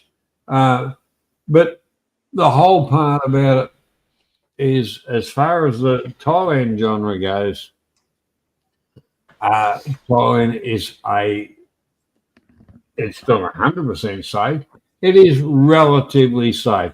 A hell of a lot safer than fucking England. Well, I do me, you know me, man. I do my music videos now, concentrate on them. I enjoy it. Other people enjoy it. They even play to Thailand. They even fucking pick up subscribers from there, from the Thais. But they play to the fucking bars. Yeah. And Banksy is actually a stolen, published fucking producer of music. About my own shit sometimes. Yeah, I'll just stick it right I know, man. there. I know. And the whole part of it, that is a true statement. Have a look at Banksy's let's say music videos. He do with I don't I use know. a lot of Can AI. I say it is with your son, if I'm not mistaken. No, I do it on my own now. I've been doing it on my own for a while. It's just me and my son. Okay, again. okay.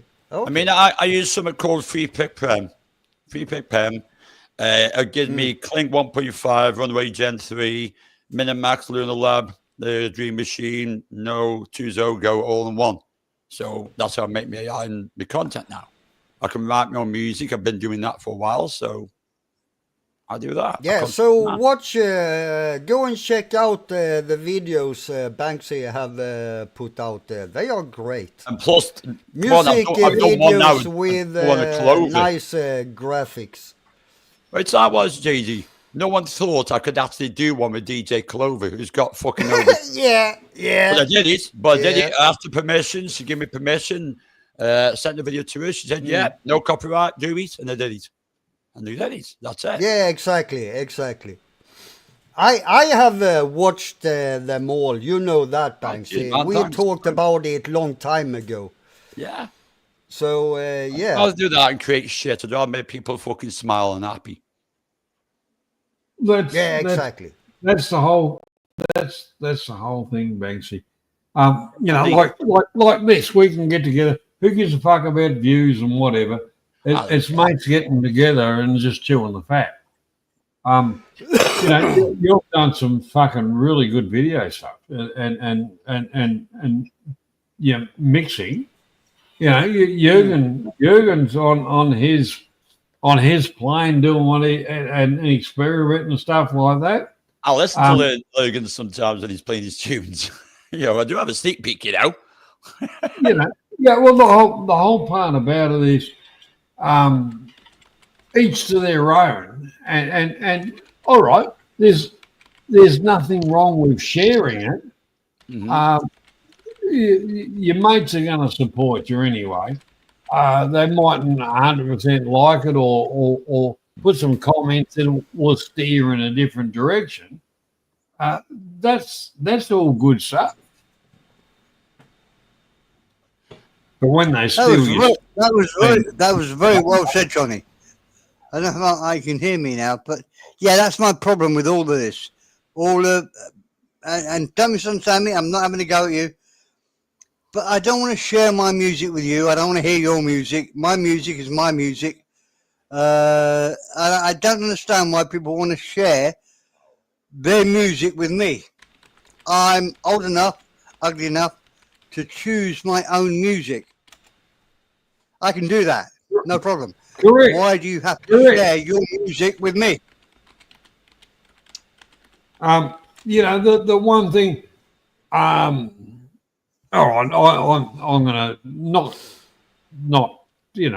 Banksy was doing stuff that made him happy. His job was, shitty shifts and whatever, and he was putting it out on YouTube, and there was a bar open. That was playing all his stuff. And he got a little bit upset and said, well, hang on, I did all the fucking work. Where's a couple of bob out of it? And it was kind of a, what are you talking about? We're mates. Huh. Yeah. Okay. Anyway. I know it sounds like I'm being a whinging flang, but I don't understand why everybody wants. You said it, Perrin. You said it, Perrin. Go on. What did I say? What did I say? That you're bitching Falang. Well, yeah, absolutely, 100%. But look. I still love you, Perrin. I still love you. JG, if I hear one song that I love, I will share it. Again. That's one share in about 6 months. What I don't want to hear you doing is, what do they call it? This is my, there's a word for it. They say this is my tunes or whatever, and you play them all for hours. I don't want to hear that. I know what songs I want to hear. I don't want to hear your songs. Why would I? You don't. And JG, It's you called don't a- want to hear my song. But You don't want to hear my Perrin, song. It's Perrin, called a playlist, Perrin. Mr. Perrin. It's Perrin, got a there, playlist. there is Yes, yes, Perrin, Yes. Perrin, Yes. Perrin. There is Yes. an easy solution to it. Don't fucking listen to it. Correct. JG, I love you. I cannot see you streaming with 4 people and not sign on. I have to come and join you. That's the reason. Come on. If you don't like my music, turn the fucking music off. Well, the It whole isn't part that about fucking it- hard, is it? Well, Well, the only- yes, it is, JG. No, it is that hard. I don't want to leave your stream because you're playing crap music. I want to be here with you, supporting you. Well, you can mute it and just chat and play your own music. You never chat, JG. I'll watch your channel now. I don't. What's happened to your channel? Why is there nobody watching? It's only me, Mike Chef. me. No one is watching my channel because I don't do drama anymore. That's it. Okay. That's it. Well, go for more drama, JG. I always Perrin, drop. if I went back to doing the drama, I would get easily 30 watching. I would. Okay, do it. Easy. Do it. Do But it. I don't want to. He doesn't Come want on. Steve. He doesn't want to dip his toe back in the slush pool. You know, with the scum like the scumbags like Caprio, Stu D, I Mambo, fucking, you know, all the fucking shit. Why would he want to? Why would he want to dip his toe back in with the fucking Johnny Small? Hang on, we can keep on going for fucking hours, can't we? Jay, we can keep on going for 3 hours. Fuck them. Johnny, I could do the drama channel as I did before and destroy every one of them. But I say, no, I won't fucking do the drama shit. So there we have it. That's why I have like 4 watching instead of 30, 60 watching. You're right. You're correct, Jürgen. You're correct. Yeah, I like right at the moment. There's 6 people watching the fucking channel. I don't give a fuck. Very soon I'll go to bed anyway because it's getting late. But at the end of the day, as Mr. Perrin was the one that suggested we stream tonight, and he said, "Well, just like a Virgin bar, you know, we just sit around and talk about the shit we're interested in. If people want to join in, well, good luck. If not, get fucked. I don't care." Yeah, Simple as that. agree. Not chasing views and chasing whatever, because the channel's not monetized. We don't give a fuck. Yeah. Exactly. We don't give a fuck. And the other thing is, we haven't got the eBay basket out either.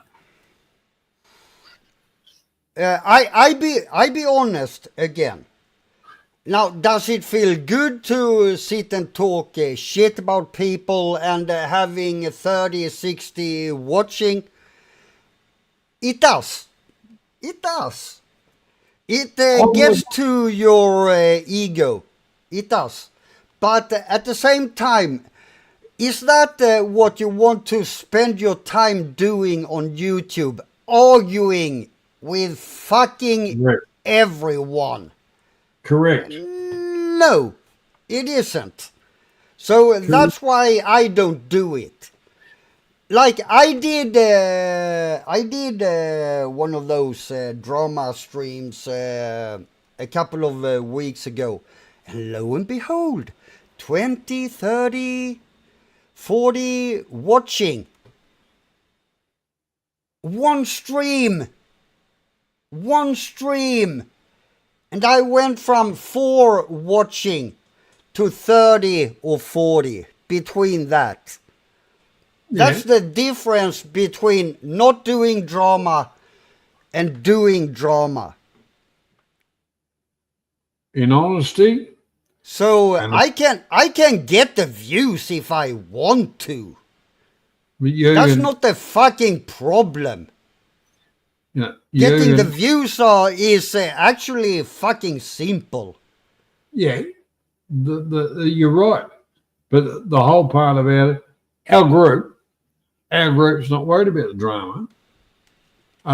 We like we said, it's like a few blokes sitting around a fucking a table having a fucking beer. Oh, what do you reckon about that? What do you reckon about that? That day-to-day life boring fucking shit. And I don't give a fuck if we got 7 watching or 47. You know what, where we can boost it right up and say, oh yeah, the maggots, like, righto, well, let's start naming. Fucking Little Joe turned into a fucking maggot. You know, my 2 bar. Fucking TMW was nothing but a scumbag piece of shit from the day the cunt was born. Johnny Small, nothing but a piece of fucking shit. Oh, I can keep on. Well, I would say my 2 bat at least have gotten his shit together. I talk a little bit with him on Facebook. Oh, look, I used to be good mates with him, and he shit on me. Yeah, I know. The whole part of it, and that pommy cunt that was down in the kind of the south of fucking, oh yeah, the subscribers rooms and all the rest of it. Yeah, he run back with a fucking to England with his tail between his legs, and his wonderful fucking wife, big fat cunt. Anyhow, at the end of the day, he was nothing but a piece of shit. He was just nothing but a fucking scammer. What was that? Simon fucking whatever? You know, how many of these fucking maggots have we seen over the fucking years, Jay? Mr. America. We can do. Johnny, why do you think channels like Capio's, Stu D or 365 get a lot of views? It's because they're doing drama. Well, the whole That's part why about no one is actually like for Capio, as an example. No offense, Capio, but who gives a shit about him? The thing is, he loves to talk shit about people. That's why people watch. Because he loves talking shit about people. The one thing about it, that's the only thing he's got. His wife left him. He's in a council flat. He's trying to pretend he's something he's not. And at the end of the day, he's a fucking loser. And to get a few views, he wants to attack every one of us, hoping we will respond so that he can have a little bit of a whatever. Here's my old mate Banksy joining the stream. Now, Johnny. Sorry about that. I keep getting parasurgeries. Johnny, I don't want to. Can I just say? Sorry. Hello. Can you hear me, mother? Yeah, you explain that perfectly, mate. Don't interrupt me while I'm talking. JG, you explained it perfectly. I don't I think fucking Johnny missed was it. listening to you. I was having You a power explained it surge. perfectly. Righto. Stephen, Steve Barrett, have you finished talking? Righto, Banksy, go ahead. Good, Johnny, I have so many topics that I could talk about. But I'm a bit Shut drunk up, now, for, so shut maybe- up for a minute and let Banksy talk. No, I just said, I'm sorry, I keep having power surges in the village, but hi, guys. G'day, buddy. Good. You're Techniques, looking Stuart, good, mate. techniques. You're looking good. Bit of a tan this year, not too much, but a bit of one. Well, you don't want to rise to palm. Hey, do you realise when I was talking to you in that bar in Colan, I got fucking eaten alive by fucking Mozzies, and I don't normally get eaten alive by him. Eaten alive, mate. I was sitting there scratching me balls off and everything. Oh. No, good to see you, buddy. Good to see you. It's good having You're a good chat with you guy. over there. You're a top man. You're a top man, Banksy. Cheers, I consider that really fucking special coming from Milami. You know, we've had a couple of drinks together and had a bit of fun, and you know, well, the real thing about it is you and I are no different on camera, off camera. Exactly. That's it. I mean, basically, that's who we are. That's who we are. You showed yourself the true colours of perfect gentleman. Yeah, you're a good guy. You speak what you want to say, same as me. What's on your mind, I'll just say it. And that's it. True. People don't like it, tough. If you don't like it, fuck off. Something like that. Yeah, that's what the real stars used to say, isn't it? Or if you don't know which way fuck off is, we'll help you. We'll show you out. Oh, I had a belated birthday this year, so I got hammered with 2 cakes and fucking corner bar. I had a bit of a shit one. I probably have to talk off camera about it, but let's just say I saw something a bit tragic, but completely stuck in my mind. Will not go. Ups and downs sort of thing. So are they. Well, look, that's when I found out life's too short, mate. the thing is, life's to be enjoyed, not endured. Exactly. And decisions. Everybody makes decisions every day of the week. The one thing about it is rethink the decision and make the right one. Well, that's it. I mean, what was over there this year? I saw something tragic happen, and I knew the person, I know the person's son. So it really blew my mind away, and it's going to stick in my fucking head for the rest of my life. What I saw. So it's one of them. In honesty, I've made some bad decisions in my life. I made plenty. Can't count them. Who hasn't? Who hasn't? Put it this way. I'm just saying, I've made some bad decisions. I'm not going to go into that.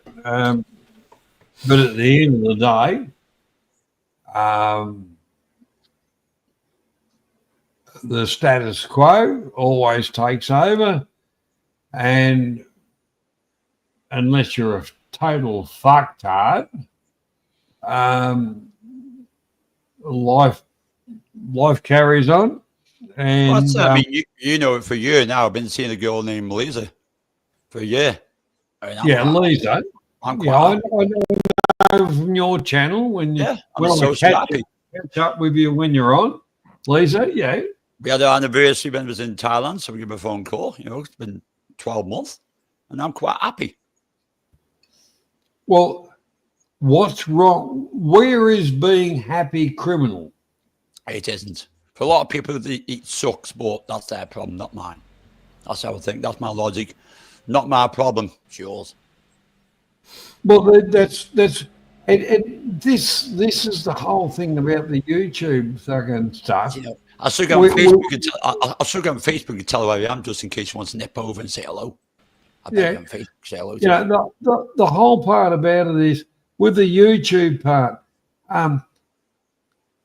you show a little bit of yourself, you show a little bit of whatever, and it seems to be a larger viewership of jealousy than the ones that are saying, "Oh, yeah, I've been there. Why don't you go to there and whatever?" For sure. the negative- JD's totally is Johnny, Laser Yes. cards like Johnny. JD. Mr. Perrin, Johnny. yes. Johnny, I don't think it has to do with jealousy.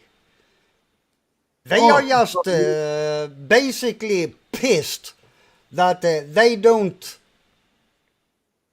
do what, let's say, we do.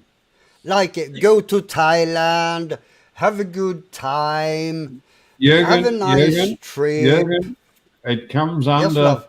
look at the dictionary, it comes under the word of jealousy. Thing is, one thing, okay. Johnny. Okay. No one's had to go with it. I still don't want to classify it as jealousy because I have asked this so many times to people, like how do you stay in Thailand? You don't have any income or anything. How do you stay in Thailand? That's not jealousy. That's an honest fucking question. Well, the thing is to address that, Jürgen, if somebody's got no income, the outcome is they're pathetic, and what the fuck are they doing there? Eventually, they're going to be deported. They wanted to try and live the life of half the bullshit, and this is the real thing. And this is the let me finish. Yeah, The whole part about it, you've got all these fucking wankers out there saying this is how you live here and live there, and it's only a few $100 fucking a month and whatever. What a fucking pack of lies. Yeah, it's And a bit thing more is- dear than that now. Yeah, but the whole part about it, 20 years ago, it wasn't even possible. But the whole part about it, Jürgen, these cunts believe this shit. Yeah, it's Can I add to the story? To be fair, if I went to Thailand full time, I could. I wouldn't need to rent an apartment or anything, right? But still, the question is, how the fuck do people finance it? Like I was even asking Ben, how is he still in fucking Asia? What is paying for it? It isn't donations for sure. it won't be the super chat soon because Thailand So is down on that. where the fuck does the money come from? That's my basic fucking question. Where does the money come from? Well, you know, the one thing about it, if you get a super chat, and say it comes from me in Australia, it goes back to exchange rate. If it comes from somebody in America or Canada or wherever, it's exchange rates. You only get with donations. You only get like what is it? 30% of it. Well, the super chats, yeah, 2% knocked off, don't you? The whole part about it, and realistically, this channel, my channel, I can do super chats, I can do all the rest of it. Now you going around my basic No, question. I think- How the fuck do those people finance it? If Oh, I you would go- if I could live if I could live on that if I could live on that little money, let's say let's take Ben You can. All right. as all an right, example. If Mr. I could Perrin. live on where does the money come from? Righto. Jürgen, shut up for a minute. Mr. Perrin has got a question or entering into that. JG, I think you're missing the point. There are lots of people in this world that do have much more money than you or I have. And they Sure, live on this sure. because of trust funds, inheritance, or they've been given a house. Don't misunderstand. I'm not saying you're wrong, but you're starting from a point which you can't compete with. I watch lots Perry. of channels where people on Perry. they are on trust funds and they are getting $2,000 every month to enjoy their lives. Now you and I have never been ever been there. So, but you can't say how can they afford it. They're not the same as you and me, JG. They are people that have been very lucky. Maybe they're the only child where the parents have died and they've inherited a lot. Plus, some All of of them, living JG, let me tell you this, JG. I've watched a lot of them. None of them are happy because they got it just head above from, water. Someone will live in a head above water, just fucking day by day, because they live on borderline. I could be happy. That's not the issue. It's how people finance it. Finance it. It's fucking interesting that no one actually wants to talk about it. no, JG, I just told you why. Most of these people you see have got an inheritance. It's It's like me, not JD. from their hard work. I'm It's being not maybe from done the doing next the same year. as you and I do. Okay, fair It's enough. from an Fair inheritance, a trust fund, But whatever. let's say without that, Right, that's what- you are on your own. That's why I said some of them are living just above fucking sea level. Literally, they are. They're just putting a fucking show on, but they're literally borderline fucking needing flat. So they're just keeping their head above water. Some of them are. No one, you got- you know, no some one of them will fucking answer my question. Yeah, because No they one- won't answer. Anywhere, I've asked anywhere. every one of your questions. JG, you're being stupid. I've told you there are people on this earth that have far more money than you do, and they don't need to worry. Yeah, but like you, Perrin, like you. How No, How did you finance it when you went to Thailand? He I saved donated for many years. sperm bag. JG, I told you this before. I told you I saved for many years. It's like me, JG. I'm being made redundant next year. So you I could were just- I could on just fuck off benefits, Thailand. or you had an heritage as well. I got a bit. I got a little bit of an inheritance, not as much as I should have got, but yeah, a little bit. Fair. So But no, most of it was down to me. Johnny, did you Yes, have yes. any help from anyone else? No. No, mate. everything I've done since the day I was born was on my shoulders. Yeah, worked and drafted for. So, even- basically, Yeah, but listen, Basically- please, hang on. yeah. please Sorry, listen. sorry. Even when the family farm that I spent a lot of time working on and whatever and supported and all the rest of it, I had scumbags come in and have claims to that. I just paid them out. Everything I've done has been on my fucking, the American expression, my fucking dime. Yeah, same here. On my Yeah. own back. And the whole part about it, I've never E-bag to any cunt, none of that. And all right, we're talking YouTube. The caliber of people, a lot of them are just nothing but fucking losers.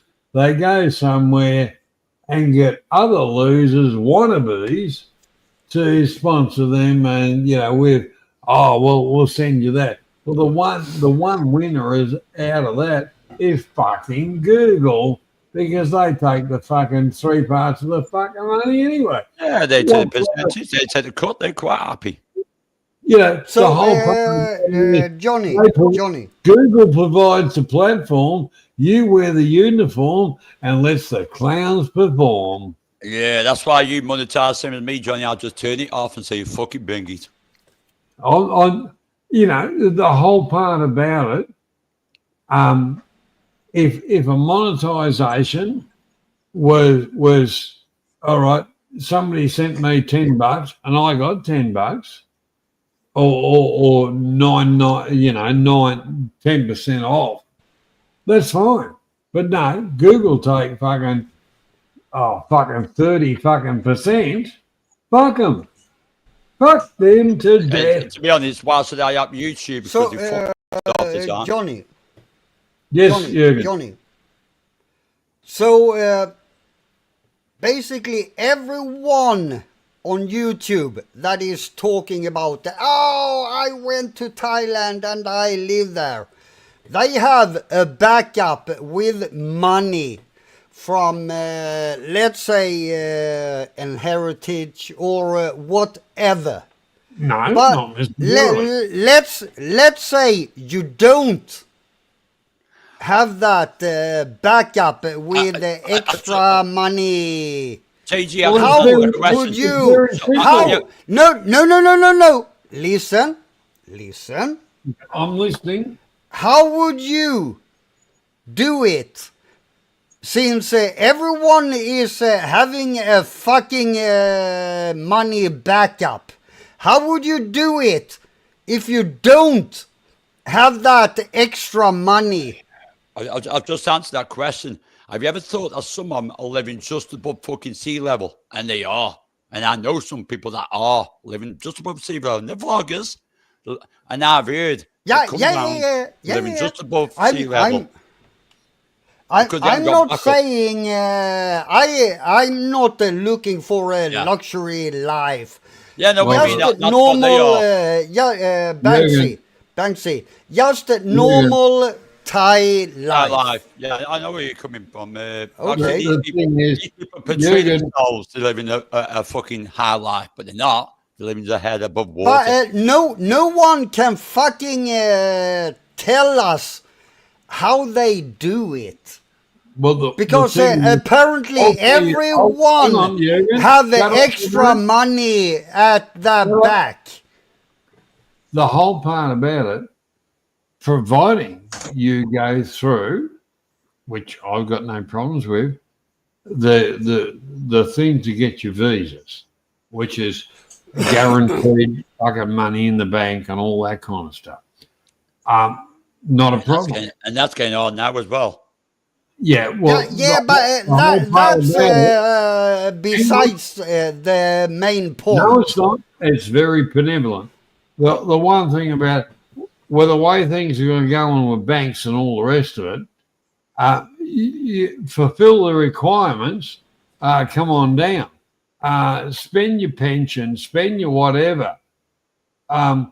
There is a lot. The requirements are very simple, but there's a lot of different equations to get to that, which is very accommodating if you're fucking smart enough to read it instead of shit canning everything. Or you can become, look, I know all about Thailand and all the rest of it. Send me $25.95 and I'll send you whatever. And that's what shits me about the Philippines. It shits me about, and the 2/3 of them are Americans, and the other fucking third is fucking English. God damn us all. Well, you had to get a mention in there, Begsy. I like a good mention. Not that my mate is ever going to put out a video. I'll show you how to fucking do it, because that is not his caliber of person. Everyone else lives differently. They all live differently. Everyone lives different lives, different ways of meanings, different ways of spending. Well, exactly right. I laugh at some cunt putting out a video saying, "Oh, this is how you live there," and we eat kale leaves in the morning and lettuce leaves in the afternoon, and it only costs us, £2 a fucking week to live. Fucking hell. Yeah, that's What about a- that means they're back on the plane going back to their fucking country because they can't fucking do it. But there is dumbasses that fucking believe this shit. I know. I've seen that. I've met a dumbass this year who bought a fucking bar, and he had a bar 8 months, and now he's fucking on his fucking ass. That's how it goes. You got to be careful. You got to be fucking careful. Well, the whole part about it, all right, the Western world's going to shit. Everybody wants to fuck off out of it. Southeast Asia is a kind of a destination of choice. So is some of the African and whatever.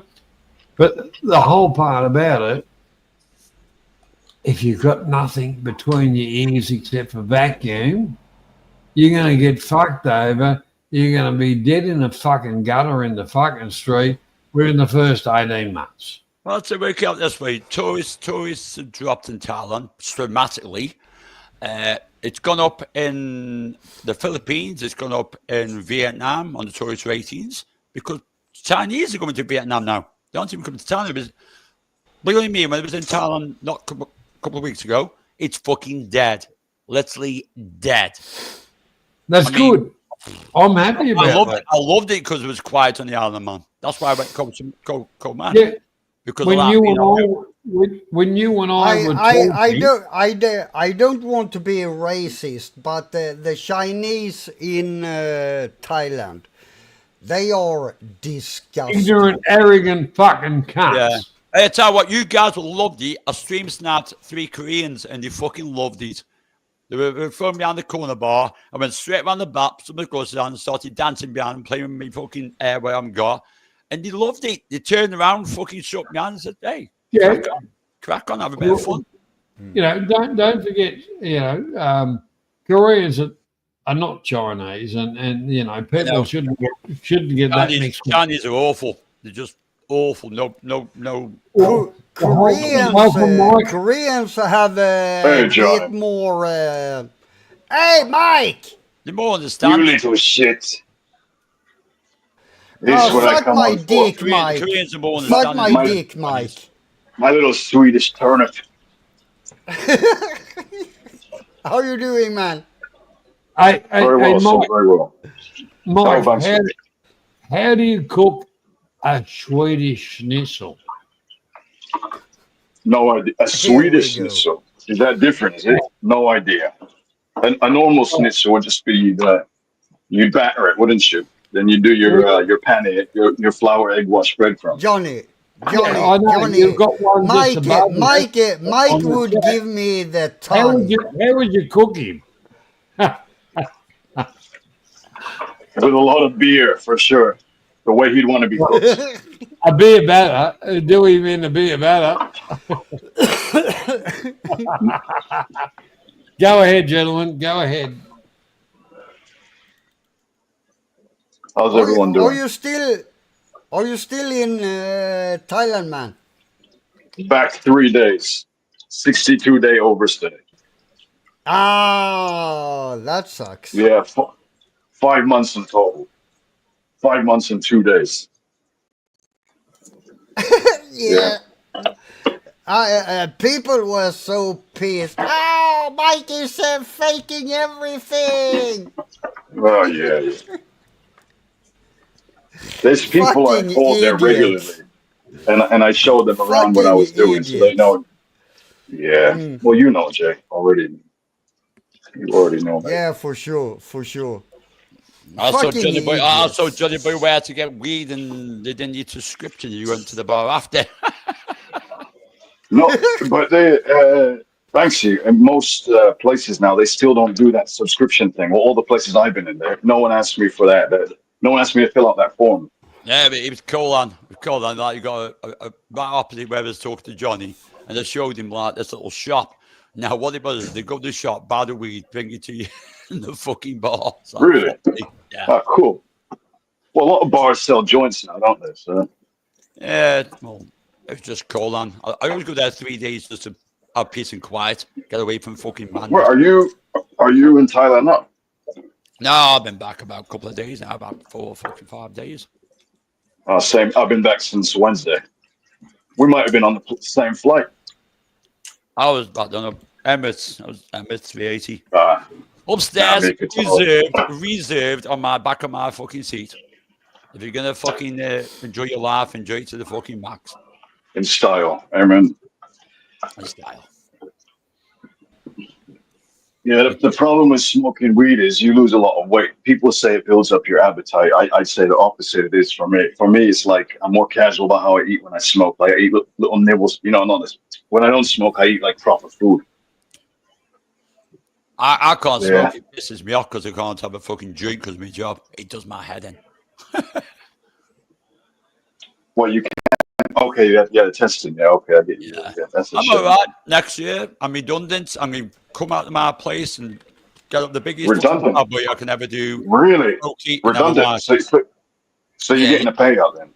Yeah. I mean, I could probably Damn. move to Ireland. Maybe retirement. Wow. I could probably move there. Banksy, good man. So you're going to be like Webby, Welsh boy Webby then. He got redundant, didn't he? That's how he's living out there. He got the payout. You know Webby. I can't see myself moving away from the kids. I'm thinking more like Greece, to be honest. An halfway point. Yeah. I like Greece. But you got a house, so like you can do like 6 months, 6 months. I think there's so many things I miss about the UK. Like I'm not lying. I genuinely miss the food, like even beans on toast. That was the first thing I had when I came back was fucking beans on toast with real bacon. But like, I got bacon. I got some bacon at the time because in my apartment I could cook myself. I'll cook fucking shit. Yeah. I do like cooking my own fucking breakfast, and when I get up, I do like get me fucking eggs on you bacon. need to cook yourself in Thailand, Banksy, because that's what I do. like, the That's why I have food's an not- apartment. yeah. So I'll go cook it so I can cook my own breakfast in the morning. it's not healthy. It's not healthy, the food there, in my opinion. You're going out getting your own, but I'd rather cook in my apartment, sit in the balcony, and fucking chill out. And when you're cooking, you know what you're getting as well. You can add a bit of this or a bit of that, whatever. Exactly. You know it's healthy. Yeah. Much better cooking at home. Yeah.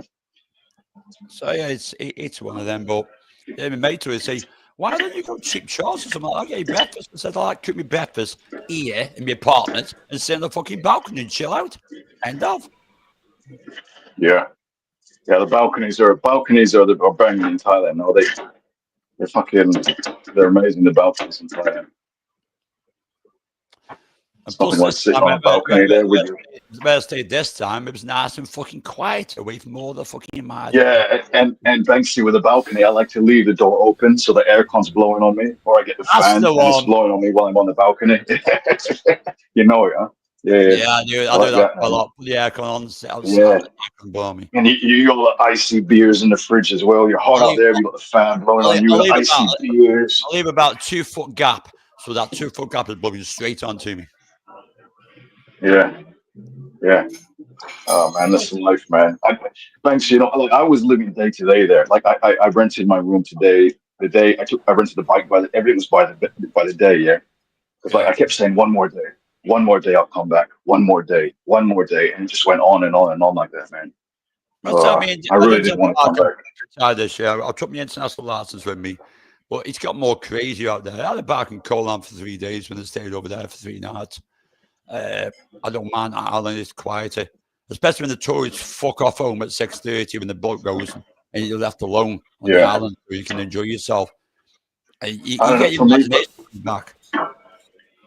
Pattaya for me is a bit, I don't know, it's not boring, but it's like, it's very mechanical once you've been there so many times, you know. It's, I don't know, I thought it's changed as well. And since COVID also, the women here are not very good looking as well in the bars. I mean, Johnny Boy knows where I stayed. I stayed, this apartments were empty. I was the only fucking resident. And when I walk 10 foot from my door, I'm out on the beach. That's it. I'm happy. I can hear the waves coming Where in is and out. this? This is where Colan. John TM. No, Colan. Colan, yeah, okay. Yeah. That's my time to think. Yeah. It's hard to think though. I find it easier to think in the UK. 'Cause when I'm back here, I don't drink or smoke much. Well, basically nothing. So back like I had to think about redundancy and shit like that in my life over. redundancy. Man, you're lucky if you get that, man. Nah, I've been You're there. lucky if you I've get been that. there 27 years.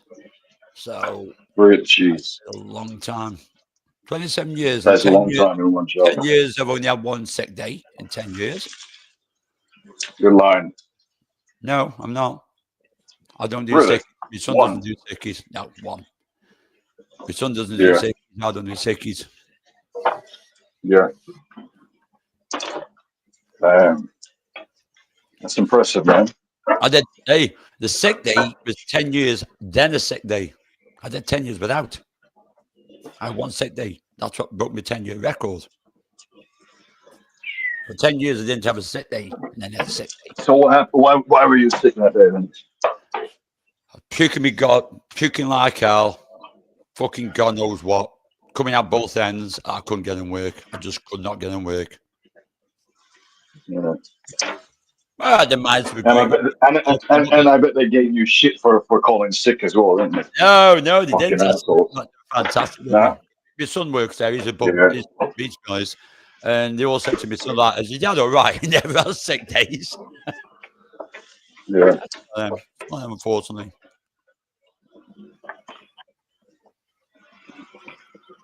Yeah. So, When are you Mike, going back then? Yeah, Johnny. you know, being back, well, let's call it home, which home is where you hang your hat, really. Have you noticed any great changes? I've seen a lot of fuck you Not flags. really. How are you, Mark? I've seen loads of fuck you flags everywhere. In London, I haven't seen any yet, actually, but I'm not going to lie. I kind of walk with my head down because it's pretty fucking depressing in the past. Looking around you in London, the state of it now. So I kind of just walk around in my own little bubble. I've been doing that for about 15, 20 years in London. So I mean, I've come back to the village here and fucking hell, there's flags everywhere from every fucking pole. It's all over the I fucking think shop. it's fucking needed, man. It's fucking needed, man. It's needed. That pride is needed. That's what's been missing for fucking years. I mean, why is Well, every country can honestly- fly the flag and pride, but we cannot? What the fuck's going on with the world? Well, Yep. the flag of St. George is you know the same flag. It's not that that. went into The United Kingdom flag means more to me because it's combined by every nation. United Correct. Kingdom. But the whole part about it is your governments have fucked you over. They fucked us up the ass. Put it right. You They're not representing the people. They don't listen to the people. Going on, the British government let down their citizens, their birthright people, the whole lot of it, were Yep. not fortifying their fucking borders with all these scum cunts that have come into your country, fucked it over, fucked you up the ass, and give you a fucking 69er as well. The thing is, it's not quality people here. That's the You're right, issue. Mike. You're right. It's not quality. The whole thing about it was quantity of riffraff pieces of shit that were thrown out of their own countries that said, "That's it. We're refugees." Thing is now, that's it. It's game over. And they're not refugees. They're fucking criminals because it's basically simple as they're criminals. They're not coming from one. How the hell is Egypt a war-torn country? For fuck's sake, how is that a war-torn country? And to get to fucking a safe country, they say going through 5, 6 different countries that are fucking safe countries. why the hell to England? I know why, because Keir Starmer is a fucking wanker. You're right, Ting Tong is a fucking traitor. He's Ting denying Tong, us yeah. space. He's The thing is, denying us God bless space. Ting Tong. And the uprising is fucking coming. The uprising is coming. It's already started. I don't blame No. them. It's about time that the British people Fighting you know. back. We are fighting back. said to the government, and it's happening here in Australia, it's happening everywhere. I sat there. To say, fuck time you, off, Mr. this Mark. is our country, you don't dictate to us. I sat there, probably sitting with Mark and Talon, fucking proud of watching that march in London, thinking, thank fuck this needs happening. Same right here. now. There was nothing to do with Tommy. I'm not a big fan of Tommy, but that's what he needed. He needs a fucking wake up call. England needs Tommy's a mate of mine.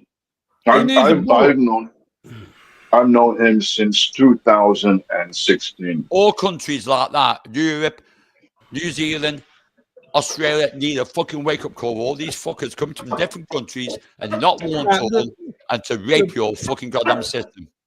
The whole part about it, Banksy, is they've imported their votes. So Correct. they will keep I'm their voting for that. Importing votes. Correct. Yeah. Spot on. And the whole part about it, as far as England and the government, they should be hung at a fucking football match because they've let the country down. Yeah, the When traitors. people are looking for asylum, the laws are it's the first country they go to. Tommy Robinson. And they walked Yeah, I all the know. way through But what they did was 5 right. or 6 countries into England and said, "Oh, we're asylum seekers." They should have been shot like mongrel dogs on the fucking border. What pisses off in the UK is we say to them out, you could be a grandfather like me, a grandmother, a child. If you say anything against the establishment, you are far right. It's fucking nothing to do with that. You're protecting your own boys, you're protecting your people, you're protecting your own kids, you're protecting your livelihood. This is If you fucking go into wrong. the Middle East, you cross over the line without whatever, you'll be shot on sight. God, you got. I'm not being funny because I've got nothing disrespect because they're fucking ladyboys, like gay people. They on the left hand side and they get paid for fucking doing that. And if they took the Middle East, they'd fucking hang them from the hilt. What the fuck are you on about? Do you not to know what planet they're fucking on? This is planet fucking Earth. This is planet real day. The whole part about it. Banksy, you are only gay if you go for the back job. I'll go for a little bit. I am the Come only on, gay in come, the village. come on. Banksy, be real. No way, There man. are some gorgeous fucked up. lady boys. You you're- are only you're- gay when Jürgen, you you're go saying having for been on that the wild. behind Some job. of my good friends are ladyboys and they're fucking epic. In my opinion. Well, the whole part about it, the human body is so a sculpture. fucking gorgeous. Sometimes it's fucking wonderful. Sometimes it just goes to shit. No, it isn't, JJ. Depends The on other how side, that's the got, other- Think of JG on the left hand side, they get paid to protest. On the other side, this is people like us that don't get paid to protest because they're sick and tired of it. These people get paid to protest, and then they fuck off. At What fucking protest? What did I miss? the lefties get paid for protest, so they What's get. going Fuck on in do I Ukraine now? care? I'm sorry, Banksy. I don't care about the left, right, middle, whatever. The thing I don't is, give a Jürgen, shit. Jürgen, I'm sorry. Most of the left. I'm neither of them. Jürgen, Okay, I'm me. I have my opinions. I don't give a shit about the left, right, or middle. All we're doing is looking after the fucking kids and that, but we get called righties. because we're looking after the kids. We've got right political views. We haven't. Well, listen, Banksy. It's not Are Banksy. we are we getting into One second, JJ. the arguments JJ, about? Banksy, 1 second, JJ. 10 seconds. Banksy, it's not only that though. You don't have a country if you let a bunch of other people in and you become minority. You're going to lose your culture. It's as simple as that. Like, if you're in London now, like there is no culture really here anymore. Like you see all the buildings. They don't embrace you look our around values. you and it's not there. They don't embrace our values. A woman in their country is to class like a piece of shit at the bottom of the shoes. They don't embrace our values. They think it's okay to do this. It's okay to do that. It's not okay to do this. It's not okay to do that. Well, Banksy, the whole part about it is the cunts that let them in Let them in.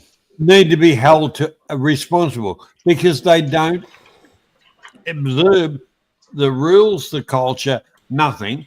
They shouldn't even be in the country. They have let the country down. They should be hung, shot, drawn and quartered because they're nothing but cunts. And the other thing is the money payoffs that they got because they're fucking politicians. They're lying, thieving, fucking cunts. All politicians are falling like a deck of cards of tax evasion, this, that, and the other. They're all falling like a deck of cards. And I give fucking Keir Starmer about 4 months before his fucking head's on the block and gone. I'll give him 4 months. Well, we've got this. The whole same thing is with their bullshit. The fucking cunt, and I'm not joking, and I'm going to say this in real life. I had my guns taken off me years ago, but if I had one, the fucking idiot, cunt, piece of shit that's the Prime Minister of Australia, a decent rifle, I would take very good pleasure in delivering him. Ooh, Be no, careful. no. Be careful, Johnny. Be careful, No. I Be would careful. take great pleasure in delivering him. Johnny, Hang don't on, do shut it. up. Don't Shut do up. it. Shut up. I would take great pleasure in delivering to him a parcel from Norma, Sierra, or something like that. Which, by the way, are American companies, but actually owned by an offshore company in another part of the world. Yeah. So at the end of the day, fucking corruption in politics. They voted to the people and they turned into a dictatorship. And where did that happen? We go back into the 1940s, don't we? The same kind of thing is fucking happening. That's it. I mean, we got lefties shouting this thing. Whose streets are streets? Is it your fucking streets? I don't think it is anymore. The dickheads are shouting something that's completely controversial to themselves. They contradict themselves. Whose streets are streets? It's not your fucking streets. You got fuck all. You got fuck all until you start looking after yourself within. The Tars got it right. Look after your own people first. So the rest comes second choice. Yeah. Well, Exactly. And the thing is, you enjoy visiting there more when it's like that. Everyone enjoys the place more when it's like that. It's more like cohesion. The thing is, the governments are putting their own people second to all these other cunts. They are, exactly. That's all it is in the UK now. You know, like every fucking country. I'll ask you the simple question, Mick. And Mike, the same question. You've worked since you're young blokes to, whatever. You paid all these taxes. What do you get for it? A fucking trainload of whatever. And your so-called benefits have been cut in half well, we've got to support all these other cunts. Well, what the fuck are they doing there? Oh, we're putting the same prediction as you. We're taxed on if we customer a pension, apparently it's going to be taxed. Redundancy, if it goes over a certain level, it's taxed. And then after that, it goes in the bank, and they try and consider now to tax that. What goes in my bank? Why should they consider that? That should be fucking untouchable. I worked all my fucking goddamn life for that shit from the age of 16. Why should they should touch any of my savings, which I want to be passed on to my kids to give them a start. That's what I'm about JG when it comes to things like that, to give them a start that I never had. Why should they fucking tax me kids? Why should they tax me on that? That's something I want to pass to my children. But Banksy, why do they want to tax everything? Is because we've got to have money for the fucking parasites. Yeah, to put them in a 5-star. Who voted for us? To put them in a 5-star hotel. You know, they put them in a hotel called the Hilton, the fucking Hilton Hotel in London. They put them in there. I will never book a Hilton ever again. And I've stayed in some Hiltons in fucking Thailand. Well, never again. Over here we have semi-similar. I haven't kept up with a lot of it, and I said, well, no wonder they took our guns off us because we can't defend ourselves. And our biggest enemy is the cunts we actually voted into Parliament. But half the cunts that are in Parliament, we didn't actually vote for them through some default fucking thing. Fuck them. Mark, here's one for you. Did you see that? Was it not recently on news? On the news, it was on Sky as well. A woman from America who lives in the UK who's got fucking cancer, got harassed by a copper for something she tweeted. She tweeted, and he turned up, and she's asking the right questions. And you've got burglaries to do, and you've got rapes to sort out. So why are you at my door? Am I being arrested for something I tweeted? You know, what the fuck's that about? What did the tweet police now? Tweet police, you tweet something wrong, we got to deal with that because that's before rapes and fucking murders and muggings and whatever. The fucking UK's gone stupid. They need get. Hang on. It's not only the UK. When the disease we had to have, I put a few things up on Messenger and shit like that. The next thing I had the coppers knocking on the fucking door, take it down. And I said, go fuck yourself. Yeah, that's what the ladies are then. She's got cancer. They turned up the fucking house in England. She's American, she got cancer. And she filmed the guy sitting there, and he looked fucking out like he didn't want to be there. I think she had some right questions. And you got, muggers to deal with, and you got burglars to deal with, and you got rapes to deal with, and, we have. So why are you sitting here? Give me a problem about something I tweeted on Facebook or whatever. And there's something now called freedom of speech lawyers. That is free. There's no such thing as freedom of speech anymore. There's lawyers called freedom of speech, which I've entered it now. It's in the UK. It's called the Freedom of Speech Union, which is free. You join that freedom of speech union, and they represent you for anything you tweet. And that started to build up really fucking quickly because people are sick and tired of why the police are not doing their fucking jobs right, serve and protect, not serve and fucking be a nanny state. Well, like where I live in Australia, it's a fucking, it's all, a nanny state, and it's got so worse, the whole part about that they just bought out of one because there was a problem with some of the refugees living the way they did in their country and a machete rule. Well, the whole part about it, now Mike can relate to this, a decent 18-inch cook's knife or a butcher's slicing knife. Illegal unless you can prove it's a trade tool. And then you need a license for it. You don't here. You don't need a license, but like I can carry my chef knives. If I was stopped once in my life with chef knives, but obviously I can prove I'm a chef, so it's fine. But yeah, there's some pretty big chef knives out there. You know, but the whole part about it, like what I call it, is you know, like a slice of knife. Johnny, I'm coming in on another Fucking device, cat jumped in Johnny. my mouth and fucking knocked me off. Fucking cat. What are you doing, you knucklehead? No, fucking I'm cat coming jumped on in my another mouth. device, Johnny. That's me backstage. I'm leaving with this one because I need this phone for something else. Let me on. That beer can is me. Yep, you're there. Yeah. Thing is, yeah. we can all see him put the world to right because the knuckleheads in power won't do fuck all about it.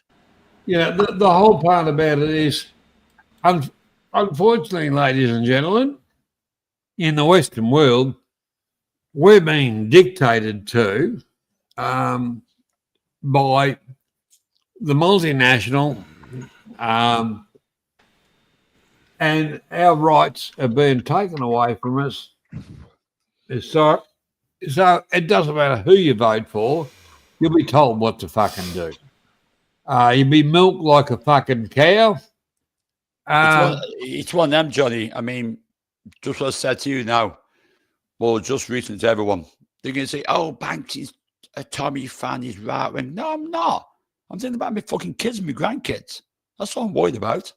That's all I'm worried about. Well, the whole part about it is the debt from these parasites We're going to that pass that to them. they haven't fucking culled out. And I'm not joking. Cull them out. Fuck it. You had 5 countries to come across in the laws of seeking asylum. And they're all safe countries. They're all safe countries. Yeah, you must seek asylum in the first country you come to. Yeah. And if they say, "Oh, you don't get it there, fuck off," and I don't blame them, they don't want saturation. But there's a heap of countries. The thing is, the British fucking government has let everybody down. They're a fucking fail. They're a fucking joke in the world because land and sea, a country that used to be That's a what kills me. fucking global ruler, We're a are fucking, a we're a fucking goddamn joke. island. We're a goddamn fucking island. You know, no one should be allowed over that. It's a fucking island. We should be the hardest ones to Well, fucking get to.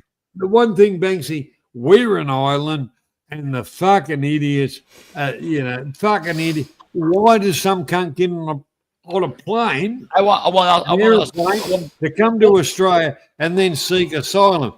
If they haven't got the right fucking paperwork, they should have never got on the fucking aeroplane. I want to bring JG in this conversation. JG, have you got a problem now with fucking this shit? Yeah, no, I don't get involved with it. No, you give him a headache. You know, his head will start to hurt. Come on. People love to say, "Oh, Sweden is going to shit," but look at the UK. What are they doing? They are going to shit. The UK's gone even to worse. Shit. It's gone to shit. End off. Sweden's got a lot So, better than the UK. yeah, that's my opinion about it. Don't fucking talk shit about Sweden when the UK is fucking worse. That's why I say, JG, I love your opinion of it, what you think about Sweden, because I can't see no problems with Sweden. Loads of fucking shit in the UK, but no problems in Sweden. Well, to be fair, there is problems in Sweden for sure. But come on. It's not like the UK. In the UK, you have fucking murders, people we get murders all the abusing world. each other, and all that shit. Thing We is, don't. we got that Sure, we have murders, some but of the it. thing is, UK is We have some of it in Sweden as well. Yeah, that's what I meant. Sure, UK but is fucking higher level. the UK is fucked. Thank you. I'm glad you said it right. It is fuck, JJ. I Well, agree with you 1,000,000,000%. The one thing is, you know, we get IKEA catalogs over here, and you know the latest catalog is how to dress up your you know your fucking rooms and all the rest of it. But at the back page is how to sponsor a fucking immigrant. Yeah, but Johnny, if it's worse than Sweden, you have a real problem.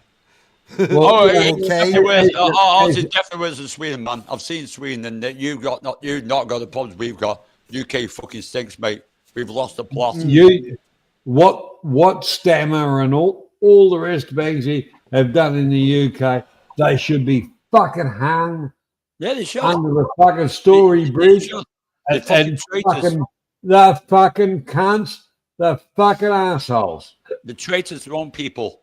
Their people become second class in their own country to their own people. Well, yeah, but the thing is, those cunts become rich. How does that happen on their wage that they're multi-millionaires when they're getting a government wage?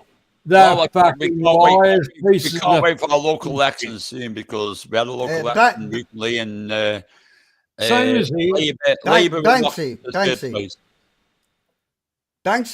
do you remember, it's a couple of years ago now, that people were bitching about me and Sweden?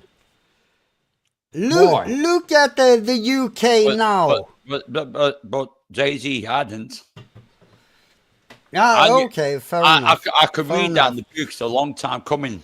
I could see how the UK was going. But like a year ago, people were bitching about, oh, it's so bad in Sweden with all the foreigners and all that. And now, look at the UK.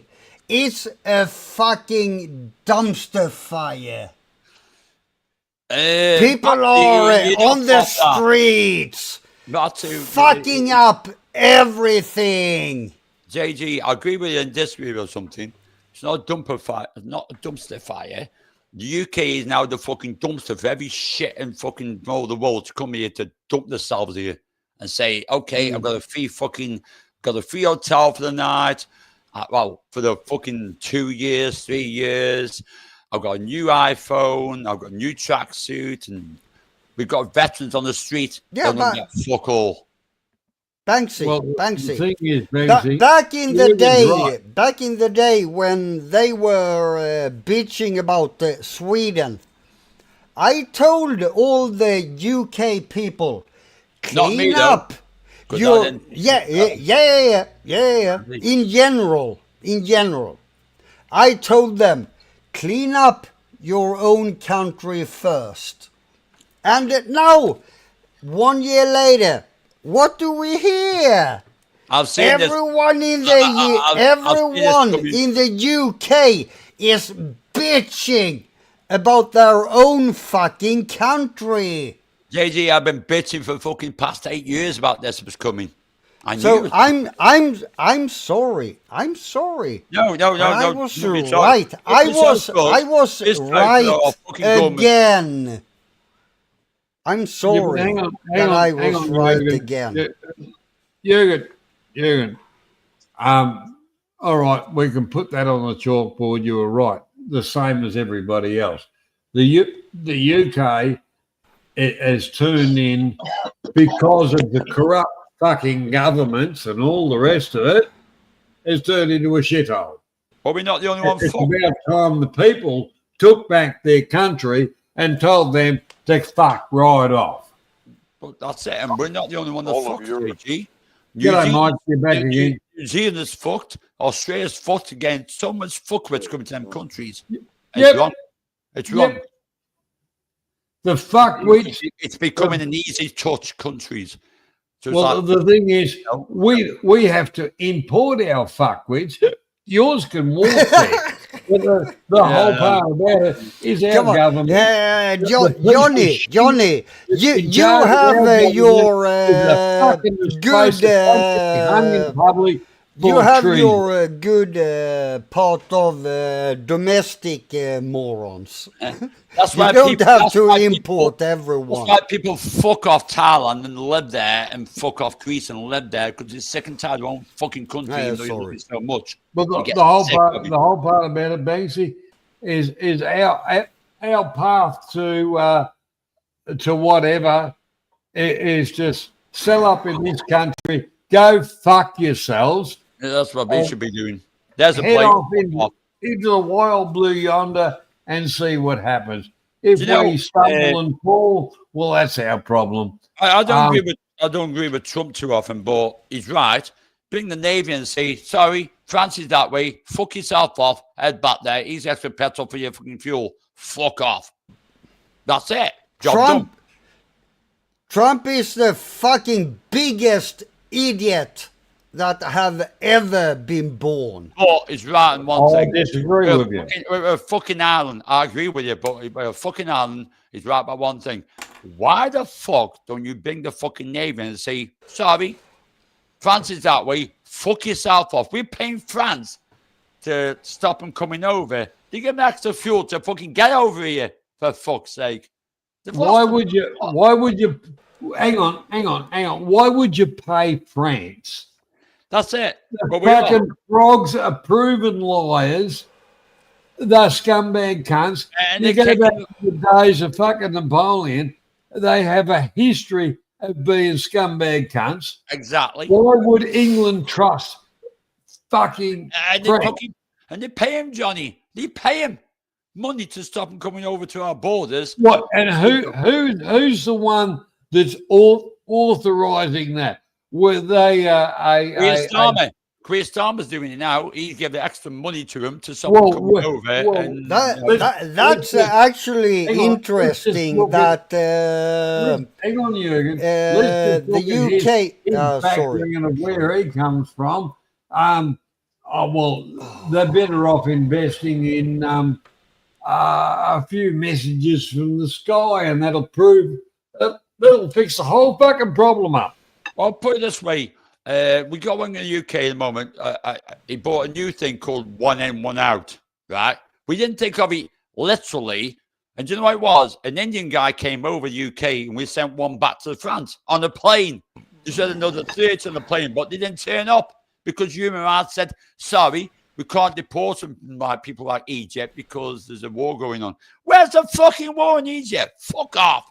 Get to the fucking There door. is no fucking. Well, actually, instead of putting them on an aeroplane, put them all in a container and send them by, sea. I'm it's thinking very about that, cost but efficient. I'm going to tell it because I'm getting a bit irate because Well, the whole part about it, I'm sick. To me, as an Australian, I'm sick of people coming into my country and telling me how I should think, what I should do, because it upsets them. Well, fuck right off to back to where you come from, you cunts. And as far as a government, we haven't got a fucking government. And what we've got is fucking parasites and the dumbasses that voted for them. They brought them in here and breached the fucking laws of our country. They gave them citizenship on arrival and all so they could vote for them to keep them in power. The fucking cunts should be hung, drawn, and quartered, and every other one of them fucking bastards that come into my country, and I mean my country, should be deported back to where the fucking cunts come from. I'm a proud Australian. I am not proud of Australia. And the other thing is an ex-serviceman. So stick that up your fucking ass and wear it. There you go. You're right, Jürgen. You're right. There you go. And I'm not the only one saying it. That's why you'll find all around the world, especially, you know, everywhere, people are starting to say, enough's enough, get fucked. We want the scum in here. Yeah. We've paid our taxes to have what we have, and every cunt comes in and it's a freebie world, like, oh, let's go to Disney World. Oh, cool down a bit now. Well, Johnny, Fuck right Johnny, off. that was my point. Like an I hour ago, understand that. that don't complain about other countries. Okay, look at your own country. That's and exactly sort right. that shit out first. Yeah, you can't. Then, you can't complain about Albert. when you have sorted that out, then you can come and bitch about other countries. I don't give a fuck about any other country, but isn't it very interesting? Neither do I. that all the countries are having the same problem at the same fucking time. Got a question here. Mark, you Go there? for it, Banksy. Mark, you there? Yeah. Right. I'll tell you where the burning point of the UK started, where all the free speech, everything started. I don't forget where it all came from. The burning point was Epping. A guy from Africa turned up 8 days after being on the dinghy, 8 days, and tried to rape a 14-year-old girl. That was the burning point. That was enough, was a fucking enough. Well, you Fucking know 8 what days, and then we'll come up and try to rape a 14-year-old girl. I don't forget where it started from. It's correct, isn't it, Mark? It's correct. That's where it started from. And then it's all coming out the fucking woodwork now is how many people are convicted of rape and try and do it over here. And enough is enough. That was the tipping point, wasn't it? That was the tipping point. That was the start of the fuse. And the fuse has got longer, it's burning higher. And it showed in London how fucking high the fuse has got now. It's getting towards burning point of fucking explosion. Well, the whole part about it, Banksy, from what I see as an Australian, on media only what they want to show you. You never get the real backstory. I don't watch BBC, British bullshit company, and fucking Sky because they complete. Well, you're right. British bullshit station. We've got the thing here is ABC, adulterated bullshit fucking show. But the whole real part about it is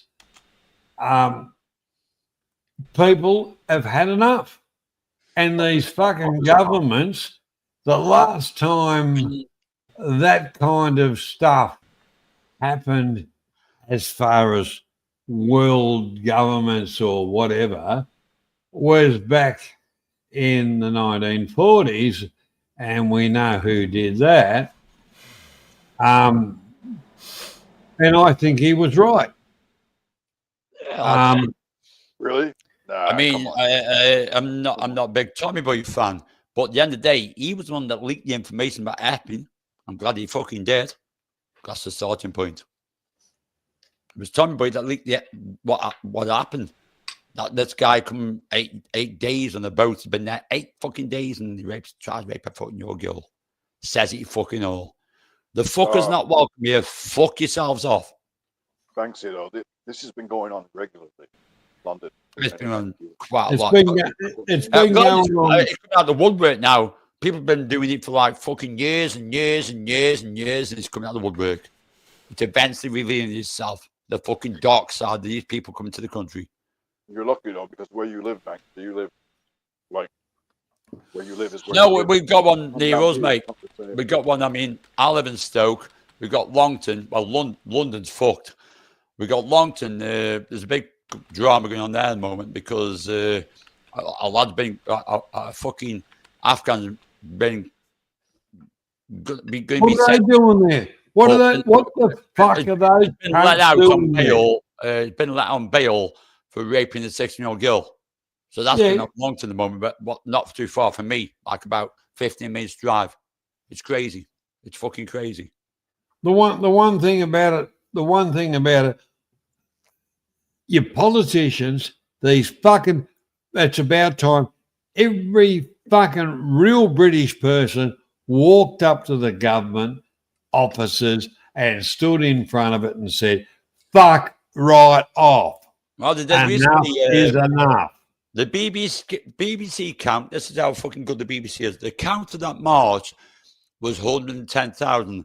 Now, the other count of the march, other people, was there's 1 million people were on the fucking streets that day. 1 million. And when you look at it, it does look a fucking million.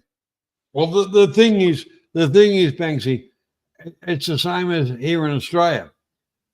Every city is all about, the mass immigration of this and that. The fucking maggots that are in control, well, they think they're in control, and the dictatorship, they're bringing in Indians into this country. Well, turning it into a little India because they vote for them. The whole part about it is get fucked. There was always a plan of immigration into Australia, and it was only a certain amount of people from any one country, but they've saturated. We are turning into little India, and I'm fucking against it. Not that I'm prejudiced, but fuck off India. Here's some stats. And believe me, I'm good at stats. I don't have to put Google on, I'm good at stats.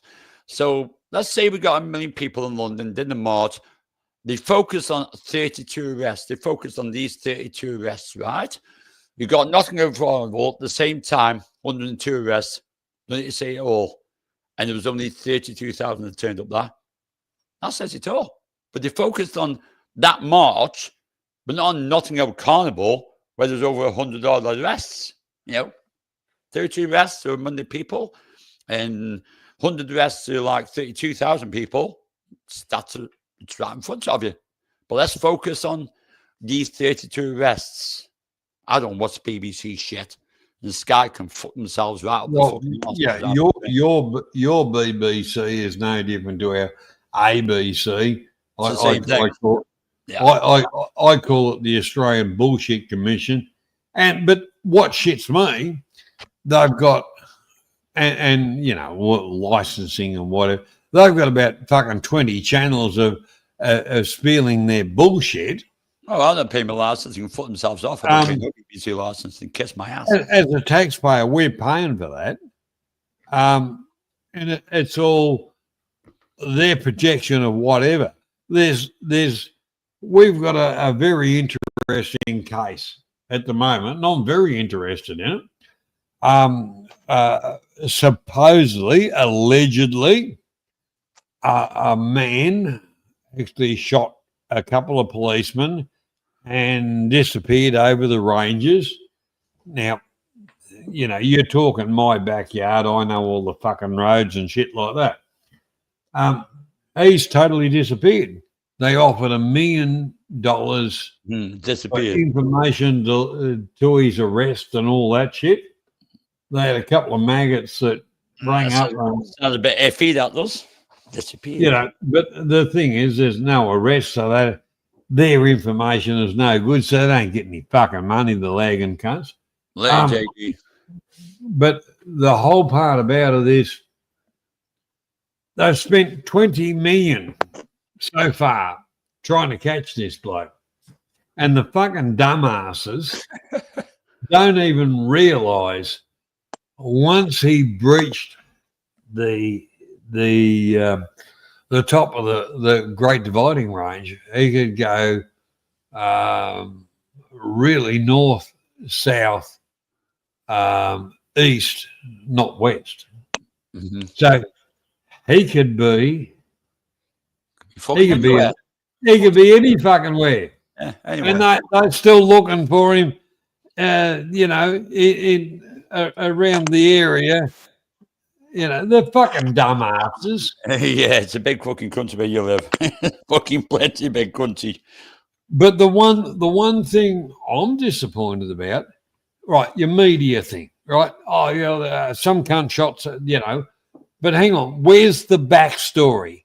What happened to lead up to all of that? I said they won't give you the backstory. You just give you the nothing. They'll give you the fucking nasty thing. shots. Yeah. So you kind of say to you, well, I kind of say to yourself, well, unfortunately, people died, and I mean that honestly, but they were just pawns in a game played by fucking government. I know what you're saying, yeah. The backstory. They won't give you the backstory because No, you never more ever get the intriguing real what's going backstory. on. Yeah, they won't give you that because it's more intriguing of the backstory, what went on before. You know, before people click, they've got to be fucking pushed and pushed and pushed. And you know, everybody's going to click. It doesn't matter who it is. They're going to fucking go, No, fuck they go you. off it. Yeah, they go off it. I mean, I feel sorry for them because they pushed them to the limit as so much as their brain can take. And that's it. They got no release. They got no release. That's the only way you can release it. I feel sorry for the police that were shot. Yeah, I do. But, you know, well, what drove him to that? What drove him to that? Let's just go. Let's just run the thing out. The police that were allegedly shot, and the other bloke, the alleged whatever, fuck that shit. The bloke that kind of, you know, fucked right off. How far did these cunts, and I'm talking about government, I'm talking about local government, I'm talking about fucking maggot cunts. How far did they push that man until his trigger went off? And I tell you what, that's getting closer and closer every day of the week with every fucking person around that owns one thing in this country. That's what's happening in the UK, same you got there. It's going to take that one last straw. One last straw is going to break the camel's fucking back. Well, I watched a bit of footage of a rally in Melbourne, and you know, it got a little bit whatever. There was bits and pieces I didn't see, but it was only just, you know, what I saw that was posted. And I kind of thought, well, hang on, the police actually goading people, you know, inciting, and I thought, well, that's illegal in itself. I thought, well, hang on, the police swear to serve the people.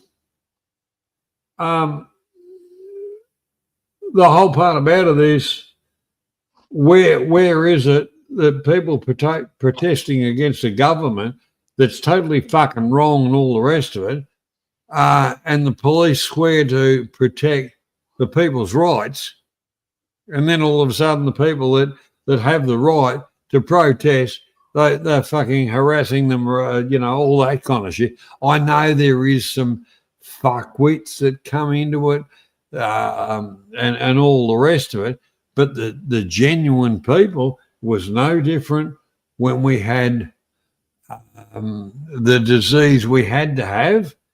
There was old women, one copper cunt, fucking, and a woman about 80 years old in a fucking walker, one copper cunt sprayed her with fucking pepper spray. Yeah. Well, what a fucking hero that cunt is. We got that in the UK. Yeah, I know. And I've gone in the house, the whole woman's house is disabled, and a care worker was there, and she chased him out. She got arrested for chasing this migrant out, and he's from Canary Wharf, from an hotel. You know, the whole part about it, and I'm not joking. But what would he done if she wasn't there? Yeah. You know, the way that the police are no longer a servant of the public. No, they are a servant of illegitimate government and their bullshit laws, because it's got nothing to do with constitution or anything like that. It used to be no one is beyond the law, no matter what. or what your status is. Well, now it's completely changed. Politicians are, Banksy. They Well, you know, the whole It part of it. was never like that though, but that's what it is now. It was never like that though. We've got that many of them in China on the public payroll after they fucked over everything else. And the maggot cunt, Anthony Elbow Sleazy, is very proud to be an immigrant into this country and lived in the public housing system, climbed his way up through the government departments. He's worth, 80 or 90 $90 million now. Now, how did that happen on a government wage? They're lying, sleazing, fucking cunt. Where is our Queen's Council, the whole lot of it, to investigate all of that? It's not there because they I control it. Johnny, I'm going to protect you. I'm going to predict you something right now.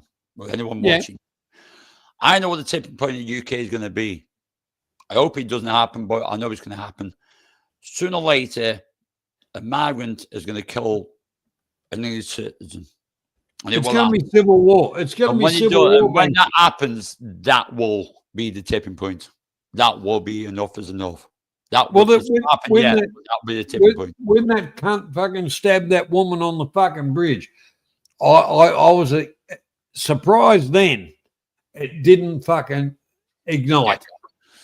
It's and the whole part about it, instead of people marching on, well, fuck it, we'll kill the migrants. They want to be marching on fucking Parliament. It's going to be and taking them out. Remember Guy Fawkes? Yeah, I like Guy Fawkes. Yeah, the right fucking reasons as well. Yeah. That's why I will celebrate Guy Fawkes now to have it off. Not just because my dad's well, like he's I believed in what he was doing. He's no different.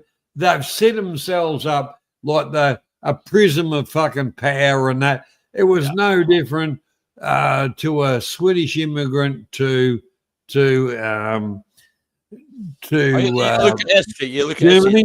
Was Guy Fawkes a traitor? I don't think he fucking was, to be honest. Guy Fawkes was not a traitor. No, he wasn't. Believing in everything he believed. Yeah, he was. And you go back through Andrew Jackson. Everybody went, oh, well, he was really, really great in the US.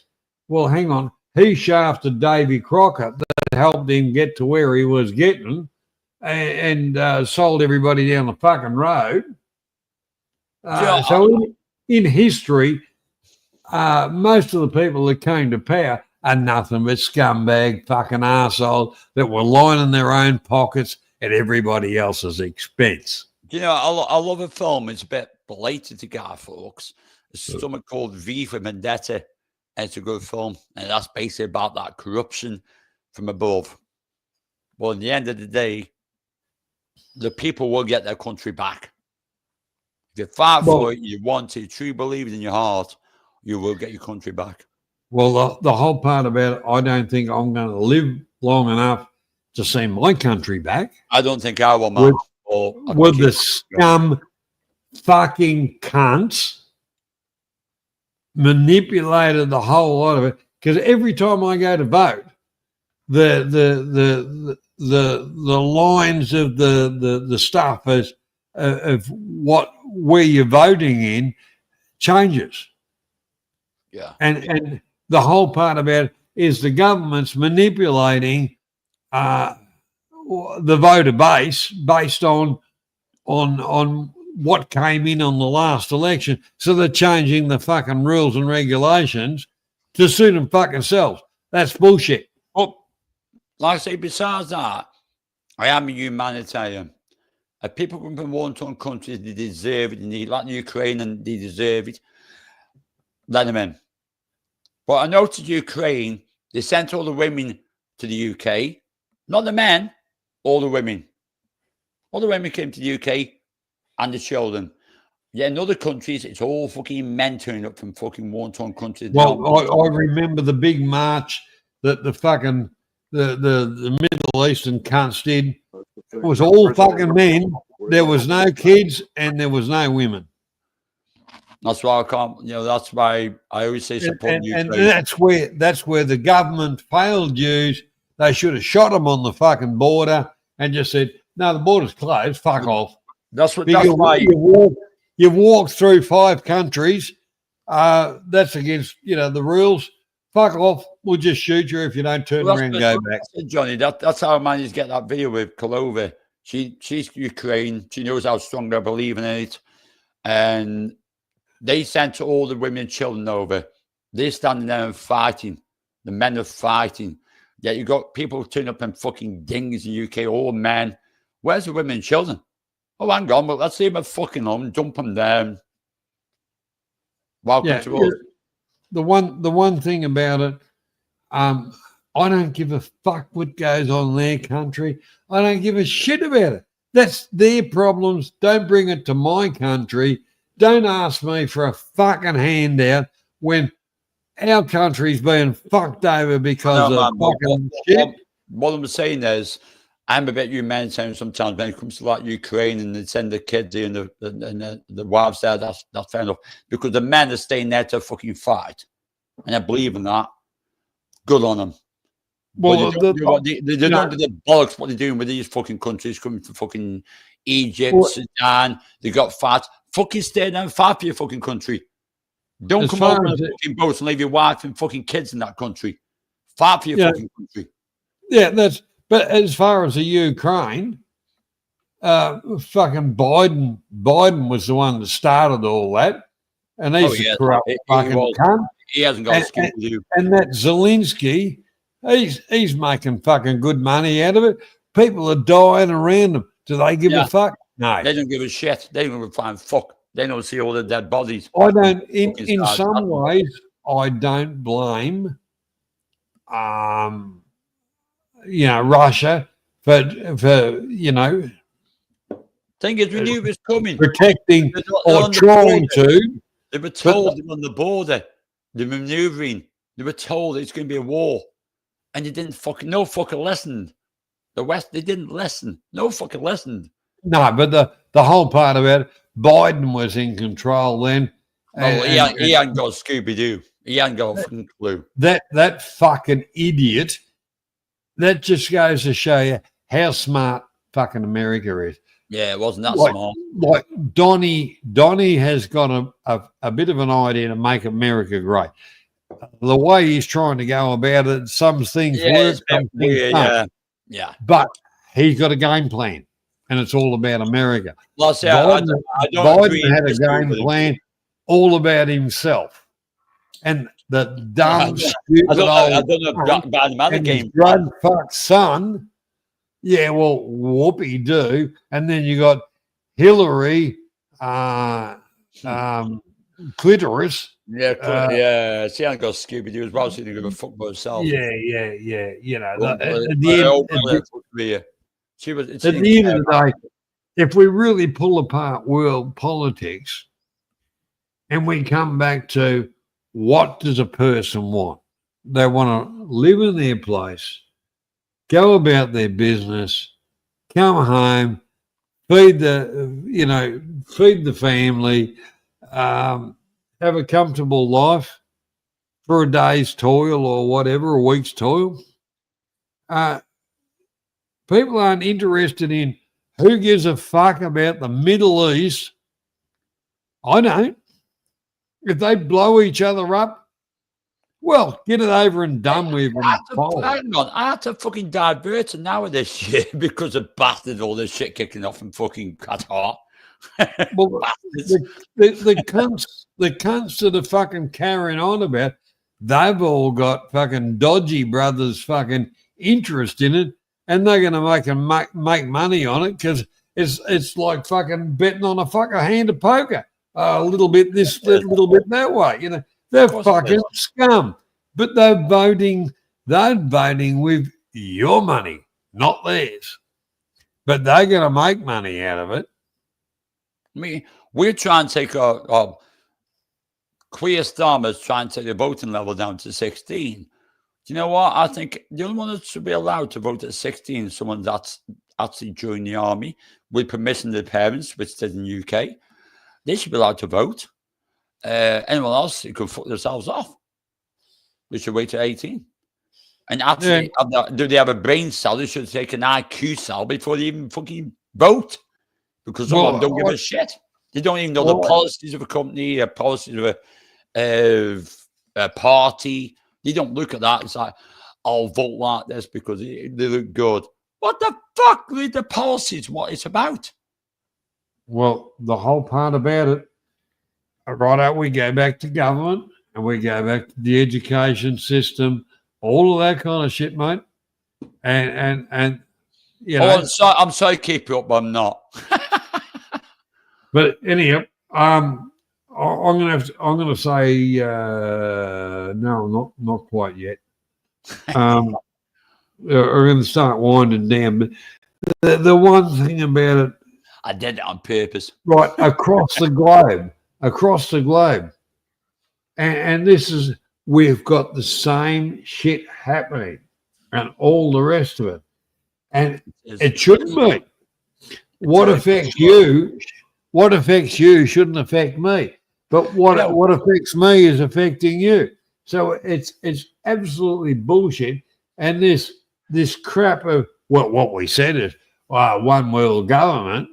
Well, the whole lot of these fucking assholes, regardless of what we say, and if we stand up and say anything, they'll use a force that works for us against us to silence us.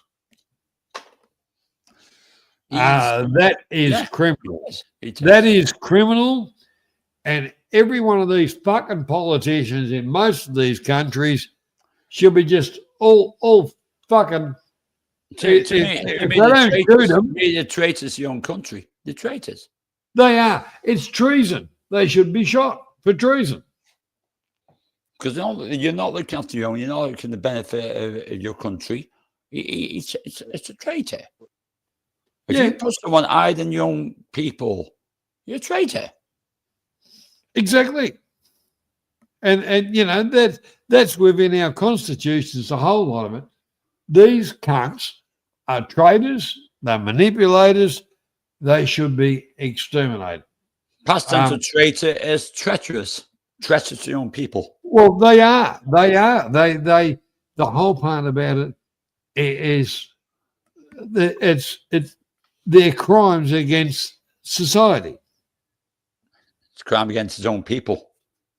And the biggest joke in the world is the World Health Authority. Where did they emerge from?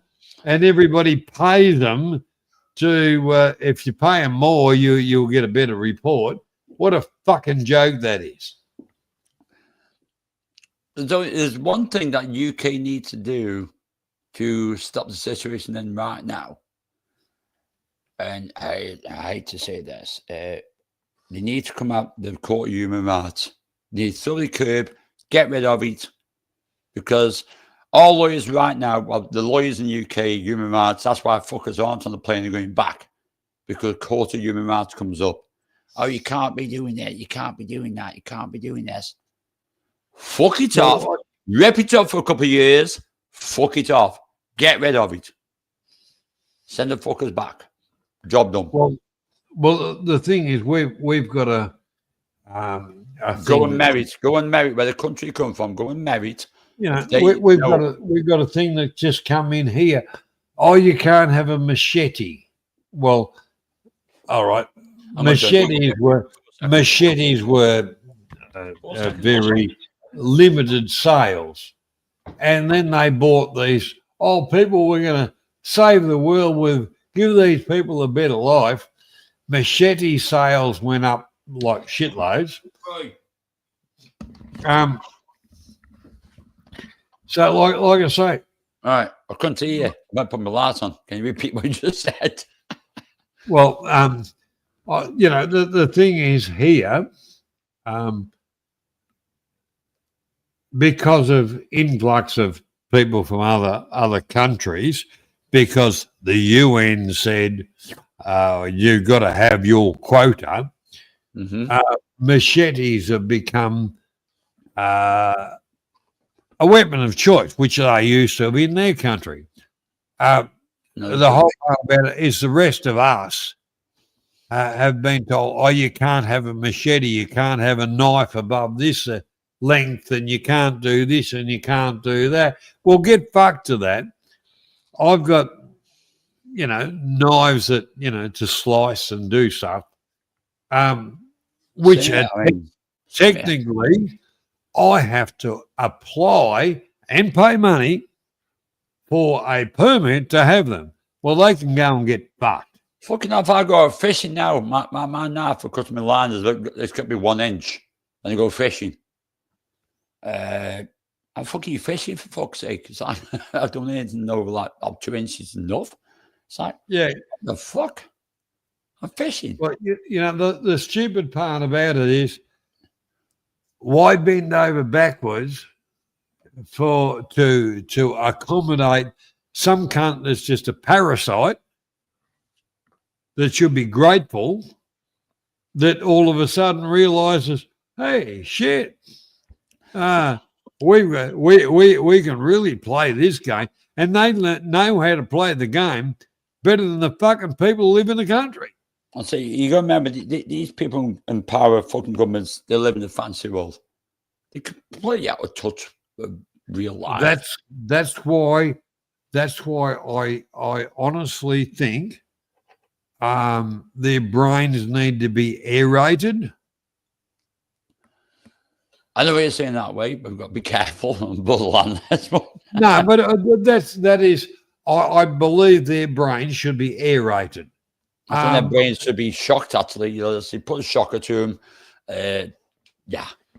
Something Look, like that. at the end of the day, I don't give a fuck about YouTube or any of this shit. The world's fucked. The idiots that are into it, they should be hung, drawn, and quartered because of treason. Hopefully, it won't be in my time, your time, Johnny, but hopefully some leaders get a fucking backbone and say enough's a fucking enough. We've had enough of this shit. Well, it's like in Australia. Oh, look, you've got the fucking idiots that jump on stuff to they get their little minority and fuck things up. But the whole part about it, in Australia here, people have had a guts full.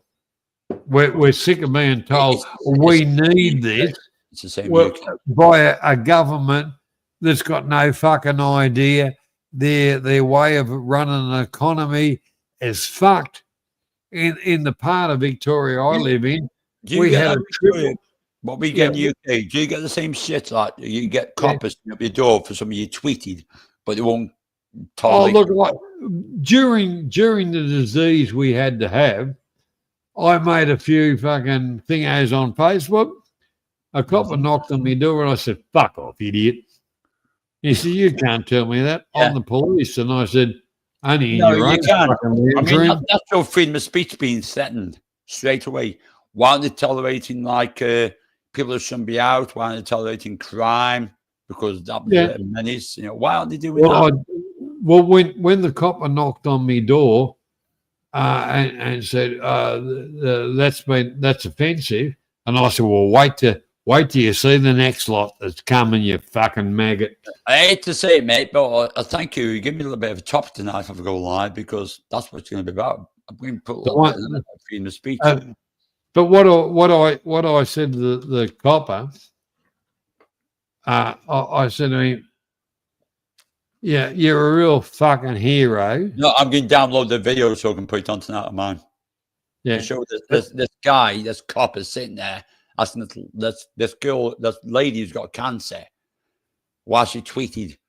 And well, they did it. They did it here, and it ended up on Facebook type of thing. Mm-hmm. The big bust, 5 of them, big heroes, went in and a woman with a young child was expressing her views about the disease we had to have bullshit. Yeah. Which is absolutely And- not supposed to be freedom of speech. And they're going to arrest her. It's fucking Well, disgusting. you know, as far as I'm concerned, when I grew up as a young bloke, I had respect for police. I've no longer I've got none. I've got none any of now. They are fucking maggot, Yeah. fucking pieces of shit. The thing is, they've got no idea about law. They are told by a government. The thing is, a law is not a law until it's gazetted. And the government comes out and spruiks their shit, say, go and do it tomorrow. And it's not even a fucking law because it's not gazetted. It hasn't been signed off on. And the fucking magistrates and all those cunts are just as fucking guilty. The whole lot of them cunts should be in jail. Yeah, years older than me, apparently. But yeah. But that's it. We might call us too long in the tooth, but we knew what was right and what's wrong was wrong. And the police knew Anyhow, that. And let's- they give us a let's slap on the change back of the the head subject. and say, behave your fucking self. I respected that. I respected police then. Now I don't respect the police whatsoever. I've got That's no right. brain whatsoever now for the police. I think they're a bunch of fucking pumpkins, idiots, fucking nannies, idiots. They should Well, be one- serve and protect, one- not serve and serve the Yeah, government. when you go back when we were all younger, a policeman was actually a half smart person. Whatever. Well, basically, well, they were there, you know. Now it's like they go to the shelter workshop and find them. Yeah, I think his mother they shared the brain cell with just the governments, and that's it. And that's like they told what to do, like a bunch of muppets, and they fucking do that. They don't. They listen might to as well have them. robots. Even though they got people in the faces saying enough's enough, you should be ashamed of yourselves. They don't fucking listen. They're just getting a paycheck. The government tells them what to do, and they do it. You'll get a laugh out of this one, mate. They should be fucking ashamed of themselves, to be honest. If the police now, they should Oh, be look, ashamed of themselves. you know, you'll get a laugh out of this one. Down the local boozer, the main street on a Sunday, once upon a time it was a little bit lively, but not anymore. Anyhow, there was some knuckleheads being a little bit rowdy across the road from the boozer, and the coppers turn up. Well, I can just stop for 1 second. Do me a favor, cupcakes that are watching. Give us your definition in the comments. You know, let us know what's in your mind. yeah. Anyhow, the coppers turned up, and the ones that are mouthing off a little bit, you know, the coppers are trying to tell them what they can and can't do. Well, all the boys come out of the boozer, the pub, and said, "What are you talking about, you cunts?" Well, all of a sudden, there was a lot of people around, and they kind of, whoa. Well, they must have pressed the help button, and another car pulled up. Well, another two, big deal. And I actually said to one bloke, I said, "Who the fuck do you think you are?" I said, "You've got to remember when you signed on to your contract, you said you work for the police force, and I said, and it says in your contract, I can fucking show you." I said, and stakeholder. I said, "Do you know what a stakeholder is?" I said, "It's a fucking Victorian, Australian fucking taxpayer. And I'm one of them. So I'm telling you, fuck off, idiot." And this bloke kind of, trying to compute. And I said, "You're dumber than dog shit." And I just turned around and walked away. And he made Police are so dumb in the UK that they are dumb in the mud. As we pay their wages. Also, they don't serve the government; they serve the crown. They don't serve the government; they serve the crown. I think the police seem to forget that factor. Well, the whole part about Crown. it's not only the crown; they serve the people. Exactly. Serve. The government's got with They their should- yeah, they agendas should. in their bullshit. The whole part about it, the police, yeah, and this is the same thing over here. The government said, "Oh, we don't like this," and magistrates, the whole lot of it, oh, they get on a bandwagon.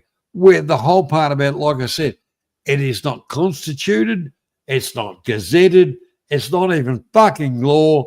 But you can hang in fucking, you go to jail for the rest of your life, and it's not even law. That's it. It's the same UK. When it gets get the morals of it, they seem Yeah. to think that the government controls the police. No, we shouldn't be. That's exactly right. They serve The police should public. be. They serve the public. They serve the monarchy. End of. That's the contract. Well, I am actually a monarchist, except for I Yeah, love. I don't like Charles. He's a fuckwit. He's a dickhead. But yeah, I'm a Well, monarchist. the Wait. whole part about it is,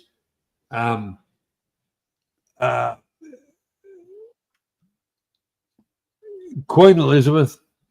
I had a lot of respect for her. Yeah, I liked her. Don't like this uh, fuckwit though. As far as King Camilla and Queen Charles. They can foot themselves, as far as I'm concerned, man. And it's not committing treason as freedom of speech. They can foot themselves. You should have passed Well, it to them. the whole part about it is he should have turned it straight across to William. Yeah, exactly. and Really one and million that percent would that have one. that would have It was strengthening reunited the love. Strengthen the you know, monarchy. Yes, and but the thing is, how old's the cunt? Fucking 80 years old. Yeah, He's waited all his life only to got one. be whatever. He should have, if he was really worried and been a real king, Monarchy. It's step over now. It's step over he now. would have said, "Well, I'm the next in line. I'm going to step aside and give it to William." Yeah. But the monarchy doesn't work like that. The Queen He would have. is He lost would have ride. got. He would have got worldwide recognition. Then what he is now is a worldwide joke. Oh, this is what I can't stand with Elizabeth. The Queen that died, she had the power to pass it over from Charles to William, and she didn't. She passed it to Charles. She had the power to do that. Well, I wish she. Next I- time, look, but she didn't. I think as she was passing away, Yeah, he's waited too we long. don't really know, but maybe her last dying words is, "Don't like that cunt and that fucking old whore." But he's waited a long to time. have anything to He's do waited with a it. long time. Pity for him. Waited But too long. like Charles is responsible for Diana's death. I believe that a lot. That's why a lot of us lot do not like Charles because what he did. 'Cause what he did, Diana was. he didn't tear his Diana marriage was. apart. He teared someone else's marriage apart as well. To me, Yeah. I don't like cheaters. Diana was very popular with the commoner, the public, Yeah, 'cause she was down to the earth. entirety of the empire. She was down to earth.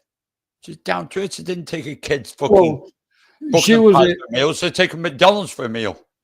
Yeah, she was a young girl, really with Charles' age and her age. It was fucking very close to me. He was being a fucking pedophile. Because you're way, Yeah. 25, 30 fucking years younger. I'd say years younger than something like that. What did with me is What, you know what pissed a lot of people off, but they didn't think about the combination, is if he was on the affair with Camilla before, why the fuck did he marry Diana? Why the fuck didn't he just marry Camilla? Divorced, married Camilla, they probably accepted it more, but he didn't. He wanted to cheat on her like a bag of shit. To me, he's a cheater. I don't like cheaters, mate. End of. Well, Shit in my ass. And a lot of ours in the UK, he's a bag of shit. Right. Realistically, I'm an Australian, so a part of the British Empire. As far as I'm concerned, Charles is a piece of fucking shit. He's a disgrace to the royal family. Proud of you. His mother, hard act to follow, and she was a hard woman, and she had to be. She had her flaws. All of her siblings, her children, were all fucking duds. They were all fuckwits set for fucking William. You should have been king. Well, William is actually Charles's child with Diana. Well, man, he's the one that's not a fuckwit. He has to relate to people. Don't forget, Harry's not stupid, but he knows for a fact he'll never be king, so he can be a fuckwit. He's allowed to be a fuckwit. Yeah, I think that's actually embracing sometimes. He's doing what he wants to fucking do. Like, live my life, I'll do what I fucking want to do. And there's nothing wrong with that, if you go back to Andrew. Oh, what a fucking! You mean the Epstein, Andrew Epstein? How much money over the years has it really cost the British public to bail that fucking piece of shit? I don't believe that. All the crap. I don't believe any fucker there's a paedophile. Realistically, I think pounds, shillings, and pence, it'd be less than a pound for a 45 slug. Do you know, I'm glad when our Queen dropped him and says, "Now you didn't deserve that fucking goddamn status." I'm glad she did. She was fucking right. She was right. Drop him. He shouldn't be going anywhere. I'm glad she fucking did. People were confused about it. Said, "Oh, why drop the fucking son of a bitch like a red army?" I think she's still going. A tribute to the family, Princess Anne. I like Princess Anne most because she reminds me of Princess Margaret. A real stalwart. The real one was Margaret and Han. Margaret was always outspoken, didn't give a shit. She was more combined to people than she was about anything else. I do like Margaret big time. Big time. Yeah. To me, she's the one part about it, when brothers, sisters, God knows what. I've got some cunts of sisters in my life that, as far as I'm concerned, if they died tomorrow, I wouldn't give a fuck. Yeah, I've got a brother, but I love him, but I don't. I'm spoken to him for about 14 years. But I still love him. The whole part about it is the one with the hierarchy, that part of it. Mm-hmm. It's so interbred and fucking God knows what. You don't know who's who in the fucking zoo. I'll say some of us probably pray one day that fucking Charles will turn on and say, "Right, I'm stepping down. William's going to be the next king." I think we're all praying for that because it's how he associates himself. It's like he is so humble and so down to earth with people. And you can see that. Let's just see that. Well, the whole part about it, is all right. The pathetic cunt finally fulfilled his role. Either that or he would have been on unemployment benefits. I think that's why his mum suggested he waited that long. So, okay. But his mother was so much of a stalwart. She wasn't gonna she wasn't gonna die until he fucked off. I was in Greece when that happened.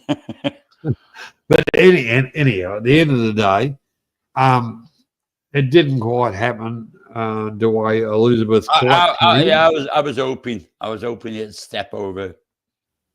Well, the realistically, for the betterment of Britain and all of that, he should have accepted and then handed it over to William. Yeah.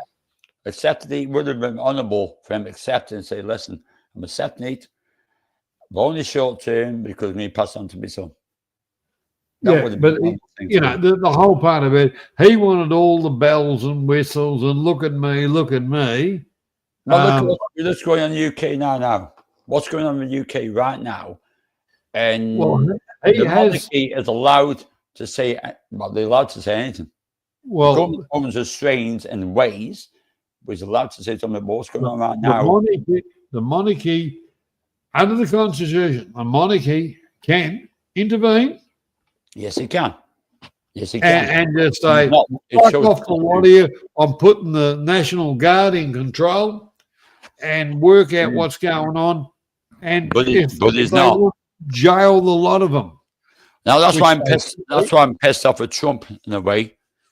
I don't get pissed on a bit, but they've had a state fucking fair, state meal, you know, over here and shit.